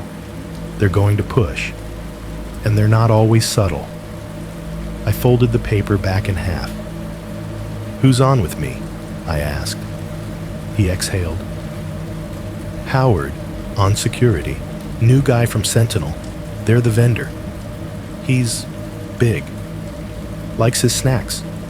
Lives in town. Retired corrections. Not easily spooked. Ryan agreed to stock those nights if I shift his hours. You won't be alone out there. You'll stay? I asked. "I'll stay late the first one," he said. "Till like midnight. Make sure the setup's right, the cameras are working, all that. After that, we'll see how it feels." It felt like I was signing something I could not see when I nodded. "Okay," I said. "One overnight. We'll see." He smiled with visible relief, but there was no victory in it. We both knew this was not really a win. The night of the safe overnight shift, Harbor Mart looked like a stage set someone had touched up. The new cameras were impossible to miss. Little dark eyes on the light poles in the lot, an extra bubble above the cart corral, one tucked near the garden center gate. In the office, the old 4-box monitor had been replaced with a larger screen that could show 8 feeds at once. The resolution was still not movie quality, but it was better. Less blobs, more people. The security guard, Howard, showed up in a navy jacket with Sentinel stitched in white over the chest. He was big in that way, where you wonder if he used to play football somewhere. Wide shoulders, heavy chest, belly soft with time, but arms that still looked like they could shove a door back into its frame. His haircut was buzzed short. His eyes were kind, which somehow made me feel worse. "Howard," he said, sticking out a hand. "Night watchman, I guess. They'll call it whatever they want on the invoices." "Lisa?" I replied, shaking it. His palm was warm and dry. He grunted. "Heard you had some trouble a while back," he said. "They told me just enough to make me want hazard pay." I tried to smile. "You and me both." His booth was not a real booth, just the little glass-walled vestibule between the 2 sliding doors at the entrance, with a stool and a small desk shoved in. He set up his thermos, his tablet, and a bag of chips like he was nesting. "I'll be in and out," he said. "Walk the lot every half hour, check the perimeters, that kind of thing, rest of the time." He held up his tablet. "You too, probably. I'm not gonna lie to you." "Whatever makes you stay," I said. From 10 p.m. to about 1 in the morning, it was almost exactly what corporate had promised. Boring. Derek stayed until close to 11:30, walking the floor with his clipboard, triple-checking that the doors were on the right mode, that the cameras were cycling, that the new PA patch didn't randomly blare static. He made a point of waving at every lens, like he was trying to show the system who its friends were. Ryan stuck mostly to the back, headphones on, pallet jack squeaking as he hauled toilet paper and dog food and cases of soda to their homes. Every so often, he'd roll past the front, give me a little 2-finger salute, then vanish down an aisle. The customers came in waves, the way they always do at night. A long-haul truck driver with glassy eyes and a basket full of energy drinks, beef jerky, and eye drops. A young couple clearly in the middle of an argument, tossing frozen meals and a bottle of cheap wine onto the belt without looking at each other. An older woman in slippers and a thin cardigan coughing into her sleeve as she bought cough syrup, tissues, and 2 cartons of ice cream. Howard walked through the doors every half hour like clockwork, did a slow lap of the front row of cars, shined his flashlight at the far edges of the lot, then came back to his stool. When there were customers, he would nod at them, eyes flicking to their hands, their pockets, the bags they carried. When there were not, he watched videos with one earbud in, the glow of his tablet reflecting in the glass. The new cameras showed all of it. I could see the extra lot angles on the office screen when I ducked back to count a drawer or check something for Derek. No more blind strip down the far row where the silver sedan had once lived. No more dark gap between the garden center fence and the main wall. For the first time in a long time, I let myself believe we might have built something he could not slip through. Around midnight, Derek finally gave up pretending he was staying the whole night. "You guys look good," he said, clapping Howard on the shoulder and Ryan on the arm as they crossed paths by the break room. "I'm heading out. Text me if anything, Lisa. I mean it. Anything." I nodded. "Good night." When the employee's side door shut behind him and the lock light flicked from green back to red, the building shifted into its familiar night shape. But it was different. The hum was the same, the overhead music a little lower. The freezers buzzed, the AC sighed. The clock over customer service ticked toward 1 a.m. On the speakers, that stupid country song about long roads came on again, like it always did. Yet the emptiness did not feel as absolute. There were more eyes, even if some of them were electronic. There was Howard's bulky outline in the front vestibule. There was Ryan's movement in the back. There were 8 boxes on the office screen instead of 4. For about an hour, the only thing wrong was the tension in my own shoulders. By 1 o'clock, the lot had thinned again. The truckers were back on the highway. The couple had left, still not talking. The coughing woman shuffled out clutching her bag. Even the occasional teenager grabbing snacks had gone home.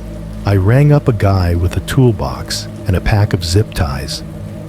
I tried not to think about that combination too hard, then stood at the front, leaning on the counter, watching the doorways.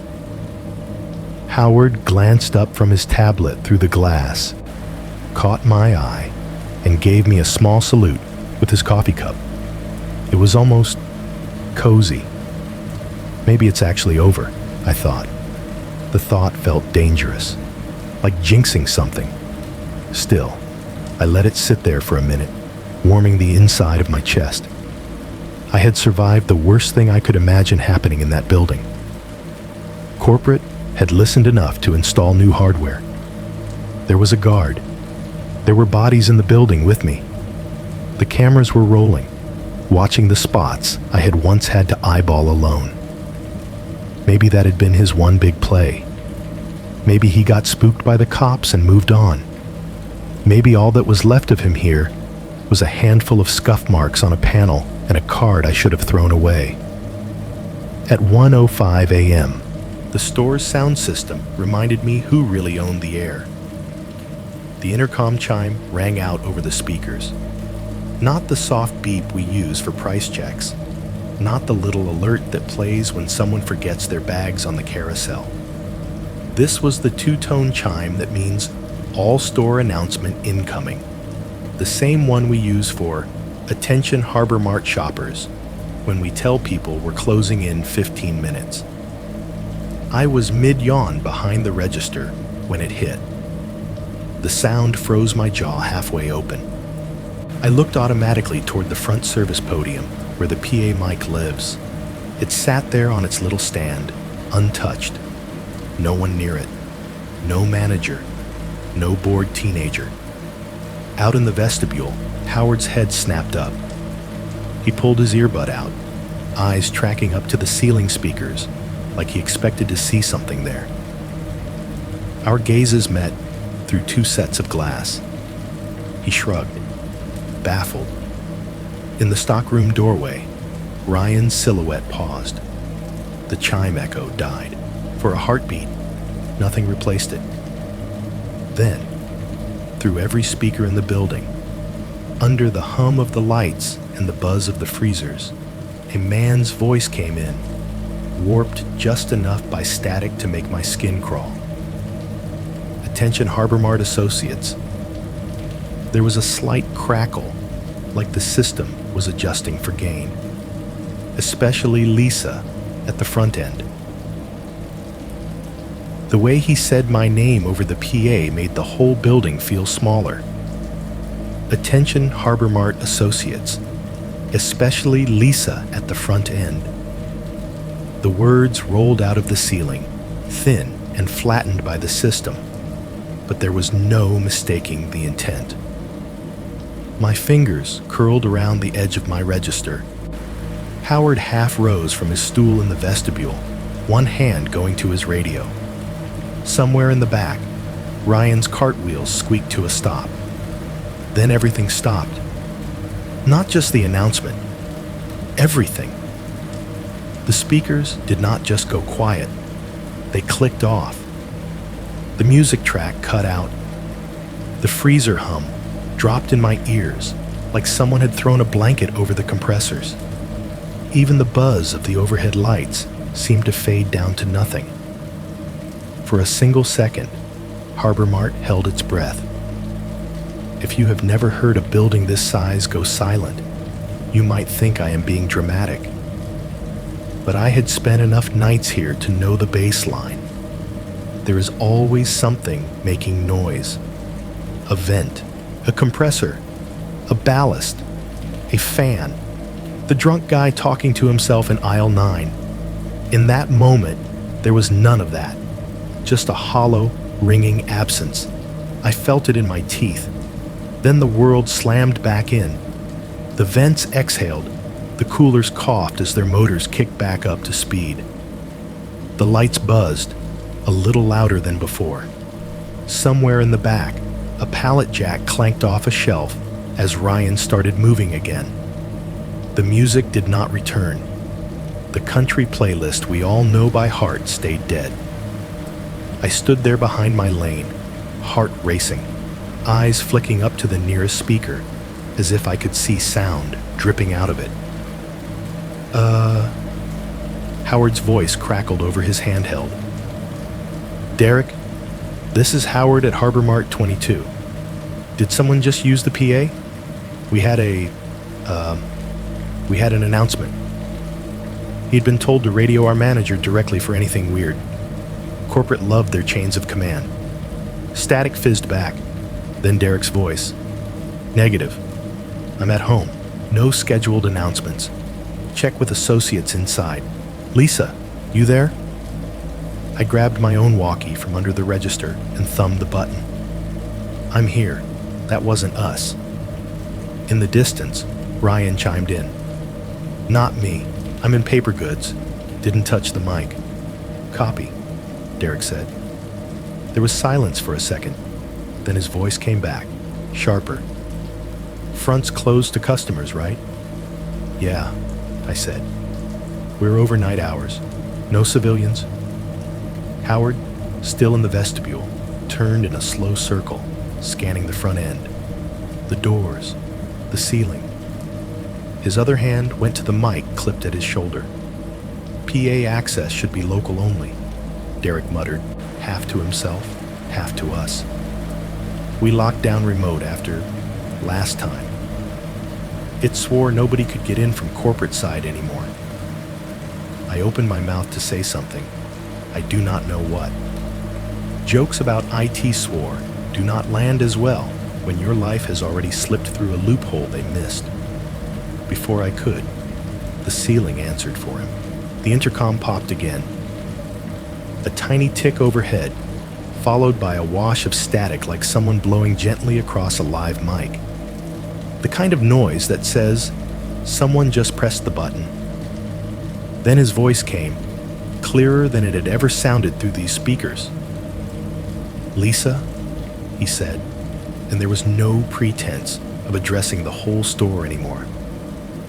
"I told you, some things are better when the store is quiet." He dragged out the last word. Key A.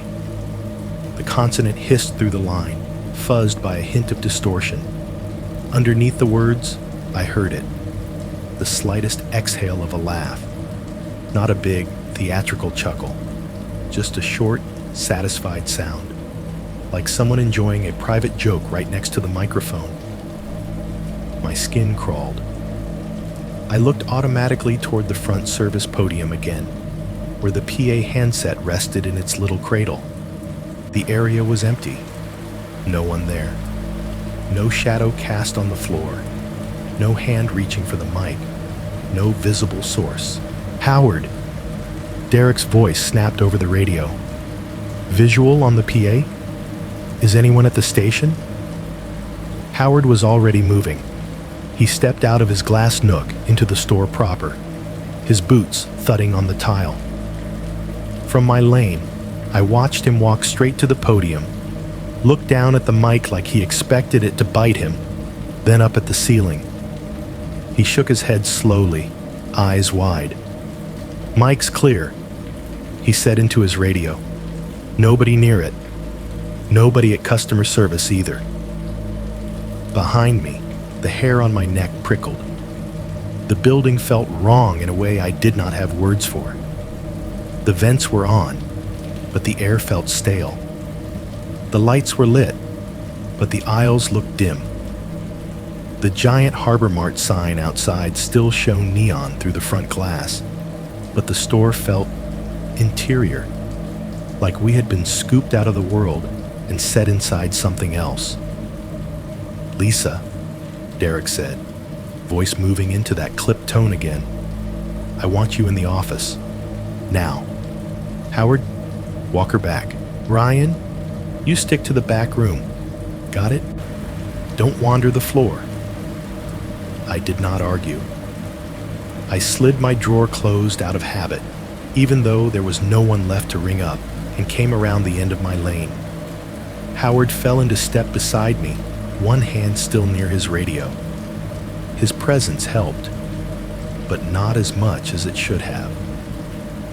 As we turned down the front action alley toward the side hall, I felt eyes on me. Not from the parking lot. The new cameras there showed nothing but my own reflection and a couple of parked cars. Not from the front doors. They were closed, exit-only lights glowing like a bad joke. From above. If you spend enough time under a certain ceiling, you get to know it the way you know a face. You can tell when something is out of place. A missing tile, a new stain, a vent grill turned at a slightly different angle. As we walked, I glanced up. The long, white strips of fluorescent housing ran the length of the aisle. Here and there, circular speaker grills stared down like flat eyes. Silver ducks weaved between them, disappearing above the stockroom. In one spot, above the main junction between the registers and the center aisle, a larger beam cut across, supporting a tangle of conduit. Above that beam, in the dimness between tiles and ductwork, something did not look like ceiling. Just for a second, in the edge of my vision, I thought I saw legs. Not full, clear limbs. Just the suggestion of a shin and a foot, hanging down from a horizontal surface, too still to be a dangling cable. I jerked my eyes fully upward, but Howard kept walking, not noticing. By the time I focused on that exact spot, the angle had shifted. All I could see was the beam, the pipes, the dusty back of a ceiling tile. "Office," Howard said, gesturing to the side hall. "Let's go." The office felt like a bunker when I pulled the door shut behind us. The new monitor on the desk glowed with 8 live feeds. Front doors, registers, center aisles, back room, dock, side door, garden gate, parking lot. Derek was still on the line, his car Bluetooth making his voice echo a little. "What do you see?" he asked. "Anybody at any mic station? Any idiots trying to be funny?" I stepped closer to the monitor, eyes scanning each quadrant. Front end, empty. The PA podium sat under the camera's gaze, lonely. No one near it. Customer service. Empty stool. Abandoned phone. No one leaning over the handset. Break room. Marianne's half-finished coffee sat on the table from earlier. The sink. The vending machine. No people. Stock room. Ryan's pallet jack parked near a stack of boxes, but he himself was just out of frame. Somewhere deeper in the maze. No sign of anyone else. parking lot, Howard's car, my car, a couple of scattered customer vehicles. The lot lights made harsh circles on the asphalt, nothing moving at the edges. I was about to say nothing when my eyes drifted to the upper right feed. It was a camera I had not seen before, one of the new ones corporate had added. Installed high, near the junction of two beams in the front half of the store, aimed down to catch the area between the registers and the first few aisles. From this angle, you could see the tops of the aisles, the long lights, and, just barely, the rafters above. I squinted. On the screen, right at the edge of where the camera's night vision began to fail, there was a shape. It sat perched on a crossbeam, legs dangling over empty air, back against a vertical support. The outline was vague, more silhouette than detail, but there was no mistaking the posture. Someone sitting, not standing, comfortable, settled. The head was tipped downward, as if looking directly at the front end, at the place where I'd just been standing, at me. "Derek," I said quietly, "check camera 7, top right." "Howard's with you?" he asked. "Yes," I said, not taking my eyes off the screen. "Just look." There was a rapid clicking over the line as he tapped into the remote system from his end. A second later, the feed flickered, and I knew he was watching the same angle. On the monitor, the shape did not move. It was too far up, too far back, out of reach of the light. Just a darkness where there should have been nothing but beams and air. "Could be a smudge," Howard said behind me. "Lens glare, something." "Lens glare doesn't have shoulders," I whispered. We stared at it for a long moment. 3 people in 3 different places connected by a camera and a voice over a line. Then, as if it had never been there at all, the shape melted into the dark. The camera adjusted its exposure, a tiny automatic flicker, and suddenly the beam was just a beam again. Empty. Later, IT would pull the logs. They would swear up and down that the PA system hadn't registered an internal source at 1:05 a.m. No mic button pressed, no console activated, no legit announcement initiated. The system, according to their own polite, terrified email, had no record of any in-store device sending that message. "It's like the audio was injected from a ghost source inside the network," one of them told Derek over the phone. I heard it because the speaker was too loud. A ghost source. That was the phrase they used in their report too. I saw it when Derek accidentally left the paperwork on the break room table. Unattributed PA activity detected from non-logged endpoint, ghost source. They meant it metaphorically. All I could think, watching that grainy frame of a figure on the beam, head tilted just so, was that for the first time, they were accidentally telling the truth. He did not need to be at any of our microphones anymore. He did not need to stand on the floor or flash a badge at the panel or walk through any of the doors we tried so hard to secure. He had found his way into the systems between those doors, into the wires and the gaps and the spaces where sound lives when it is not yet noise. He did not have to be in the building at all to make the store go quiet and speak into its bones. I am writing this from my kitchen table. It is 12:23 a.m. right now. Maddie is asleep in the small bedroom at the end of the hall, door cracked an inch, so I can hear if she coughs. The TV in the living room is off. The only light in the house is the rectangle from this laptop screen on the cheap faux wood surface and the small green LED on the coffee maker. Behind me, the fridge hums its tired little hum, cycling on and off like it has since the day I moved in. The heater under the front window kicks on, rattles once, pushes out a sigh of warm air, then settles. Every time it does that, the thin walls of this mobile home tremble just a bit. Outside, somewhere beyond the park, I can hear the occasional moan of a semi-truck on the highway, that long, low sound of someone else's night shift passing by.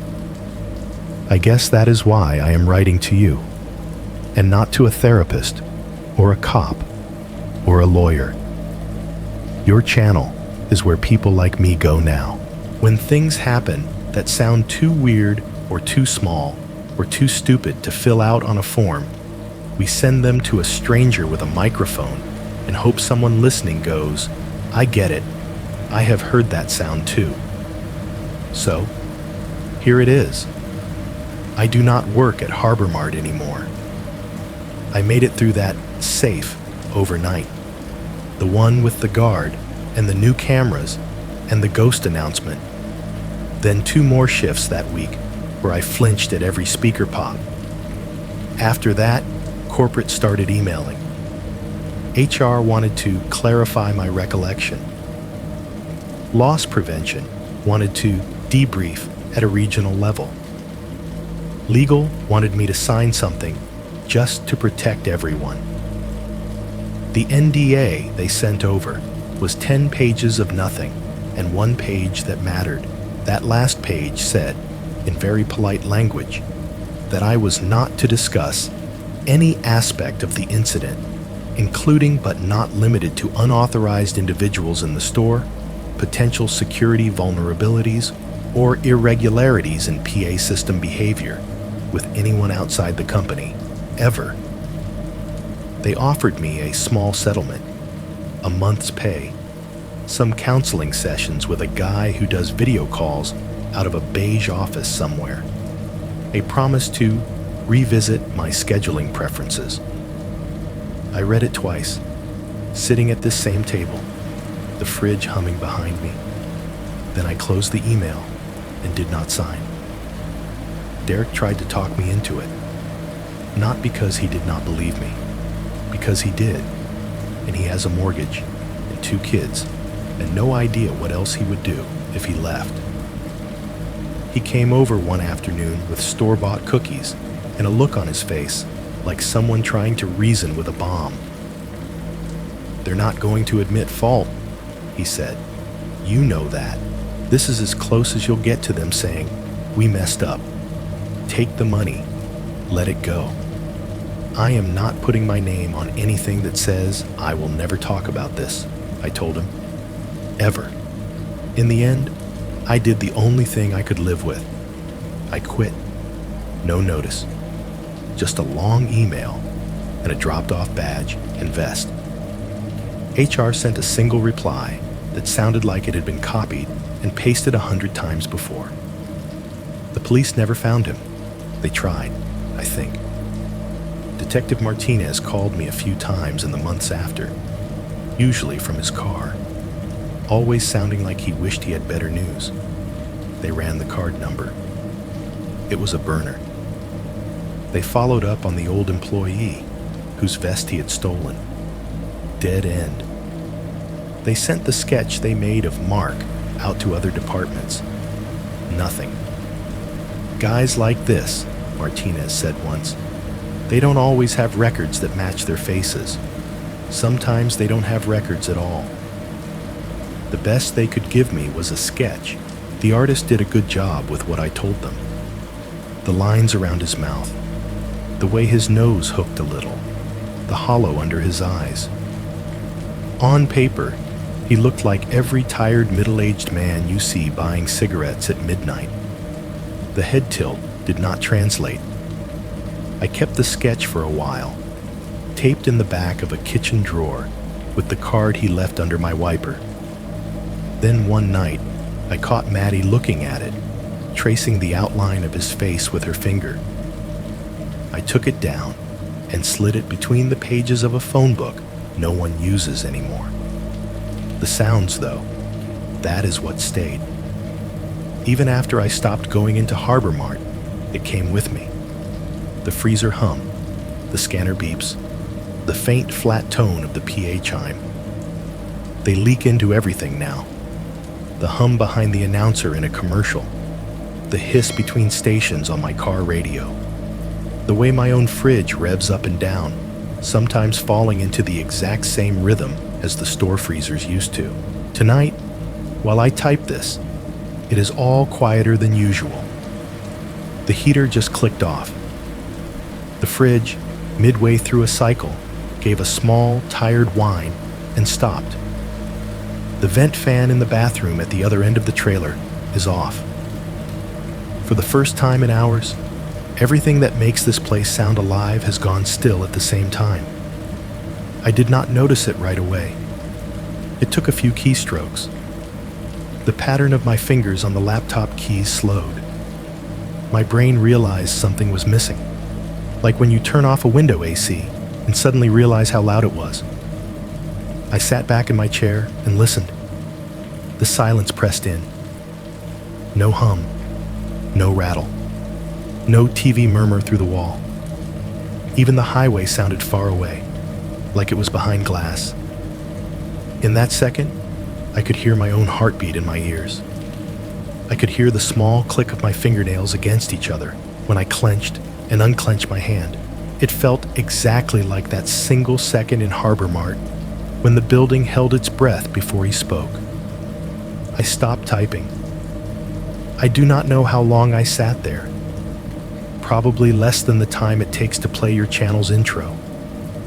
Time stretches inside those pockets of quiet. Your head fills them with things you do not want to think about. Then from the living room, I heard it. A click. Just one. Sharp, clean, mechanical. Not loud, but distinct. The exact timbre of a cheap ceiling speaker kicking on in an empty store at 1 a.m. The same little throat-clear sound the Harbor Mart intercom made every time someone pressed the PA button.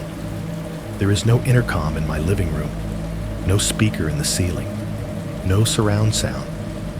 Just an old TV, a budget soundbar I hardly ever use, a thrift store lamp that flickers when you bump the table, and the thin insulation between me and the night. Still, the sound hung there in the air for a second, unmistakable. Click. I stood up so fast, my chair scraped the floor. The fridge chose that moment to start humming again, filling the room with noise that felt wrong now, like a laugh track over the wrong scene.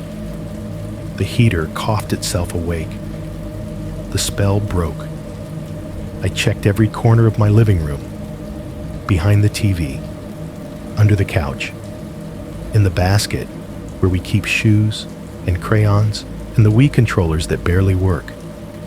I checked the smoke detector, the carbon monoxide detector, the cheap little Bluetooth speaker I use sometimes for music in the shower.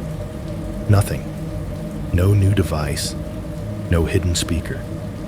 No stray phone on some call. No reason that sound should have existed in my house. So I did the only thing that made any sense to me. I came back to the one place where strangers actually listen, where tens or hundreds of thousands of people sit alone in the dark and let someone else's voice fill the room, where someone might recognize a pattern, a voice, a laugh, a way of saying a name. I am sending this to you, to your channel, because if he has ever watched one of your videos in the dark, he might hear his own words played back. He might hear the way he said Lisa and realize he is not the only one who gets to use other people's lives as content. And if, while you are listening to this, the hum in your room suddenly cuts out for just 1 second, your AC, your fridge, the fan in the corner, and you think you hear a little pop in the ceiling, like a speaker waking up where there was not one before. Do not say my name out loud. He likes it when people say my name.